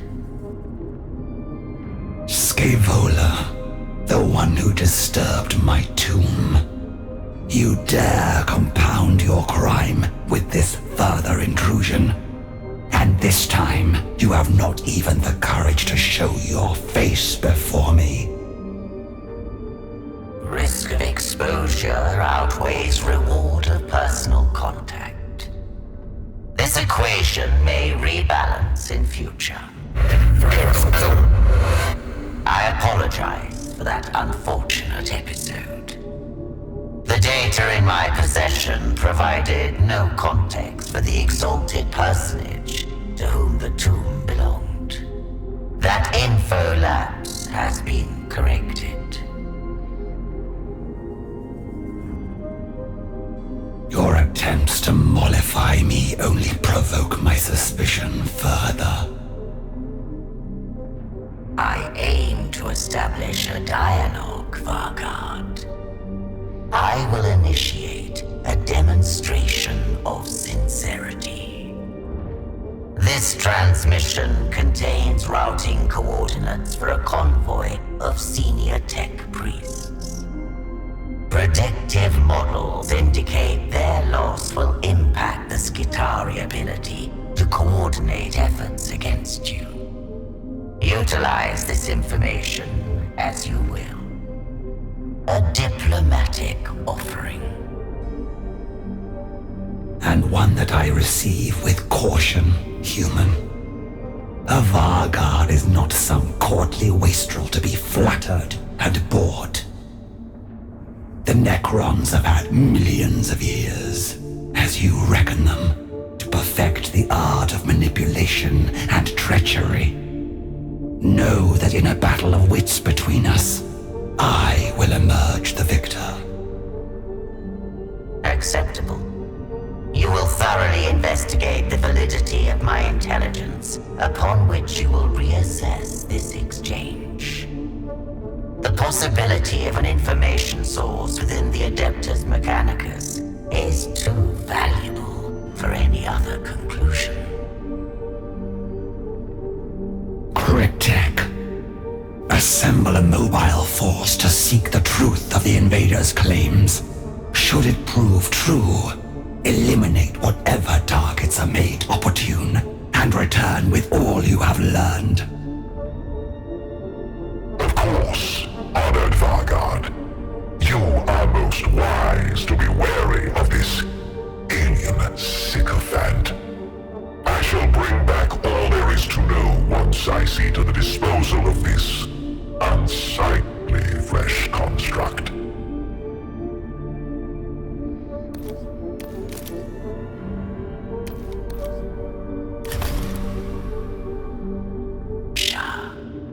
The loss of several senior tech priests indicates you have authenticated my intelligence. Correct? Indeed, you spoke truly.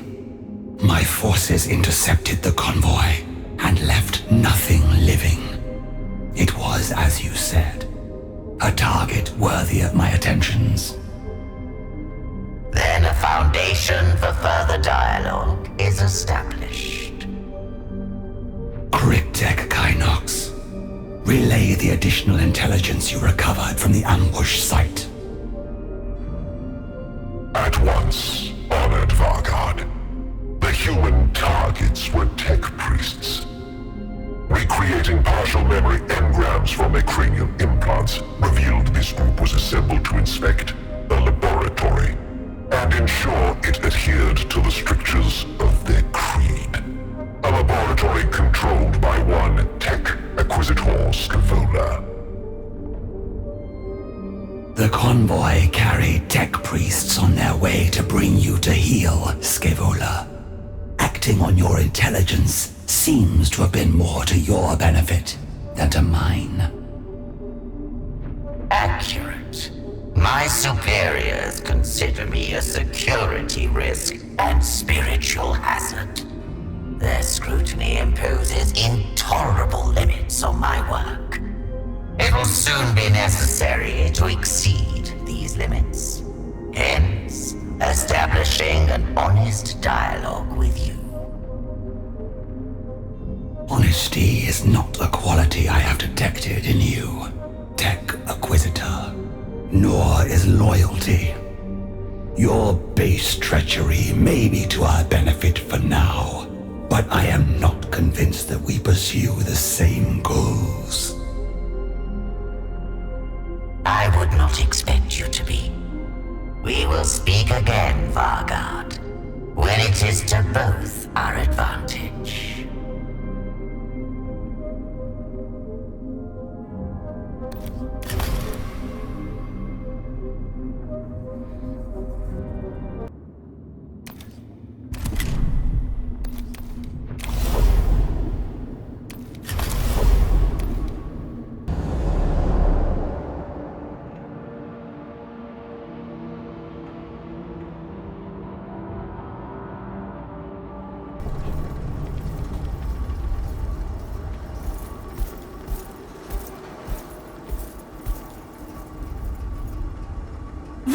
Steel, soldiers of Mars!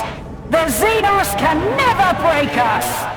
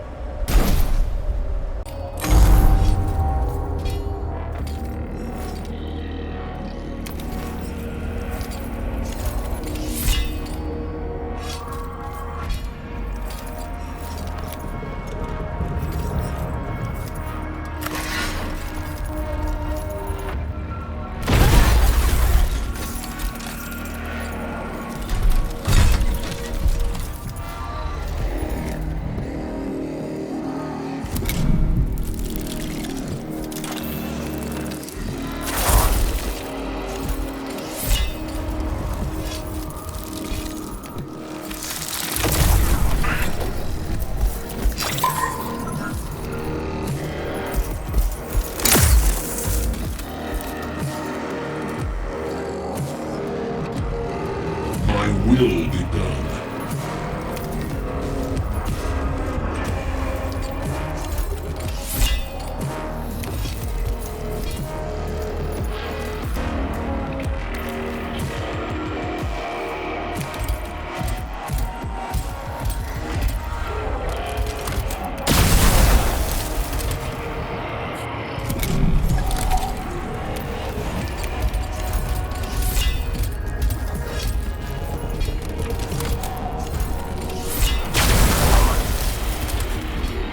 Receiving.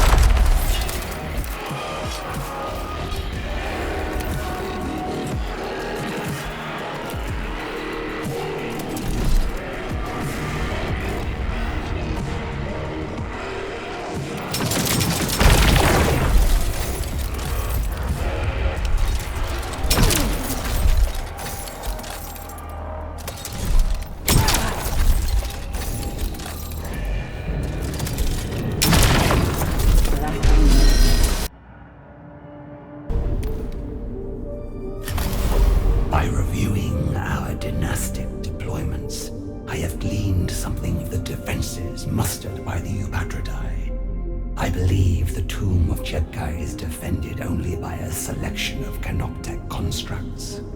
The Grand Vizier trusts none but his mindlessly loyal engines to protect him.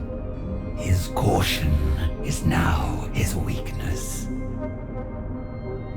Even if he has allowed himself to go unprotected by your dynasty's forces, his tomb is secreted far behind the active lines of battle.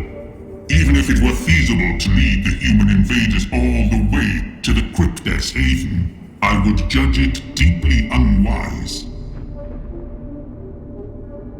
I have no need of pawns in this matter, High Judicator. The invaders cannot reach Jebka before he realizes his vulnerability, but the Royal Guard can. I shall send my own forces to the tomb and render judgment upon the Grand Vizier. He may not be as amenable to your verdict as you hope.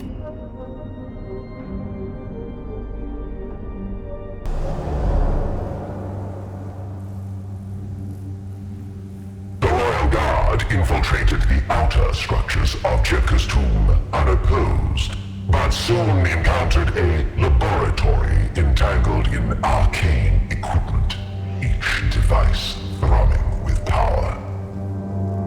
We must make passage through this chamber, but its contents promises only danger. Jebka has ever sought to harness powers that are beyond his mastery. His experiments are as likely to destroy us as any of his guardian constructs.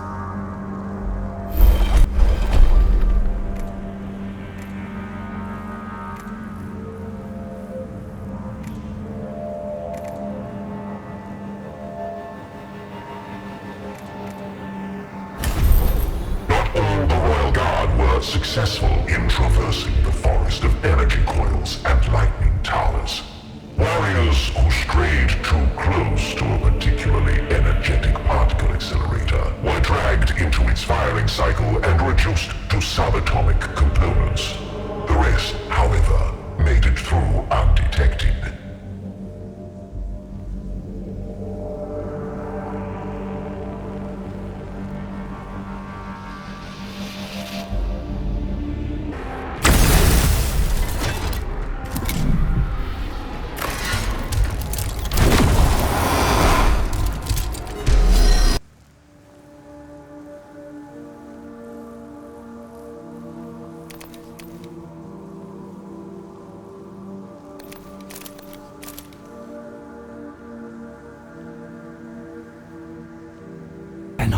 Constructs are responding to our presence. Jebka must have slaved them to his personal command protocols. They will defend him to the last. Break through them quickly, before the Grand Vizier can escape us.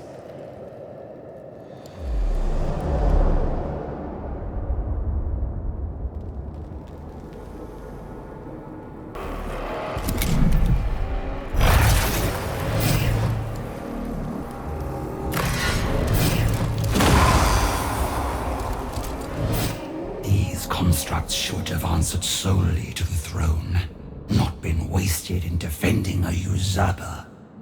One more transgression for which Jebka will answer. Advance to the sarcophagus chamber at once. We cannot permit the Grand Vizier to flee his stasis crypt.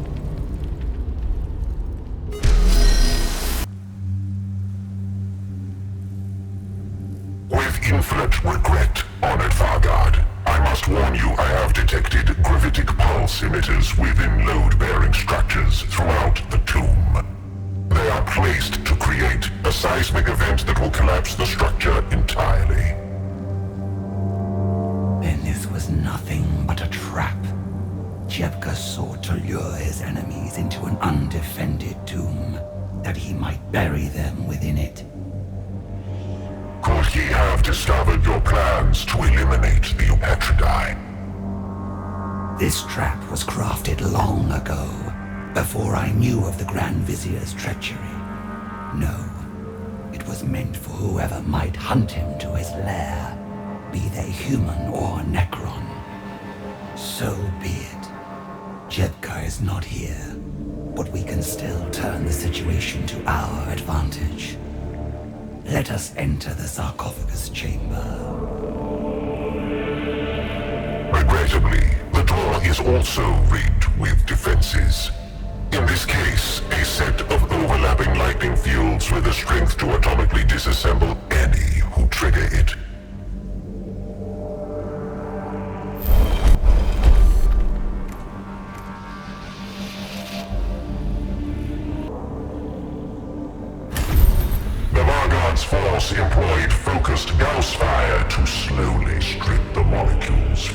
their wall.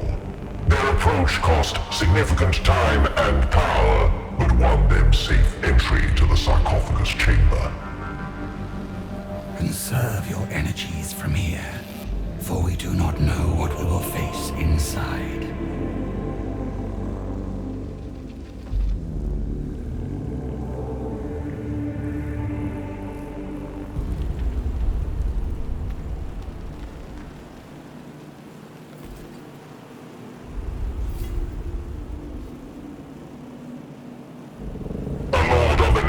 Was stationed in the sarcophagus chamber, watching over Jepka's stasis crypt.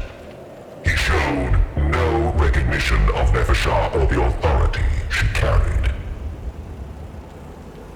I know this noble, Zarikub, a lesser lord of our legions.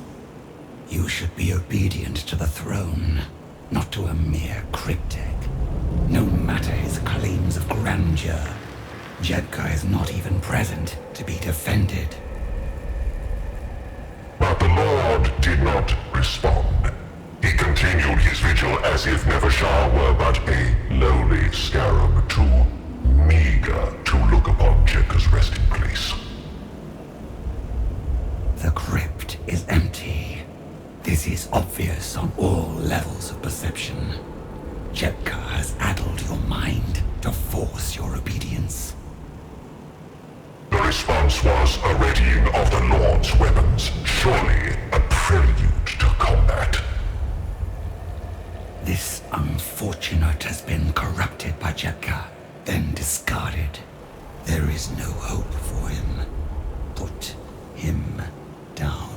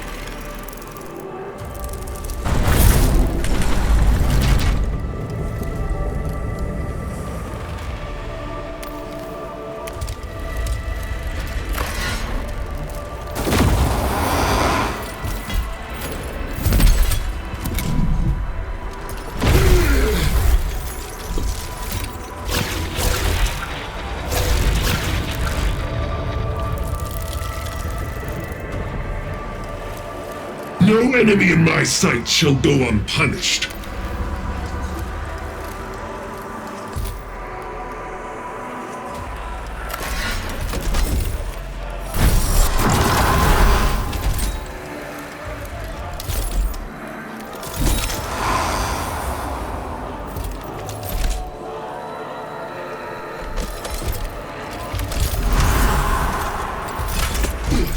A noble who should have served the throne of Kivroth well.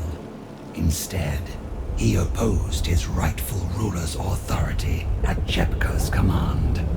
Each time I believe I have grasped the extent of the Grand Vizier's wanton ambition, and each time his list of treacheries grows longer. Shah had formed a plan that, in its brilliance, rivaled Jepka's own intrigues. She did not order the seismic charges that laced the tomb to be dismantled. Instead, she left the whole elaborate trap in place, but with an addition of her own. Cryptek Kynox Assemble the intelligence we have gathered on Jepka, his favored catacombs, the routes he frequents, his panoply of devices. Anything that might allow the Adeptus Mechanicus to track him down. At once, honored Vargard. Jepka has often indulged in new forms of weapons technology that emit radiation of such magnitude and strangeness even the humans cannot fail to take note of it. Several examples of his craft can be found within that very sarcophagus chamber. Then we shall plant the details all across this false tomb, displayed plainly enough that even the humans cannot help but stumble upon them. When the invaders are caught in Jepka's trap, if even one of them survives, they will ferry the seeds of the Grand Vizier's doom back to their leaders.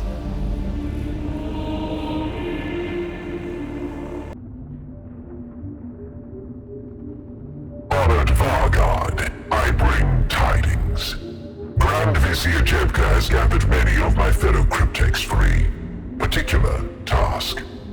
He intends to occupy a human medical facility to acquire a more complete understanding of their under-evolved bodies. An unbecoming obsession. This sect of humans replace as much of their born flesh as they can. What can he hope to learn from studying their unmodified forms?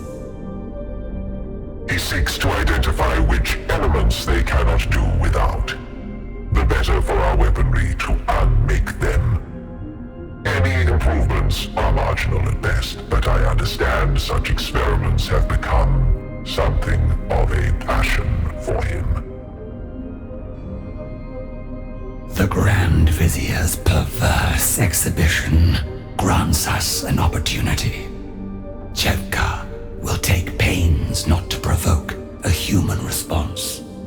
Have units infiltrate this medical hovel to ensure the alarm is raised.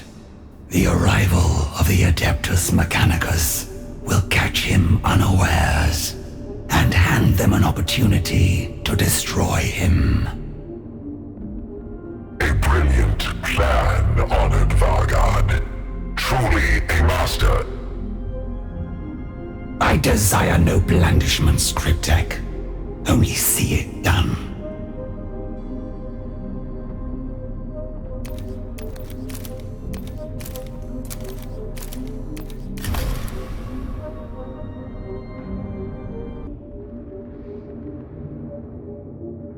Kynox. The court speaks freely of Jepka's venture to the human facility. He and his cryptex perused a gallery of disassembled anatomies and departed long before the Adeptus Mechanicus could respond. Explain this at once. Alas, honored Vargard, the Grand Vizier must have anticipated sabotage from his rivals in court. A circle of Canoptech wraiths had been tasked with guarding against any Necrons not bound by Jepka's own personal protocols. They stalked the facility's halls even as Jepka's followers butchered its human staff. Is there any sign the Grand Vizier discovered your involvement? Judging by my continued existence, I conclude he has not. The invaders arrived only after Jepka's research was concluded, but it is possible they gathered some intelligence that will aid them in their hunt. A hollow consolation. Their war leader, Faustinius, has proven a remarkable outlier amongst his species. But we cannot trust the Adeptus Mechanicus to close in on Jepka alone. We must...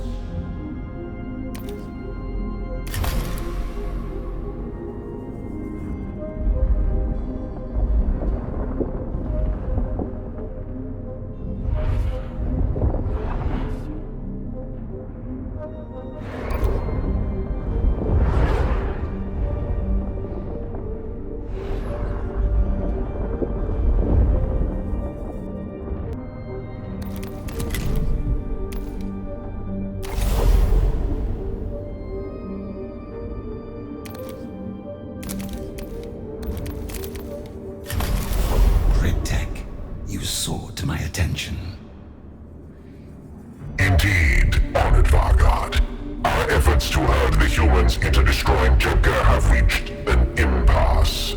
Jebka now moves constantly between laboratory crypts and field experiments. He travels by means of a catacomb command barge. He dares. To ride a command barge is the privilege of overlords, not a lowly advisor to the throne. What possesses him to reach above his station with such open vulgarity? Fear, O Vargard. Jebka's attentions have lately focused on a human scholar of energies, one Magos Dominus. He worries that this creature's primitive research may yield clues to his technological secrets. Whispers among the high-rotech circles speak of plans for infiltration and assassination.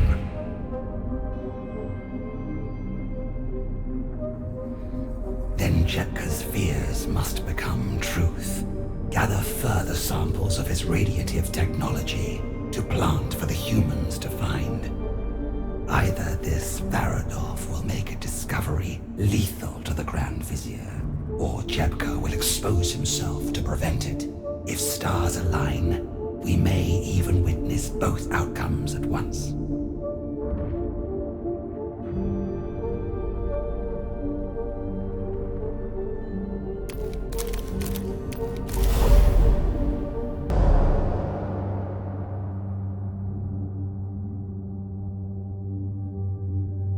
Nefershah swiftly identified a region of the Skitarii fortifications badly damaged by aerial bombardment mere hours before. A crashed doom scythe provided the perfect cover, for the humans would surely investigate the wreck and thus discover the Grand Vizier's tragically misplaced arcana. The humans have been unsurprisingly slow in sealing the breach from our aerial attack. Their lethargy affords us an opportunity to infiltrate the crash site. Move quickly, and do not become trapped behind their fortifications.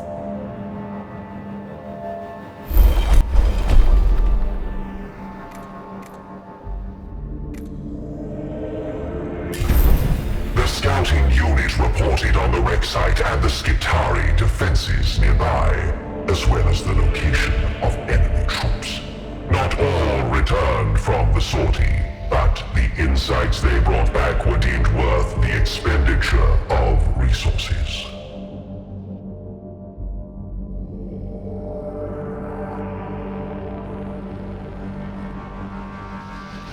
Adeptus Mechanicus were not completely idle in responding to the Doom Scythe attack. One of their number, a senior tech priest, was accompanying a work detail to seal the breach. As fate would have it, the creature's path crossed with that of Nefershah's force. Necrons, heathen Xenos, by Machine God's holy will, urge the alien and drive them hence! Our task would be finished if we could simply hand Jebka's trinkets directly to this fool. But his fellow humans would never accept their provenance. He cannot serve us as a courier. Slay him.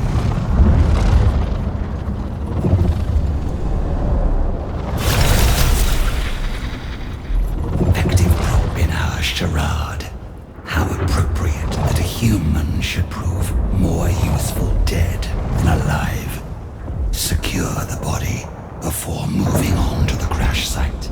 We can spend but little time here before the humans decide to make themselves into a further obstacle. So do not tarry.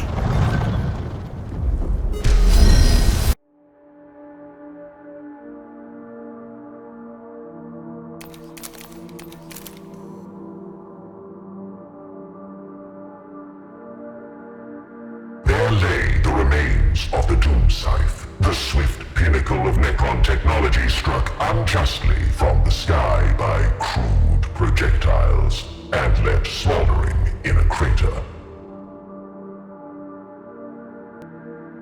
Plant Jebka's technological baubles along with the human carcass and ensure the scene is believable to human eyes. Remember, they tend to perceive whatever most supports their existing beliefs. An unsophisticated mentality, but a useful one for us.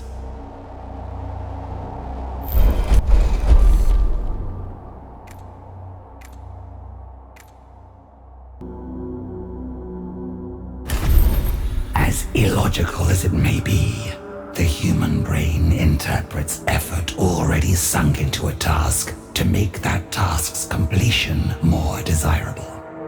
Thus, the dramatic effort in attempting to survive will make the tech priest's findings seem all the more valuable.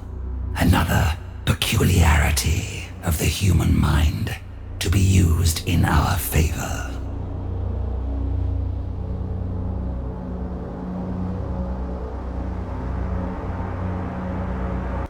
Nefershah's ploy was complete, laying out a diorama worthy of the galleries of Solemnus for its eventual and unwitting audience.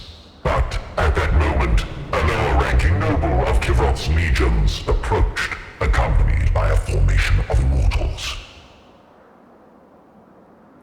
This lord must be here to recover the Doom Scythe and the immortal that piloted it.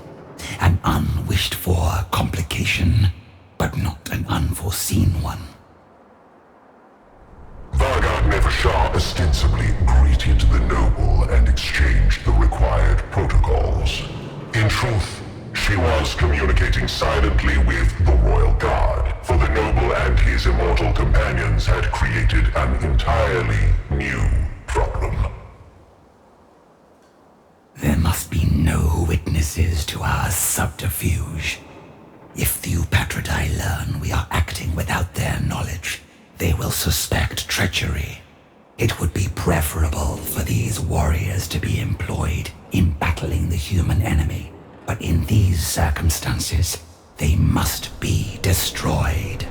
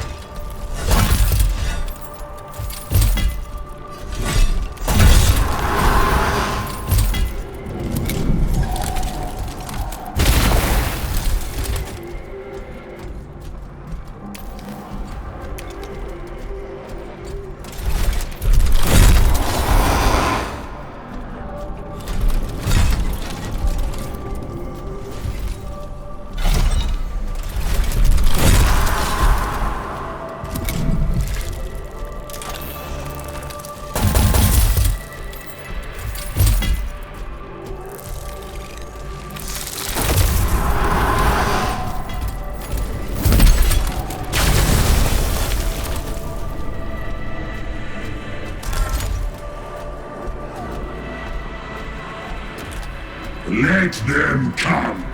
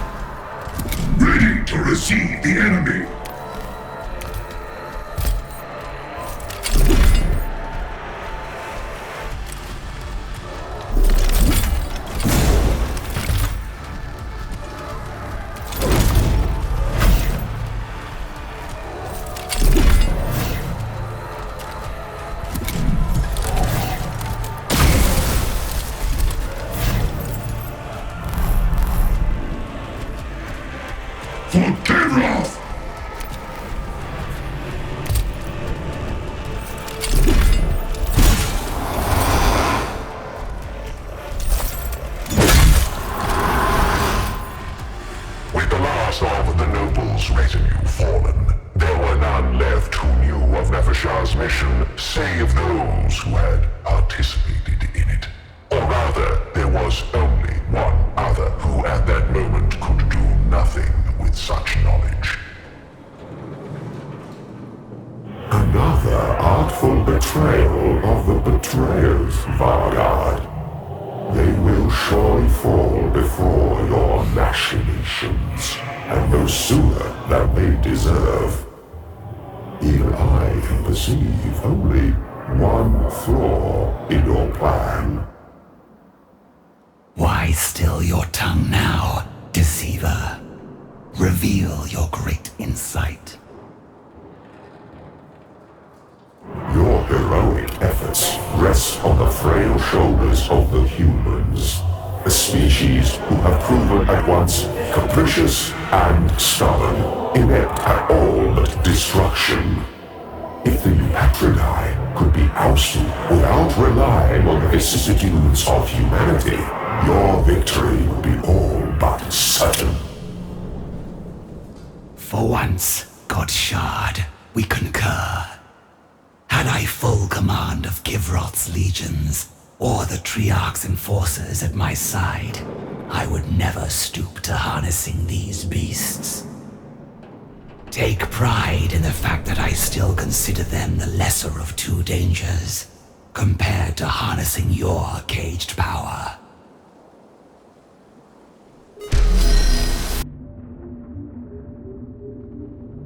The human plague is not our only concern. The other invasive species of the Ozarian, the ones calling themselves kin, continue to raid our lesser tombs.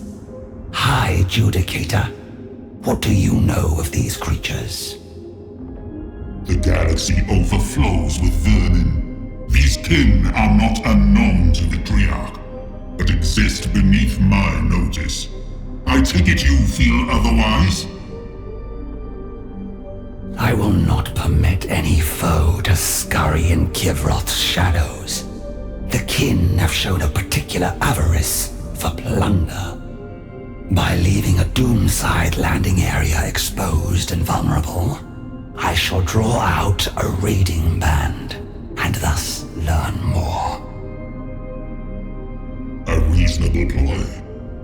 If executed well, I shall look forward to preparing my judgment of this species. I have already dispatched forces to lie dormant in ambush. This unknown factor will soon be rather less so.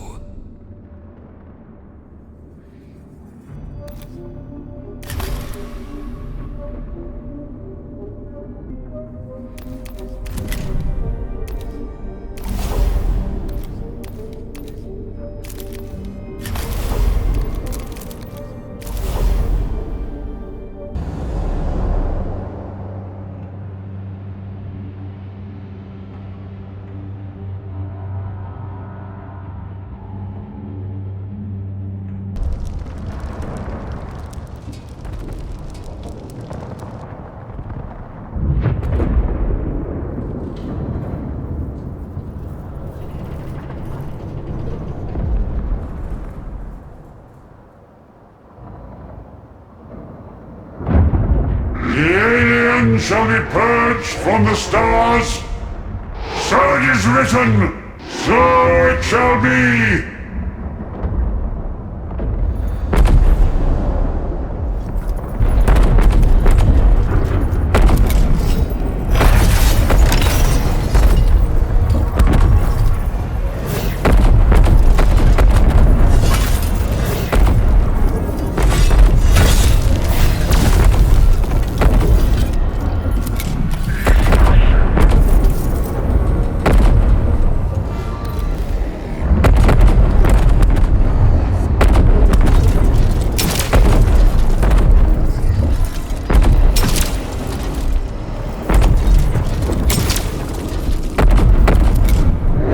Messiah!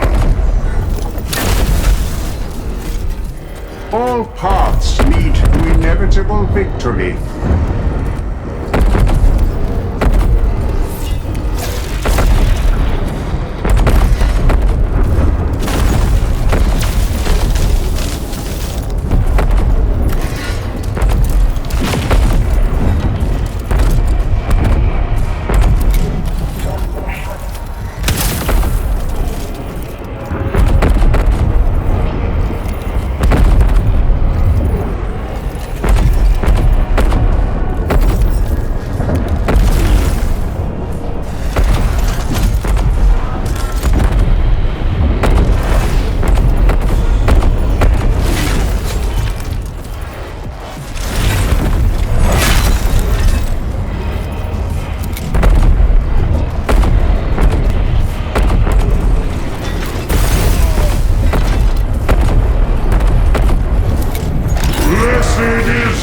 Machine!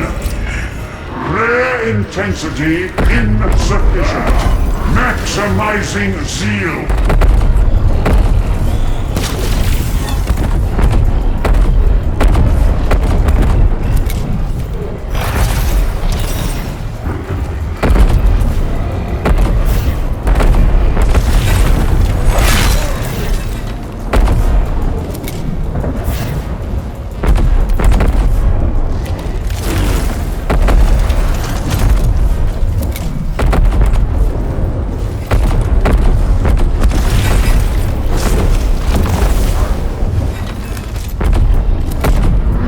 God's will. Only silent, take me.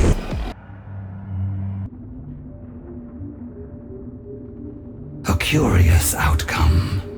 Our ambush of the kin yielded several captives. All required firm persuasion to speak anything but curses. They were indeed aboard the unknown spacecraft we shot down, led to Kivroth by a figure named Magda. Some manner of shaman, it seems. Then blind chance brought them to your world? Hardly. They came here seeking a prize of great value, which they had learned lay hidden on Kivroth. Lowly plunderers. Did they divulge the nature of this supposed treasure? Indeed. It was the Ozarion and the Eternity Gate inside.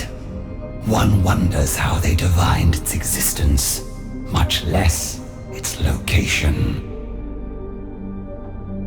Disturbing and inexplicable. On your world, Sankhotep alone was privileged to know of the Ozarion, such that with his lapsed memory, it became lost. I must consider this matter. Furthermore, they do not act alone. Their league of petty clans is strung across the galaxy, a substantial population. Then I must judge them all the more carefully. The kin are a hardy breed. They might even prove useful servants, if they will submit to the Silent King. On current evidence, the Silent King should not count on that.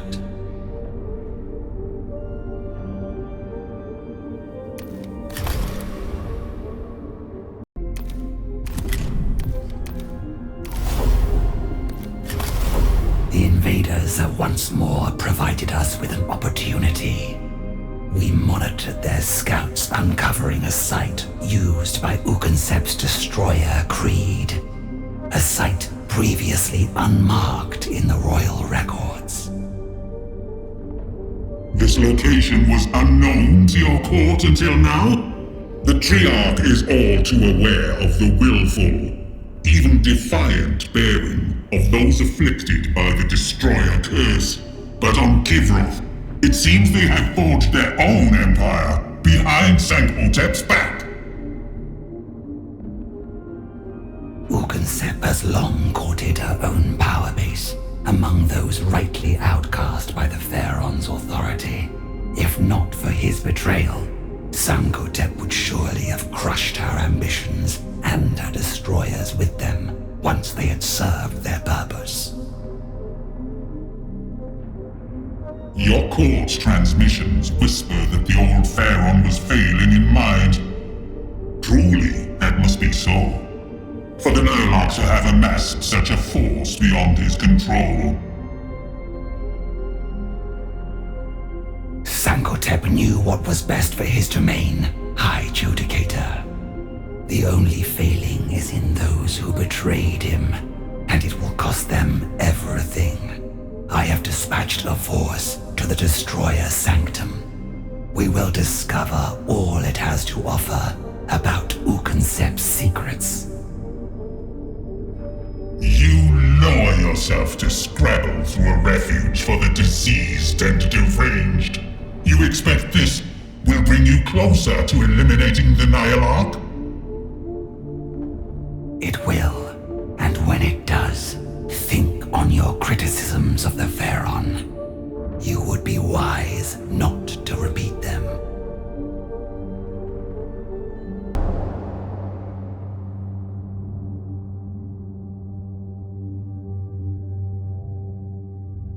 Few sane minds would trouble themselves with the inner workings of a two worlds wretched destroyers. Alas, this sensible distance had left Nefershah blind to much of Uconcept's activities, including the places from which she operated. Encircle and observe. I would learn all I can of the structure before plumbing the depths of the madness within.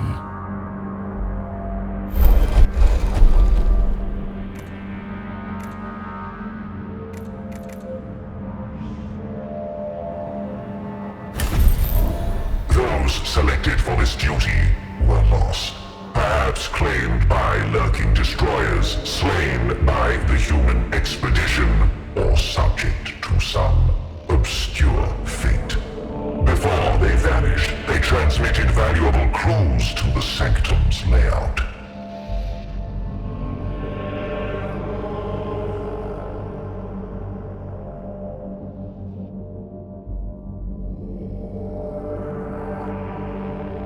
Only by a philosophy of endless loathing.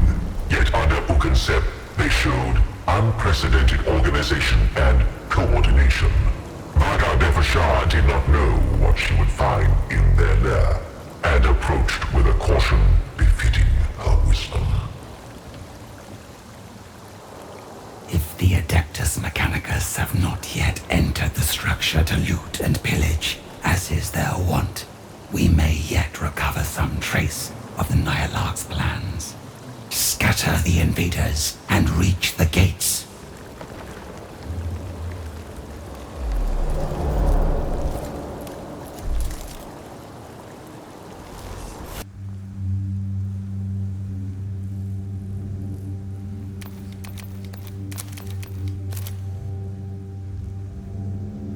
The gates to the Destroyer's Sanctum open freely, but a swarm of hostile scarab constructs issued from within, their monomolecular mandibles hungering for living metal.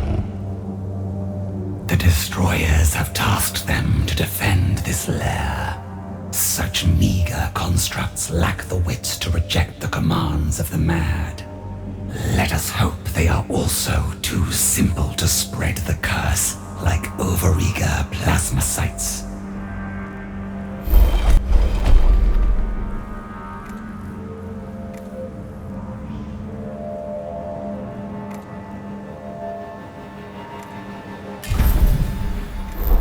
By decree of Pharaon Sankotep, I hold the rank of Vargard, and thus carry his authority across our crown world. In accordance with the command protocols binding the domain of Kivroth, I demand obedience. The Scarabs did not immediately obey the Vargard, but the clash of contradictory authorities caused their simplistic minds great confusion. The Royal Guard took advantage and cut down the disorganized constructs.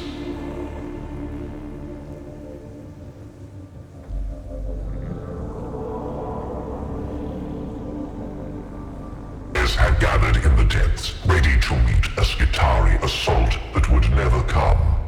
That it was Necrons, not human invaders, that faced them, mattered not at all. In their zeal, they rushed the Vargard's force. Onward, and wipe out everything that dares face us, Necron or otherwise. For too long, these damaged maniacs have exploited their independence from the throne. Bring them to heel, or end their miseries.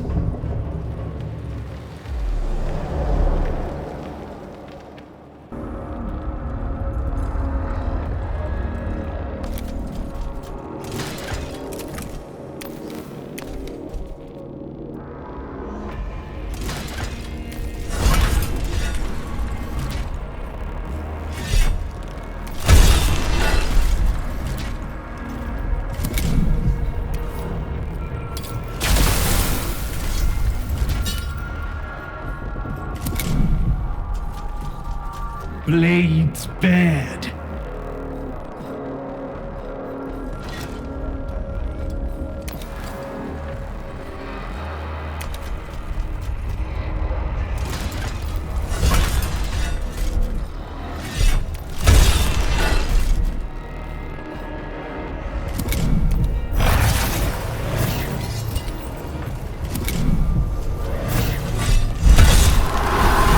Blades bared.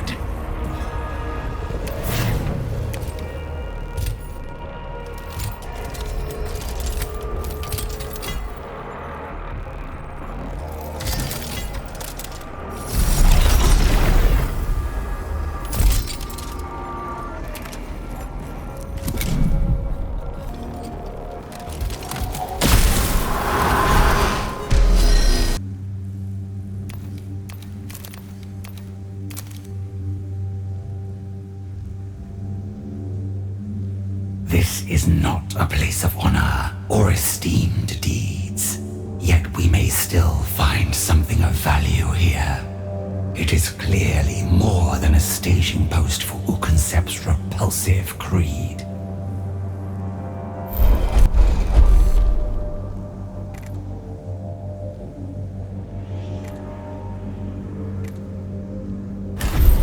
The destroyers sought refuge in life-denying rage. A mad desperation illuminated by carved images and glyphs. Amid the madness, I gleaned an even more abhorrent philosophy. That nothing should stand above their mission, not even the most exalted of pharaohs.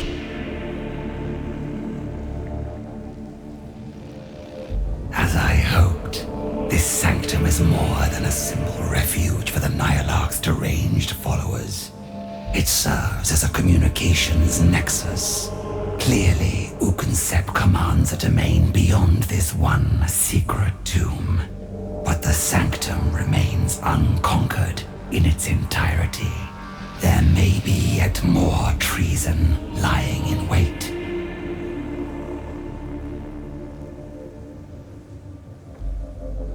The core chamber of the complex lay ahead. There lurked a destroyer set apart from its fellow degenerates. Its living metal form, already twisted by permissive cryptex, had been further enhanced to mark it as a champion of this hidden tomb. Deviant One, stand down and accept the consequences of your master's treachery, and the end will be quick. The chamber erupted with transmissions of searing hate, infused with images of Nefershah and her royal guard ground to atomic dust, of the stars themselves turned black and dead. An unambiguous refusal, to say the least. As expected, eliminate this abomination.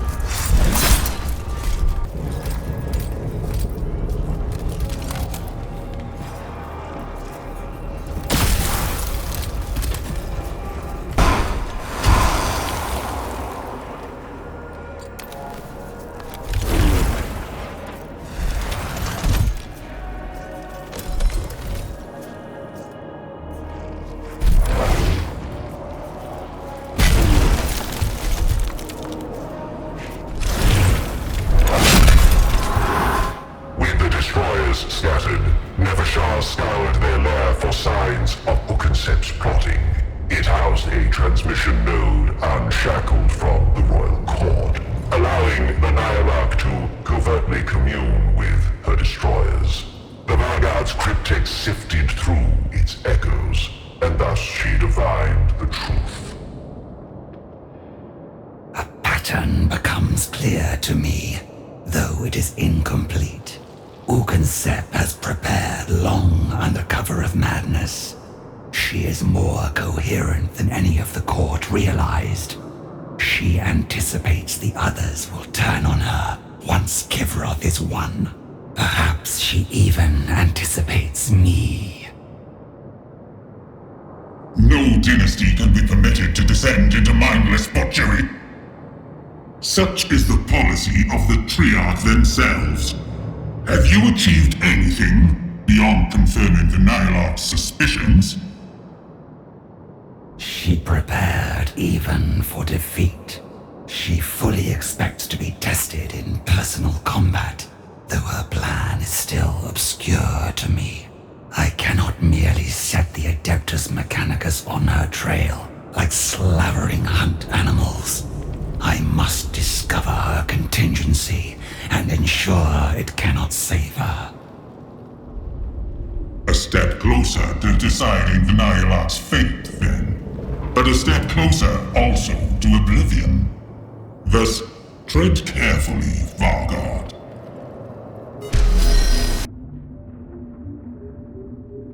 Cryptek, attend upon me. I have... Of course, honored Vargard.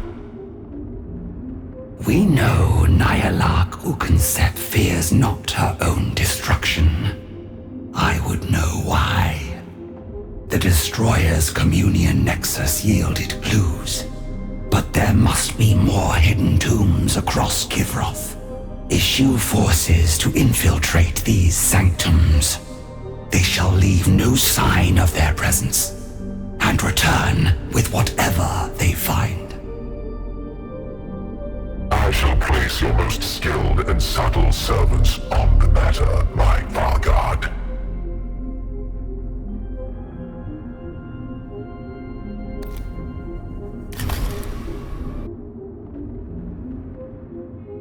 Honored Vargard, as you commanded, I uncovered several destroyer sanctums.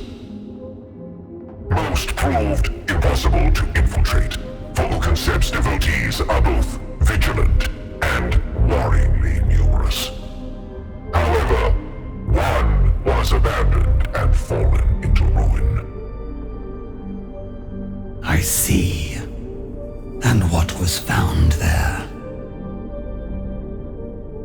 A number of sculptures remained therein, purporting to depict Nihilarch Ukansep's deeds during the war in heaven. I humbly relay the imagery for your perusal.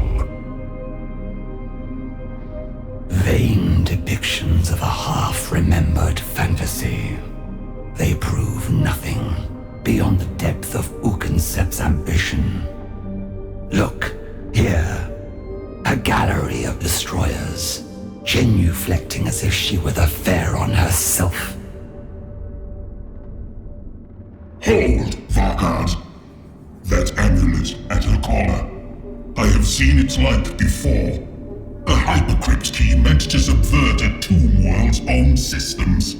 On the verge of destruction, it takes hold, teleporting the bearer to secure haven. They appear destroyed, but truthfully persist to reanimate in secrecy. Then Ukansep's contingency is revealed. Even if the other Eupatridae turned on her, even if Sankotep ordered her unmaking, this device would remove her to safety. Under the illusion of destruction, she could plan her response. She must have a tomb outside your dynasty's control in which to recuperate. Your Nihilarch has invested much into ensuring she survives betrayal or a long-delayed judgment. Her final refuge will be more fiercely defended than any other. No. To guard such a place too closely would only risk revealing it. Cryptek, Now this device is known to us. You will devise a means to ascertain its destination. To capture the signal upon activation would be simplicity itself. To do so while the device is dormant. Concept's presence at the sepulchre régnaient is sporadic, but with surreptitious observation, I may be able to isolate the amulet's hyperspace vectors.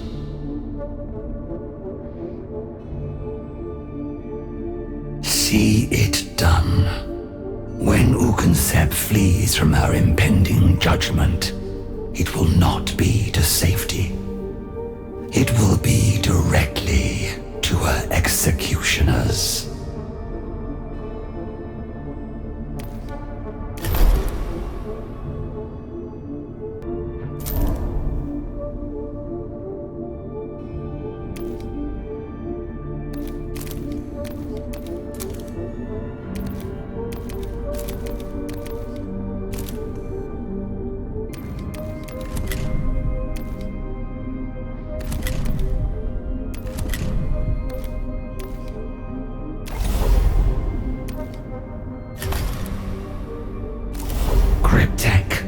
Attend upon me. What news of Uconcept?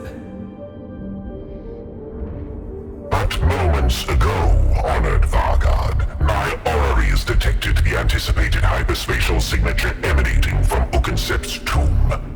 The Nihilarch's amulet has activated, transporting her away from her sarcophagus chamber. So the humans managed to corner her. Enacting her escape plan for such a lowly foe is a humiliation she richly deserves. Has she arrived at the destination you divined? An isolated tomb, seemingly ruined and subtly disconnected from the command protocols of the throne. It would have proved a fine hiding place had you not anticipated her actions. I am pleased to say that the corresponding signature was detected in just that location. The Royal Guard must hasten there at once, and we must go with them. Human looters have already blundered upon its surface ruins, though they are no doubt ignorant of its hidden nature. I have permitted the humans to strike down 2 of the Eupatridae on my behalf. But this final blow is reserved for me alone.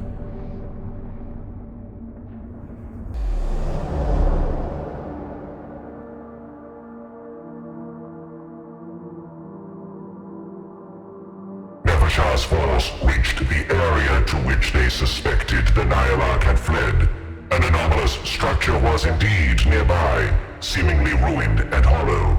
But they also found Adeptus Mechanicus troops already patrolling the area.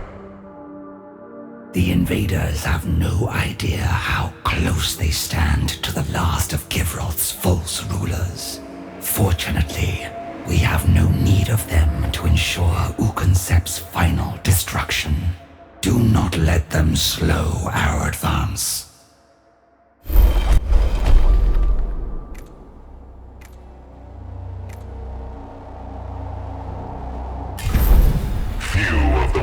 Sent by Nefershah broke through to rejoin her, but their expenditure drew most of the humans from their positions. The Royal Guard reached the tomb to face divided and demoralized human foes.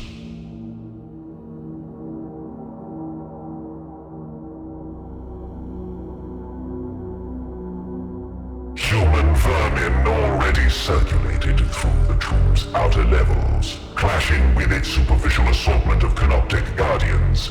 They thought themselves mighty explorers, fighting to conquer this shadow structure, little realizing how little they knew. With every moment we waste on these obstacles, Uconcept recovers more of her strength. Destroy everything in our path. We march to the Nihilarch's doom.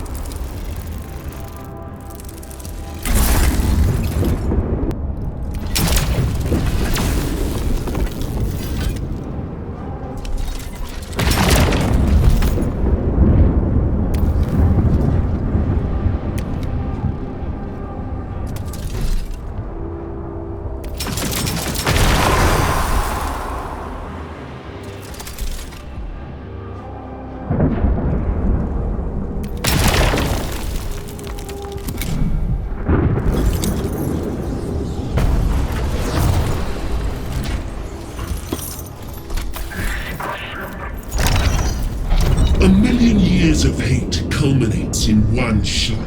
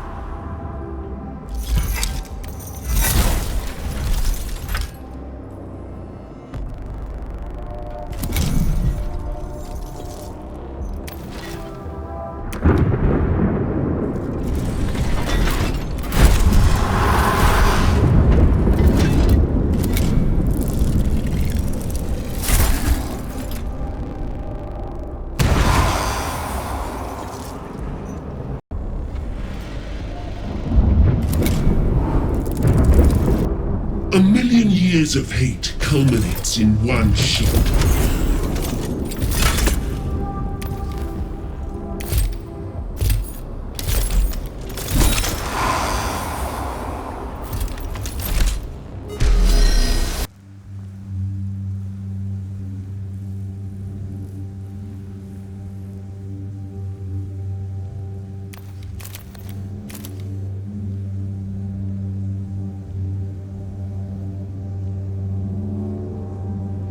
At last, the sarcophagus chamber.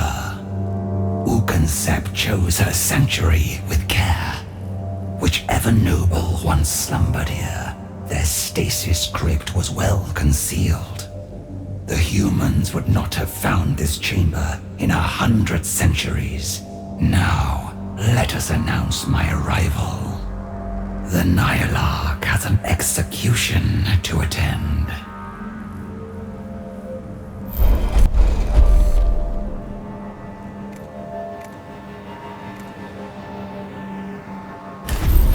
By the long-delayed decree of Pharaon Sankotep, let this execution be as certain and merciless as the hungry void. The Royal Guard's leader fairly glowed with power as the command protocols shut down all limiters and safeguards, channeling the authority of the Pharaon through their physical form. They leapt into the fray at the head of the Royal Guard, never more devoted to the will of Sankotep.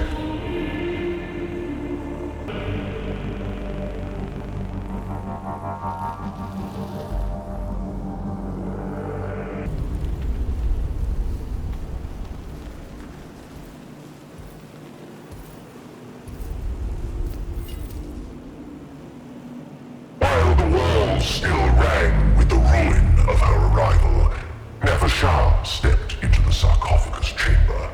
There waited Nihilarch Ugansep, the final traitor to her throne. The Vargard, bowing, scraping Nefershah, the Pharaon's loyal dog. It is you who comes to betray me.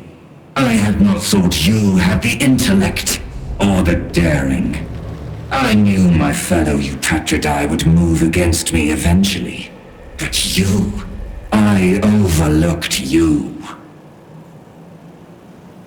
Sankotep did not allow his downfall to go unpunished. Even in destruction, his will is done. I see it done, and it demands your end. Oh, I see you now. That seething rage, wasted in service to the broken mind of a fallen lord. A fury that will not end until you cleanse all that taints your world. That is the Destroyer's truth, Nefershah.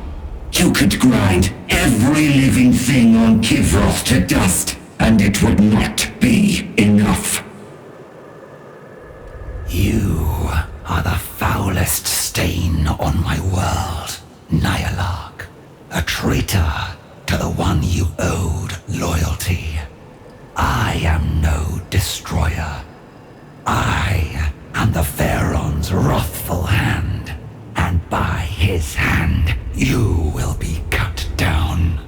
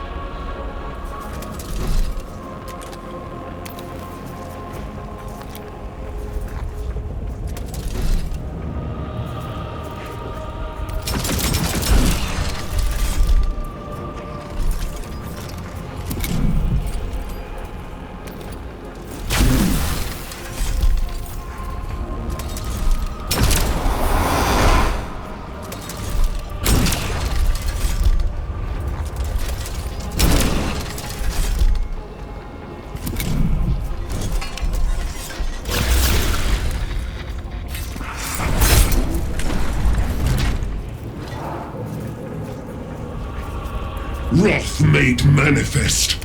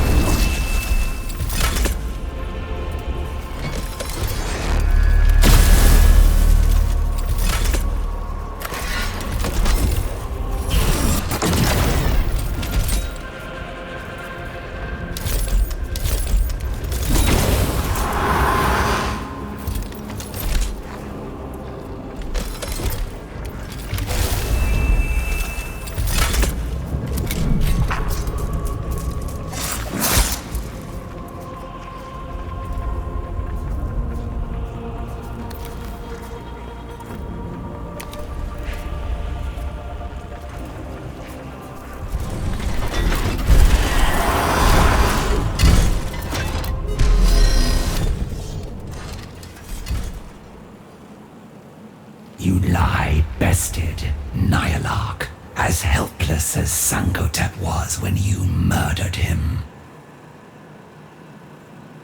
No, Vargard. The fury of the Destroyer still burns. We are an understanding, an inevitability. A truth you will come to understand. I tire of your talk. Your trinket has no power to save you now. It will only teleport you back to this very tomb, where you thought yourself hidden from judgment. A cunning trick, but one that only deferred your destruction. It is not too late. How can you not see? The filth is rising around your feet.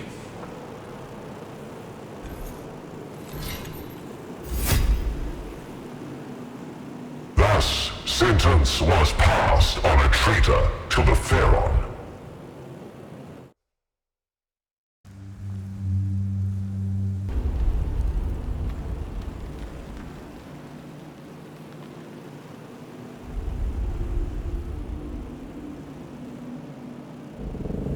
You are the Nécron who breached this tomb before us.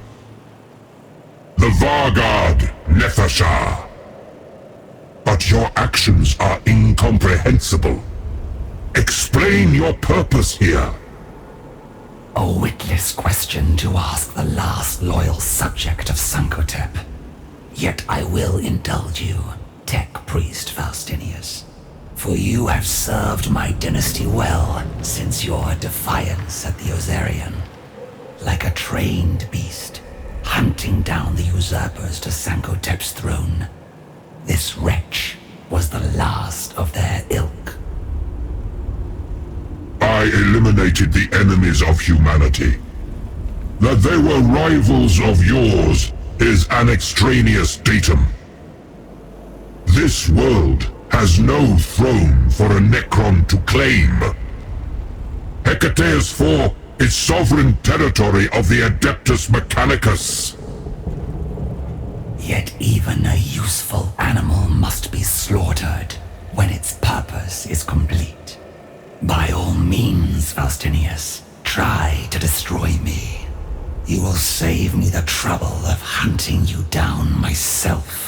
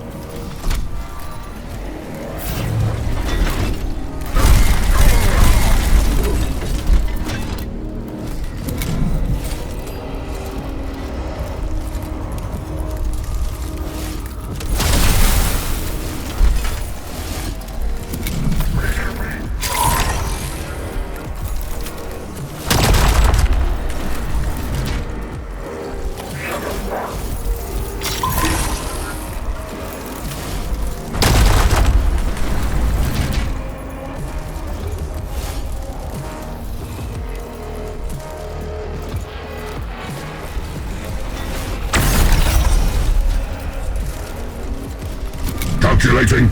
I failed the Omnisire in not destroying you with the Ozarian. Now, I will finish what I left undone.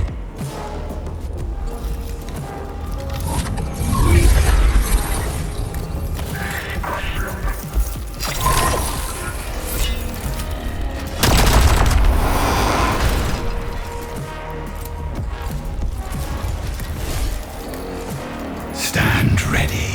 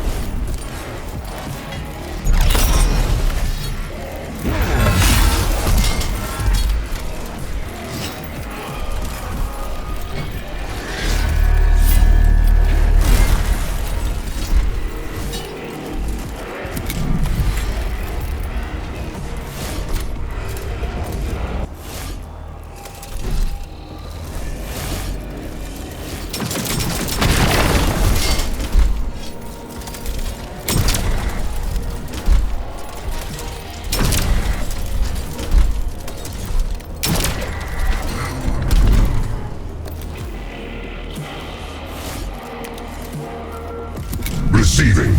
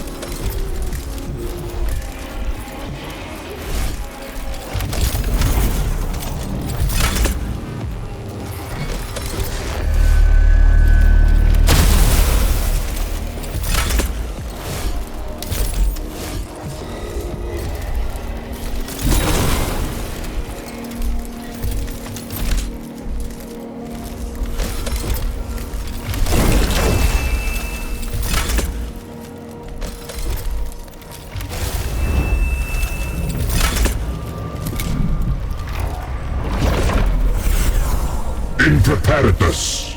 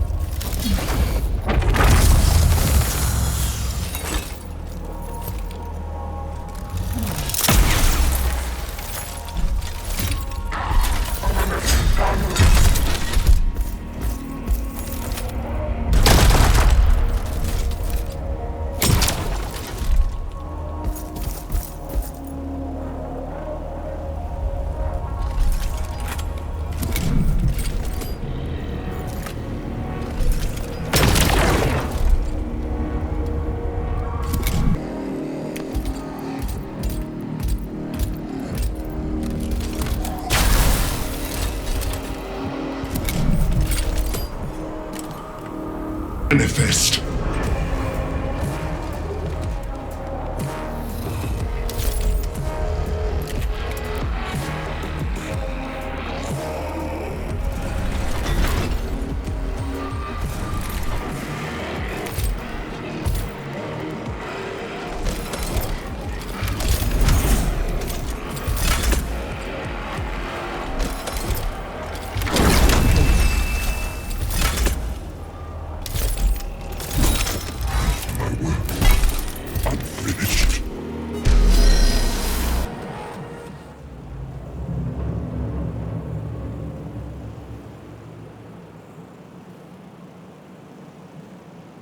My lord Sankotep called you vermin, but you are more than that.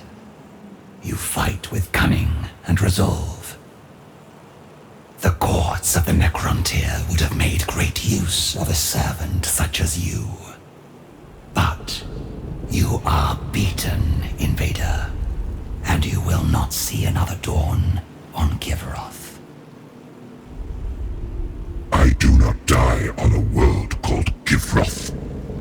I die on Hecateus IV, a forged world of the priesthood of Mars.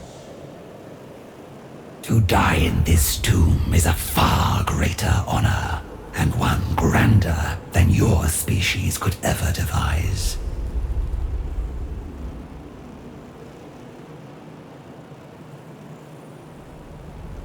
The Vargard, speaking like a conqueror, as if she is not a tool still wielded by a dead king.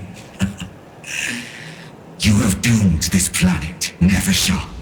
Only you Patridae could have kept these insects at bay. Without us, Givroth will be theirs. Nefershah, is it? Your usurper is not quite as executed as you believed. By the command of Sankotep, this delayed execution is concluded.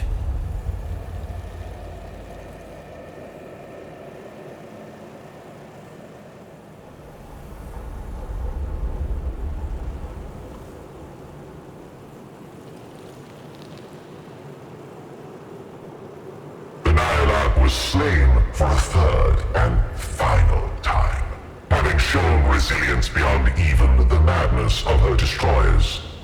Even in her last throes, she blighted Givroth. For Nefershah was forced to turn her attention from the craven human known as Faustinius, who fled the tomb before he could be destroyed in turn. It is done. Ukensep has paid for her treachery, but the humans still await their own punishment. We have much to do.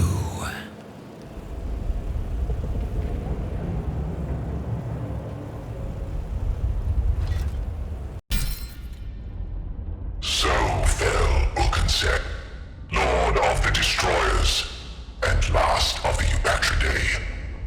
My Pharaon. You are avenged. The one called Faustinius, who had proven the most troublesome of the invaders, knew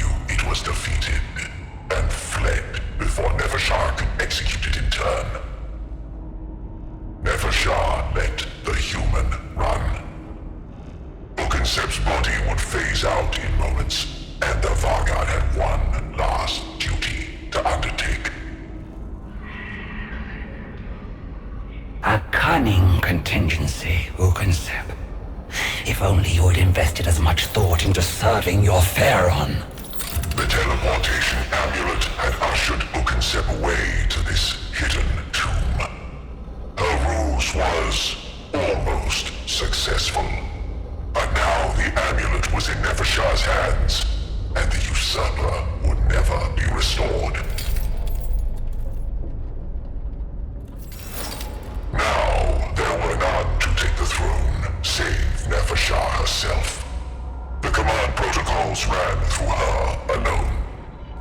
Kivroth was her world to save. The Vargard's situation was not lost on certain observers. Your rivals are destroyed, O Pharaon. But now you stand alone. A war to wage, a planet to rule. With but a thought, you can release me. I shall help you bear these burdens. Sankotep gave no command that his world should be handed over to an enslaved godling. And I am not a Pharaon yet. I had brought justice to the usurpers of Sankotep's throne, but in the turmoil, the invaders had snatched opportunistic victories against the Necron legions and claimed half of Kivroth's surface. Even amid the glory of her victory, the Vargard thought only of her duty to the dynasty. My commendations, Vargard. You have demonstrated a ruthlessness and cunning befitting a formidable Pharaon. It is the completion of Sankotep's last command I seek, not the throne. And yet, if the humans are driven from this world by your deeds, the Triarch would likely recognize you as your dynasty's Pharaon.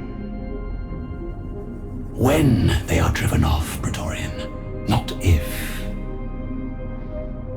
So you say, but the human troop movements indicate they are actively seeking the Sepulchre Regnant. No Necron can rule Kivroth if the throne chamber is taken by the enemy. We shall refocus on the Azarian. Once the Eternity Gate is taken, the invaders' doom will be assured. Mark well. If the humans are committed to continue their barbaric aggression unhindered, they will succeed. Remember, Vargard, the humans infest much of this debased galaxy. Their armies will, eventually, be reinforced. Without the Eternity Gate, we have no such luxury. In this, I concur. The gate is our priority now. We will not fail to secure it again.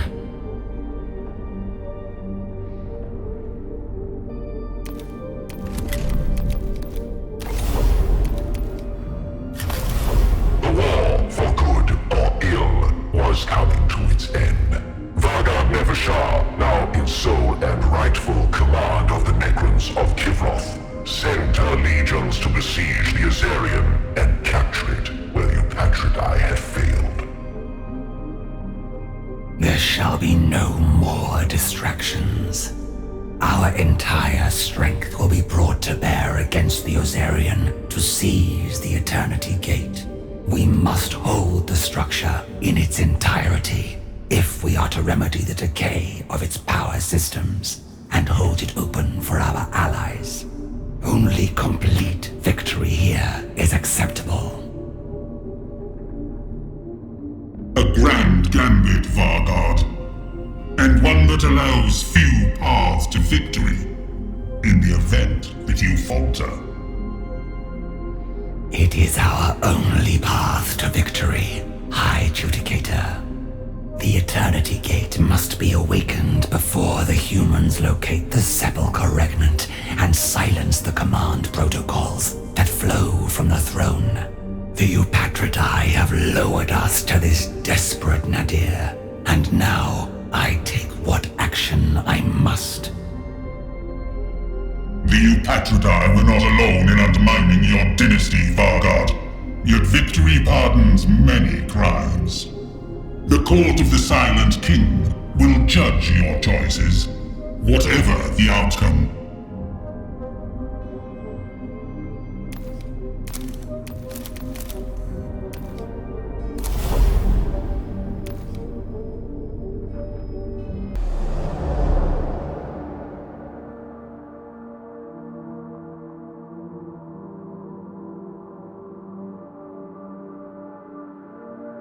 We will reach the threshold of the Ozarion, even as the massed legions that once were Hecamebes advance. These phalanxes are unwieldy, but they have their uses. While the humans engage the warriors at the fortifications, my royal guard shall punch a hole through the defenses and reach the Ozarion beyond.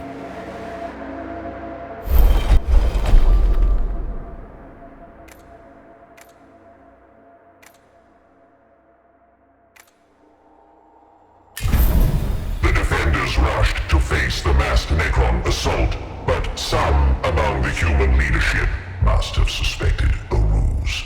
They kept units of Escitari troops in reserve, and so the Royal Guard faced withering gunfire as they advanced on their target.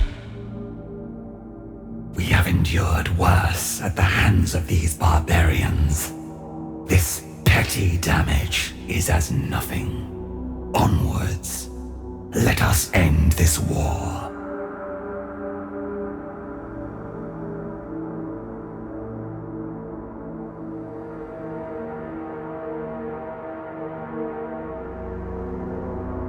The Adeptus Mechanicus had left themselves vulnerable to a precise and determined strike against a breach point in their fortified lines, and the Royal Guard was the perfect blade to pry their carapace open. We target the weakness our stratagem has created. Cut deep into their heart.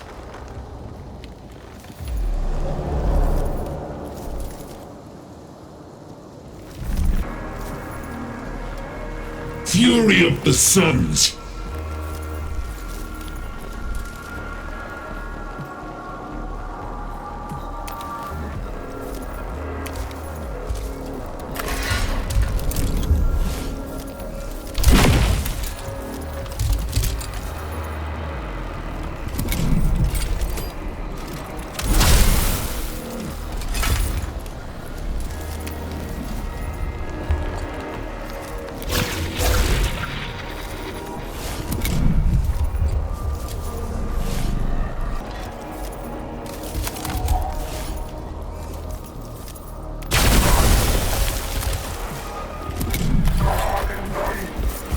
Fury of the Suns!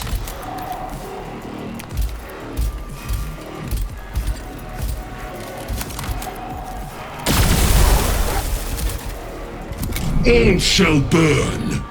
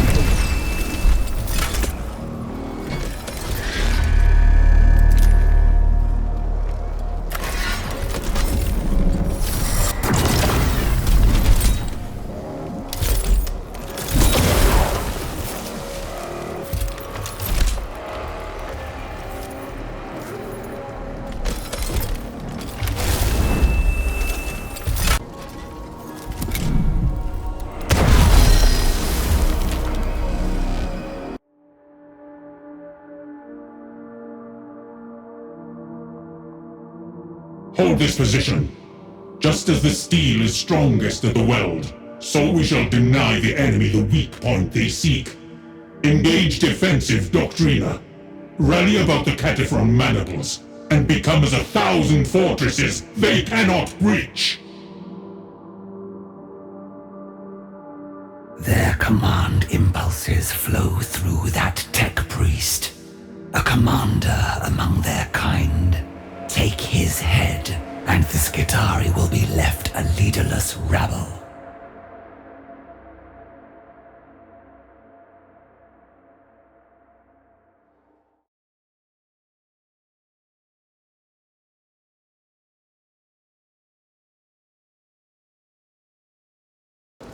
So we look upon the face of the enemy, and see that it is death.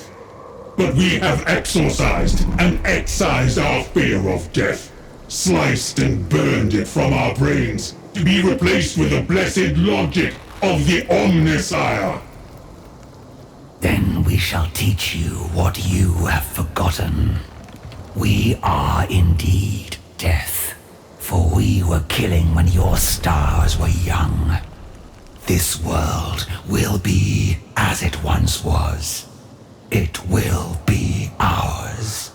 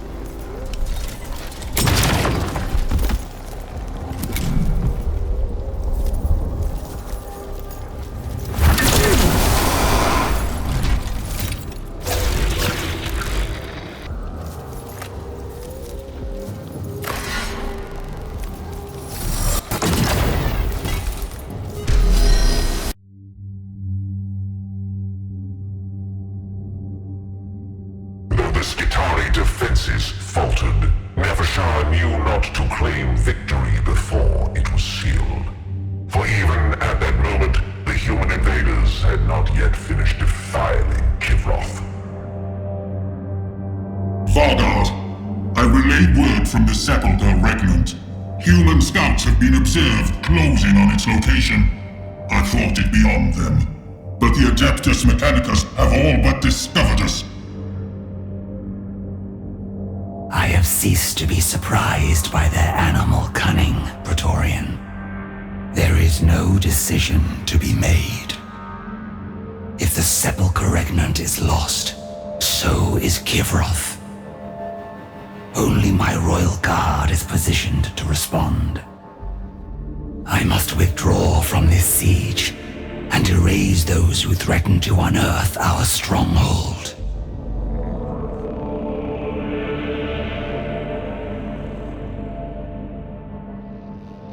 Dynasty's legions were still fully engaged with the human defenders. Without the Vargard's strategic brilliance or the full weight of her new authority, they would be unlikely to overcome the fortifications as planned. New protocols were required. Hear me, legions of Kivaroth.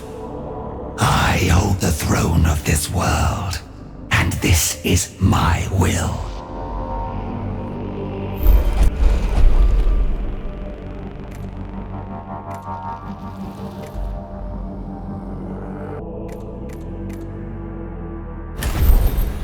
Phalanx executed their strategic protocols with precision. Networks of covering fire and staggered teleportation extricating their many units from the teeth of the battle. The peerless efficiency of the Necron legions was thus amply demonstrated.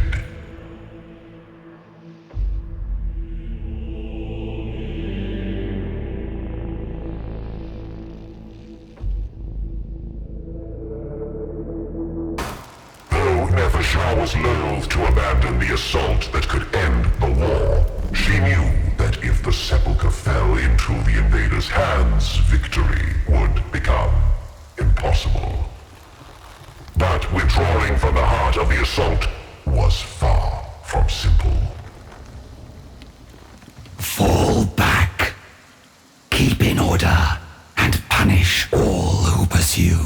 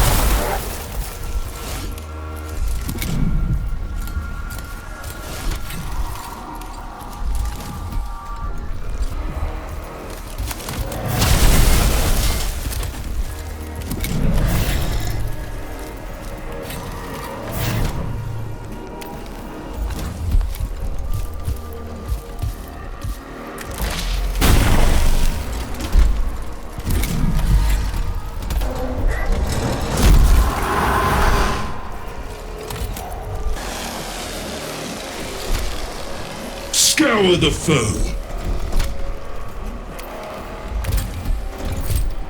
The vermin scurry ever closer. They will stumble upon the threshold of the sepulchre within hours. I have withdrawn from the battle and am on my way.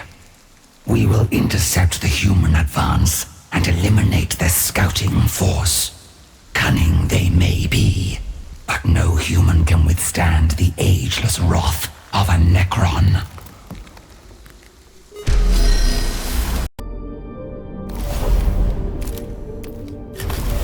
Nefershah returned to the region of the Sepulchre Regnant.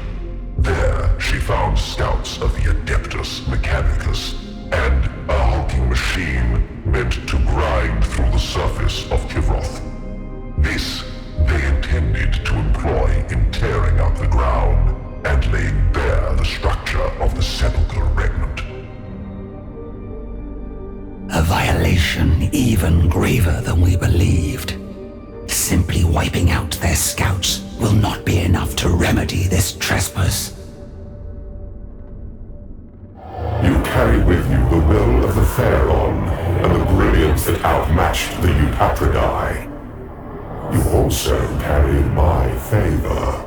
A few moments of my full, unleashed power, and these human whelps will be scoured from your planet, no longer to befoul its surface.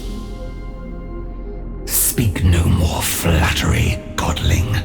I have my throne to protect. We will engage and eliminate the enemy scouts first. If they discover the sepulchre's location, even the power of a C'tan may be insufficient to hold back the tide.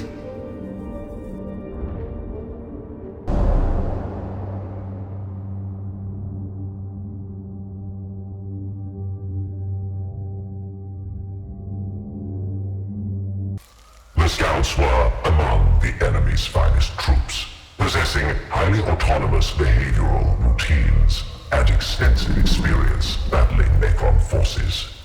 But Nefershah's commanders possessed experience no mortal could match, and were the superior of any human on Kivroth.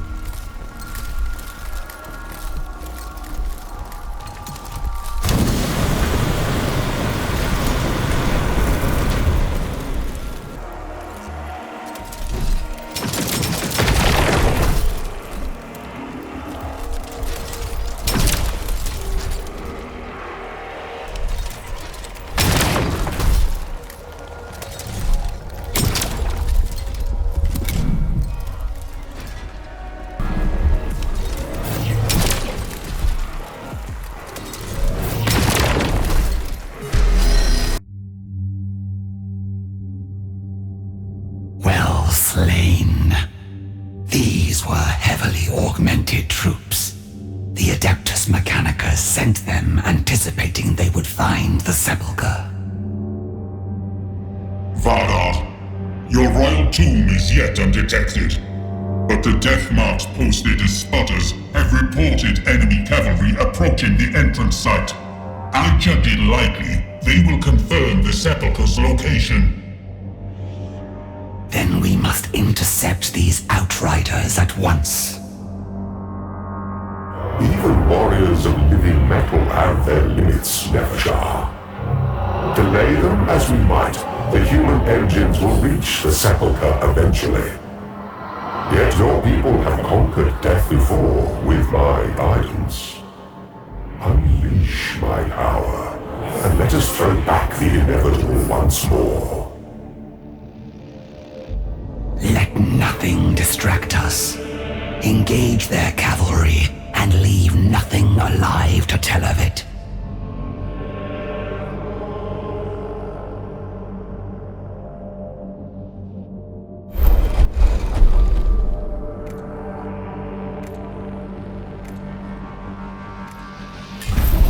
The cavalry's altered heading put them on a course for the Royal Guard's position. Other Adeptus Mechanicus units driven away by the fire raining from above reached the Royal Guard, badly mauled by the salvos, but in great numbers.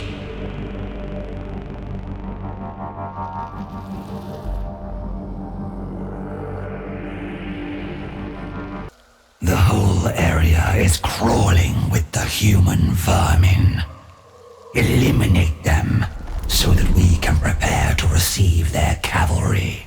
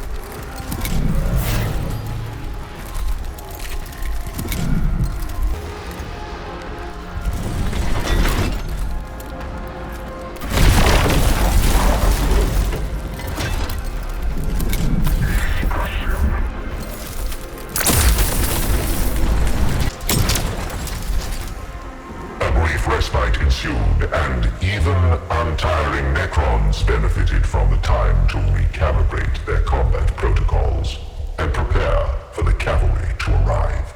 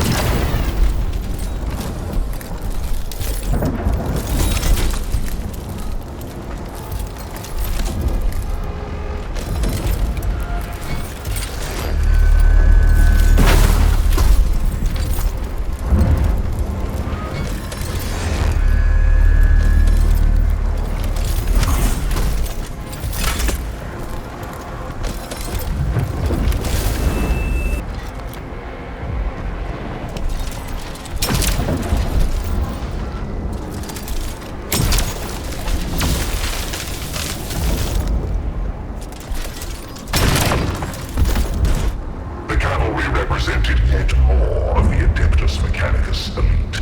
These augmented specifically to detect anomalies in the topography that would indicate the sepulchre regnant's location. Yet, for all their vaunted status, to Nefershah, they were nothing but obstacles to be overcome. Strike hard and leave nothing but corpses and silence.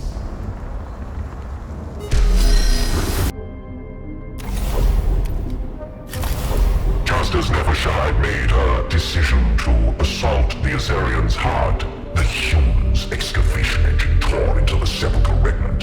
Enemies poured through the breach to defile the Pharaoh's chambers. Though she would soon execute her final gambit, Nefershah still needed the sepulchre to hold. The wretched rebel are past the outer defenses and advancing on your throne room. Should it fall, your royal command protocols will be cut off. If that happens, we shall lose our means of claiming the Ozarian. I shall attend to this myself. All forces, report to the throne room and make ready to cast back the invaders.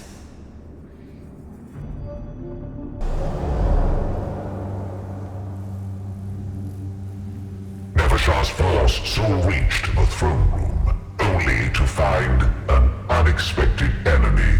The Adeptus Mechanicus had dispatched their most vaunted saboteurs to strike deep into the sepulchre regnant, to inflict as much reckless damage as possible before the main forces advance.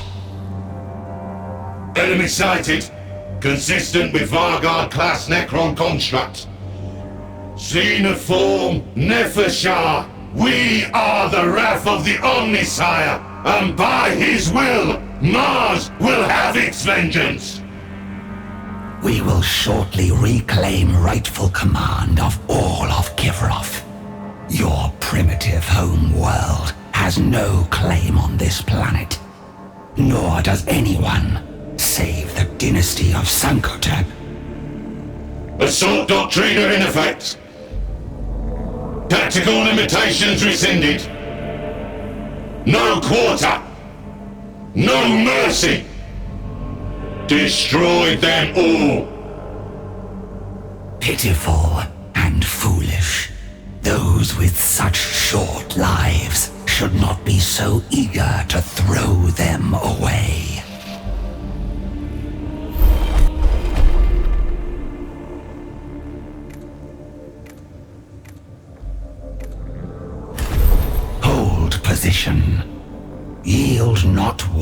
piece of ground.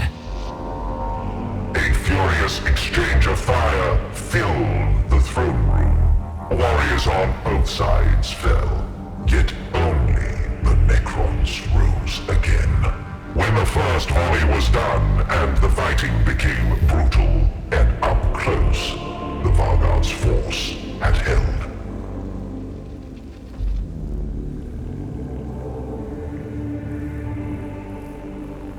Two forces met in the throne room. Neither could retreat.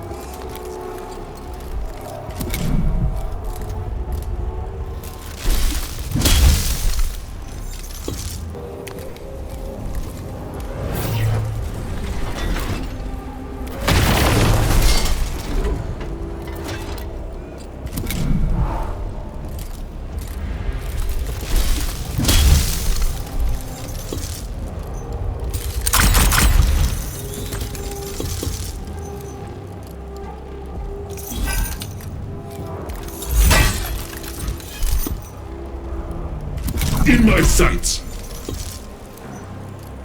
The enemies defiling my throne room have fallen. Adeptus Mechanicus elites. They reached further than we anticipated. Your warriors and constructs are holding back these invaders, but they cannot do so forever. Whatever plan you intend, Vargard, it must be executed now. Hold your guard, Praetorian. I am returning to you. Some of these Skitarii serfs have already forced their way through. Do not count on your path being clear.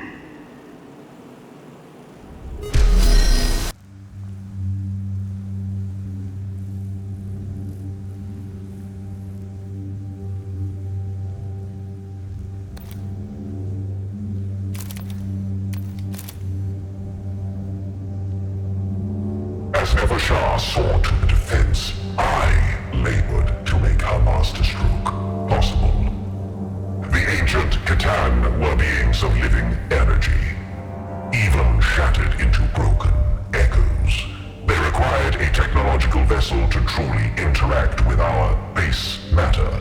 Such a body was being prepared to receive its inhabitant. Cryptech, what is the status of the necrodermis? It is complete, my Vargard, and its canoptic control systems are awakening. Though I must attend to the exact modulation of trans-etheric currents through the... I care not why my star god is unready, only that you make it so soon. Hasten your work.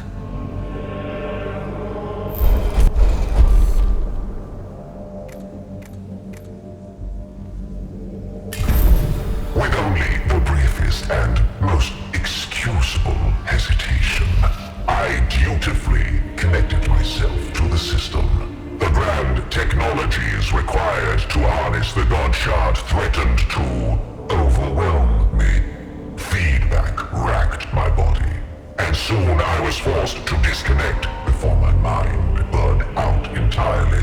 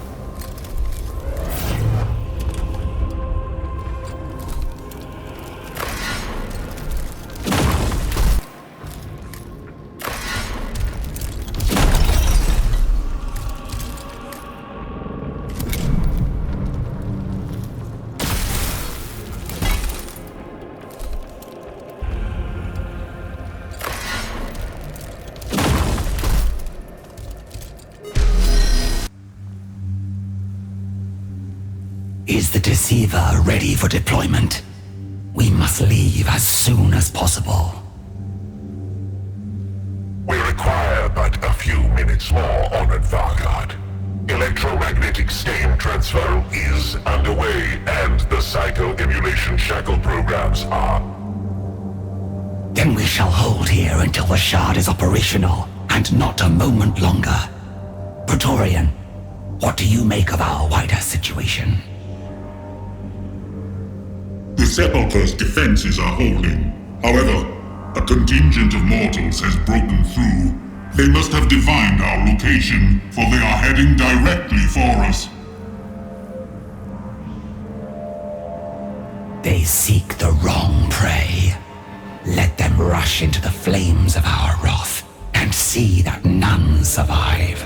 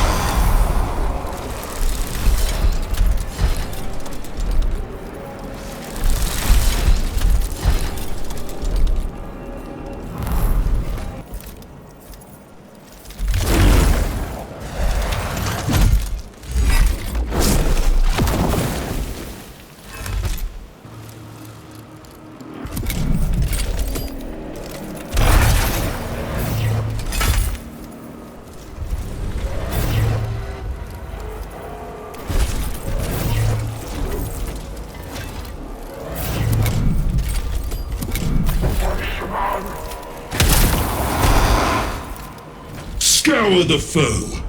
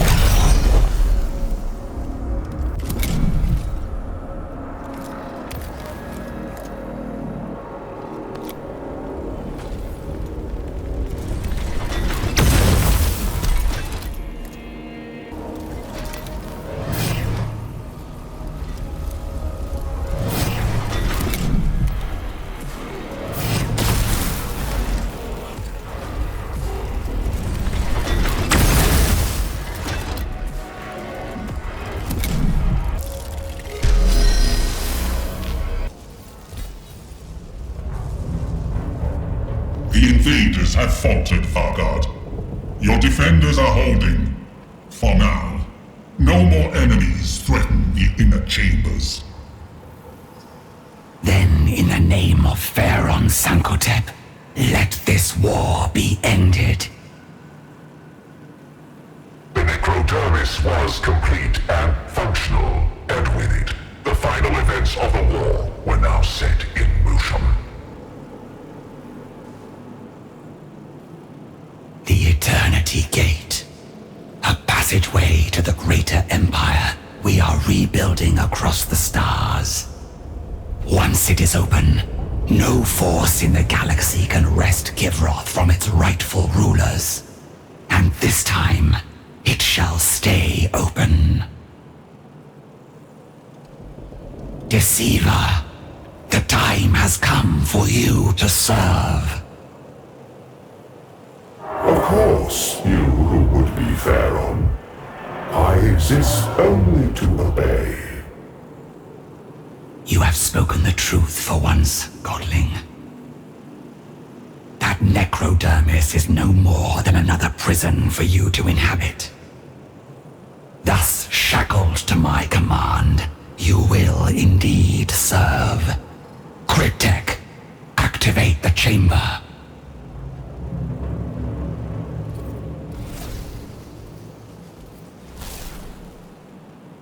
Only a Catan shard with its mastery over all energy could repower the decrepit Eternity Gate. As yet unthrown, Nefershah's control of the God Shard might prove fragile. But in this dark hour, she boldly accepted the risk. It was a choice that would decide the future of Givroth.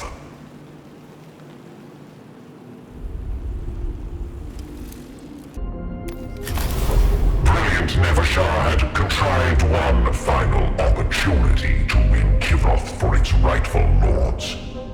Her royal guard, joined by High Judicator Nectaneb and the shackled God Shard, teleported directly into the Azerion. But this audacity alone would not be enough to seize victory. Where have you brought us? This is not the chamber of the Eternity Gate. That much is clear, Praetorian. Perhaps the Ozerian's decay has diverted our teleportation. We must reach the central chamber without delay and break through all that opposes us.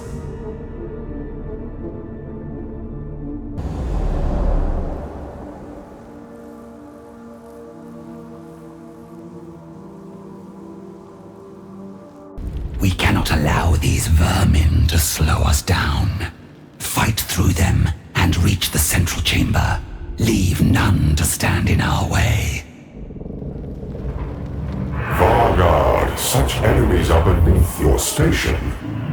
Grant me permission to act, and I shall scatter the invaders like ashes on the wind. You shall do nothing until we stand before the Eternity Gate. I will not risk bringing the Ozerian down around us.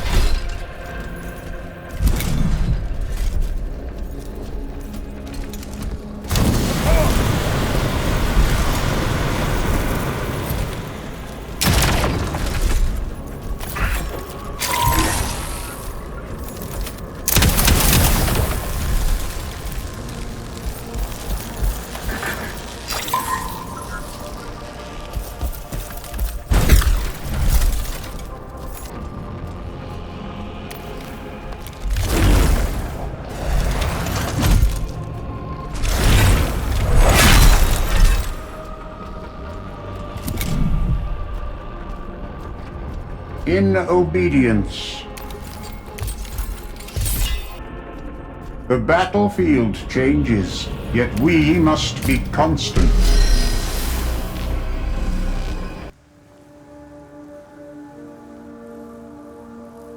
The humans occupying the Azarian were soon alerted to the arrival of the Royal Guard. They threatened to storm through the structure and surround Nefershah before the central chamber could be secured. We must slow down our pursuers. Fortify this position. It need only hold long enough to open the gate. After that, all the forces of the Silent King shall march forth.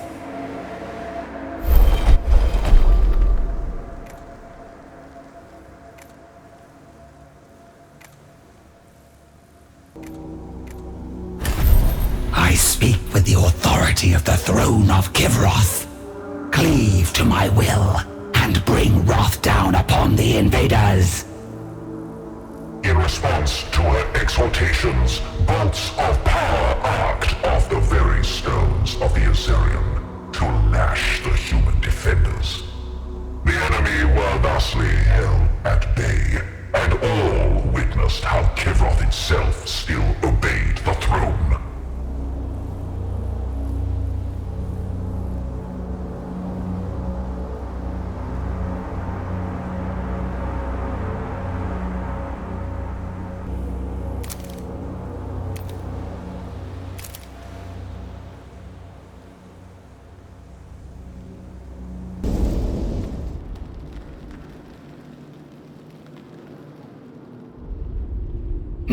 Your time to serve, Godling. This is no freedom, I grant you. You will awaken the Eternity Gate, and once your task is done, I shall return you to the Tesseract Labyrinth. Nothing more. Such stern resolve becomes you, Vargard. For eons to come, the Necrons of Kivroth will praise your wisdom in trusting my power, even for this fleeting moment of unity. Open the gate, bridge the stars, and the Silent King shall answer.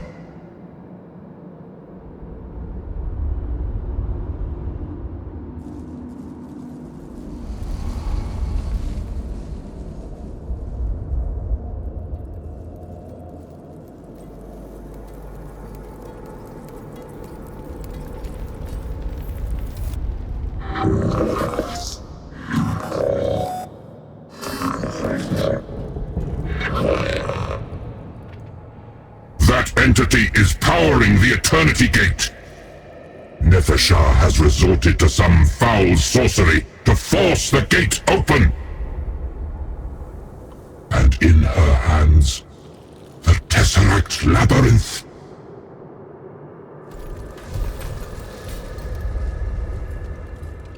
Once again, the one named Faustinius. It is fitting that you stand here.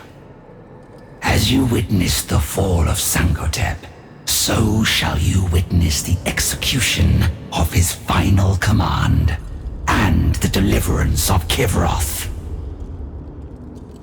What blasphemy is this? That creature's very presence distorts all patterns of the motive force. What monstrosity have you conjured, Nefershah? Once a god, wrought in starfire and metal, now but a slave. Do you see the futility of your plight, Faustinius? Even one such as I cannot resist the Vargard's will, shackled by an unassuming trinket. Power enslaved to our will, as all things should be. We reduced our own gods to these pitiful fragments, Faustinius, rather than suffer them to stand above us. Imagine what we will do to you. You waste time exchanging petty words with this benighted creature. Rid the Azarian of these vermin, and let us welcome the Silent King's legions to this world. God Shard, open the gate.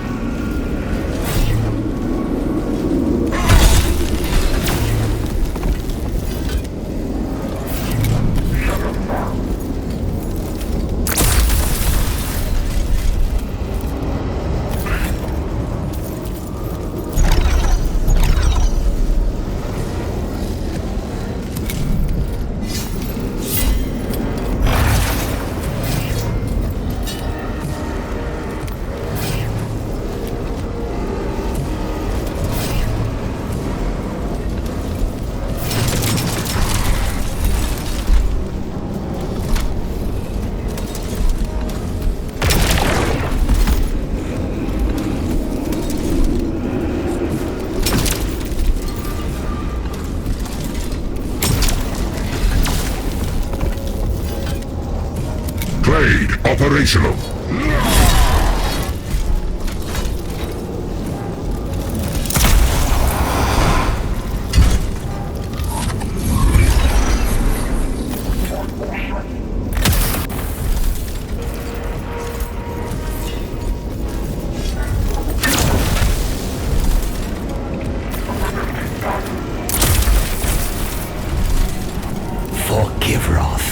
Stand ready.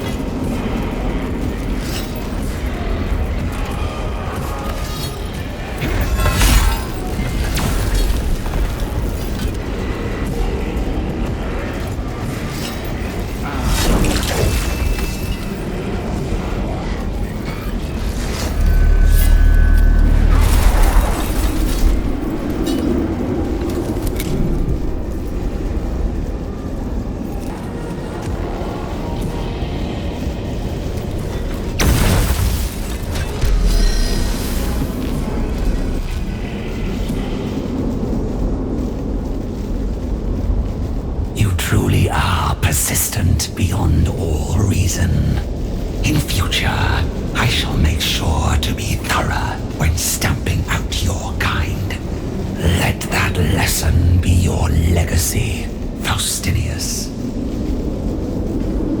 Another lesson to learn. A devotee of the Omnissiah suffers not the alien to live.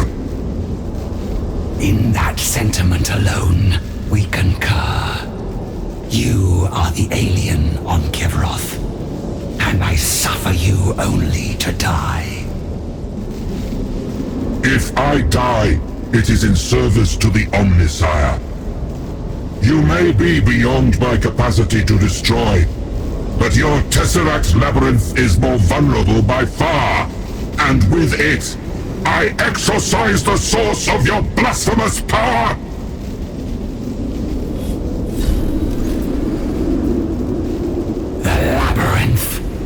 Its control falters. What madness do you do in your ignorance?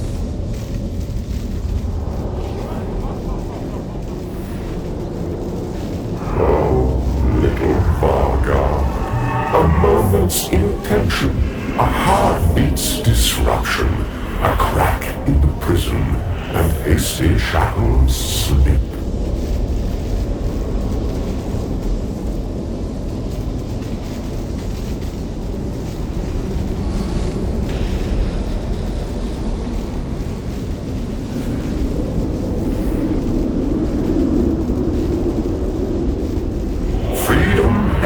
and the stars call. A quantum banquet of choice unfolds before me. Alas, Nefershah, that you did not see what you could have been with my guidance. So deftly you made the human your pawn, but in the end, he served my design. It is loose. The labyrinth was its prison, and you threw open the gates.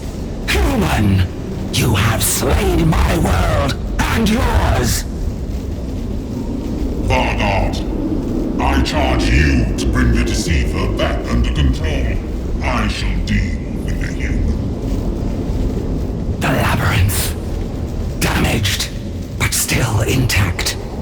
We called Mephedran a god, but this is merely a broken shard, iterating echoes of old glories. If I weaken it, the labyrinth can shackle it once more.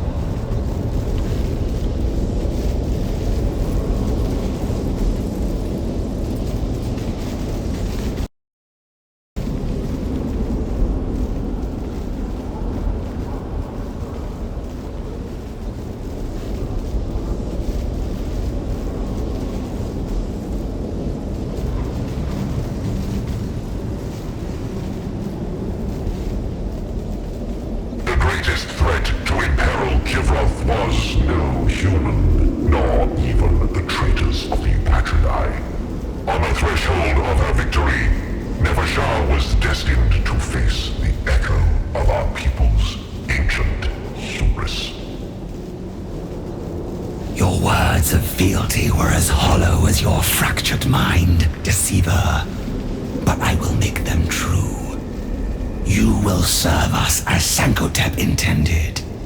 And like all of Kivroth, I will see you kneel before my throne. Ah, the true deception. Control.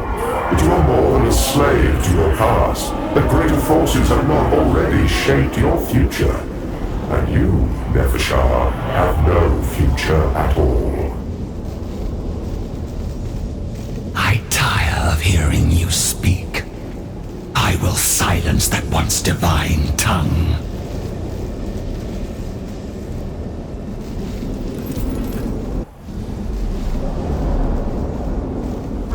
This world will be ours.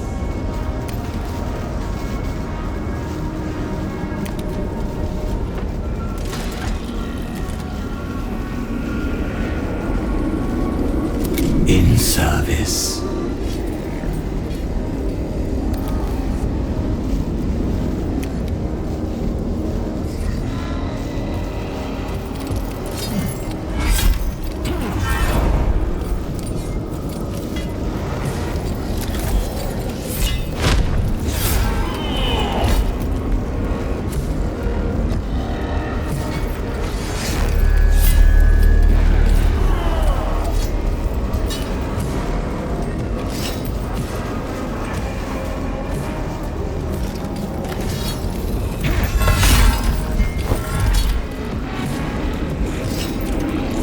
All paths lead.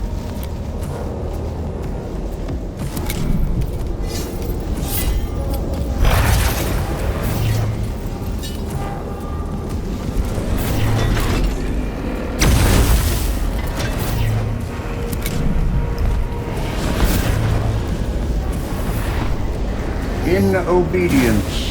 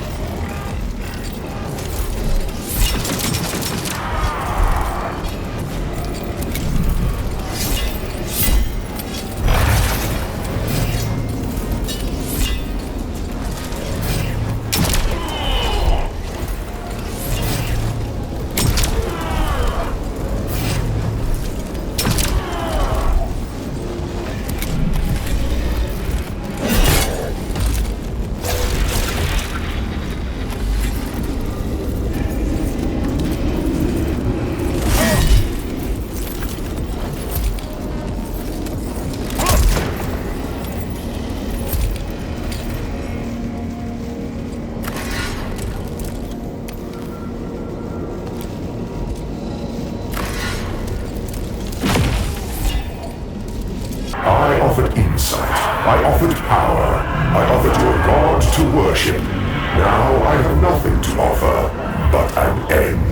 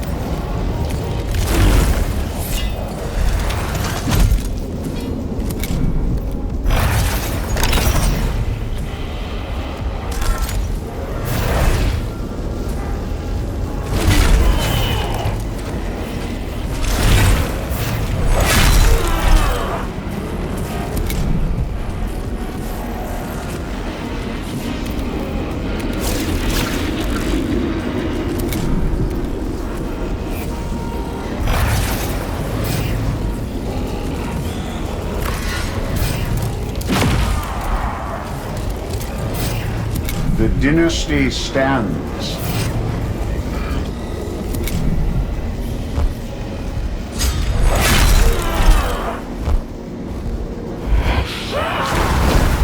What wills the court?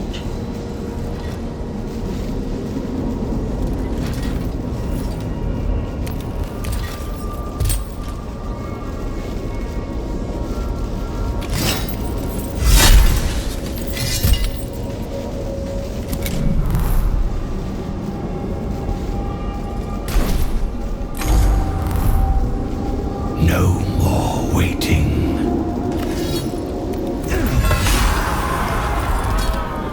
The deceiver was beyond material destruction. Yet, trained by combat, the god shard was vulnerable to the mechanisms that bound it before. As Nefershah engaged the Tesseract Labyrinth, she could not have realized that Necron had fallen. And his foe still stood, driven by the reckless brutality of its species.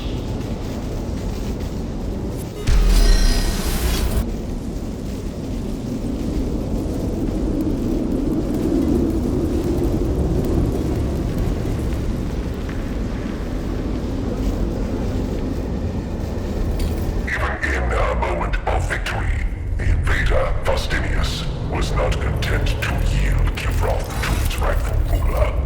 I denounce you, alien. No false star god shall reign over this world. Nefershah was gravely damaged. Her teleportation amulet would activate in moments, and all chance of caging the deceiver once more would be lost. The mighty Vargard laid low by a reckless primitive. Oconcept's trinket will whisk you to safety, Nefershah, but I shall be free. The galaxy awaits my appetites. I lack the means to destroy you, deceiver. But I do not have to. Cryptek, deactivate all power restraints to the gate systems. Oh, spiteful little creature. So close. I can almost taste the starlight.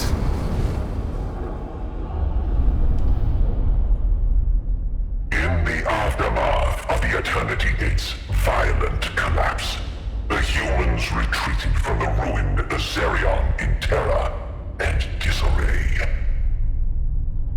Returned to Ugansep's haven, Nefershah effected repairs and planned her next move. The warrior legions still marched. The sepulchre regnant was still in Necron hands. She would find another strategy to reclaim her dynasty's world. Though it might take a century, a millennium,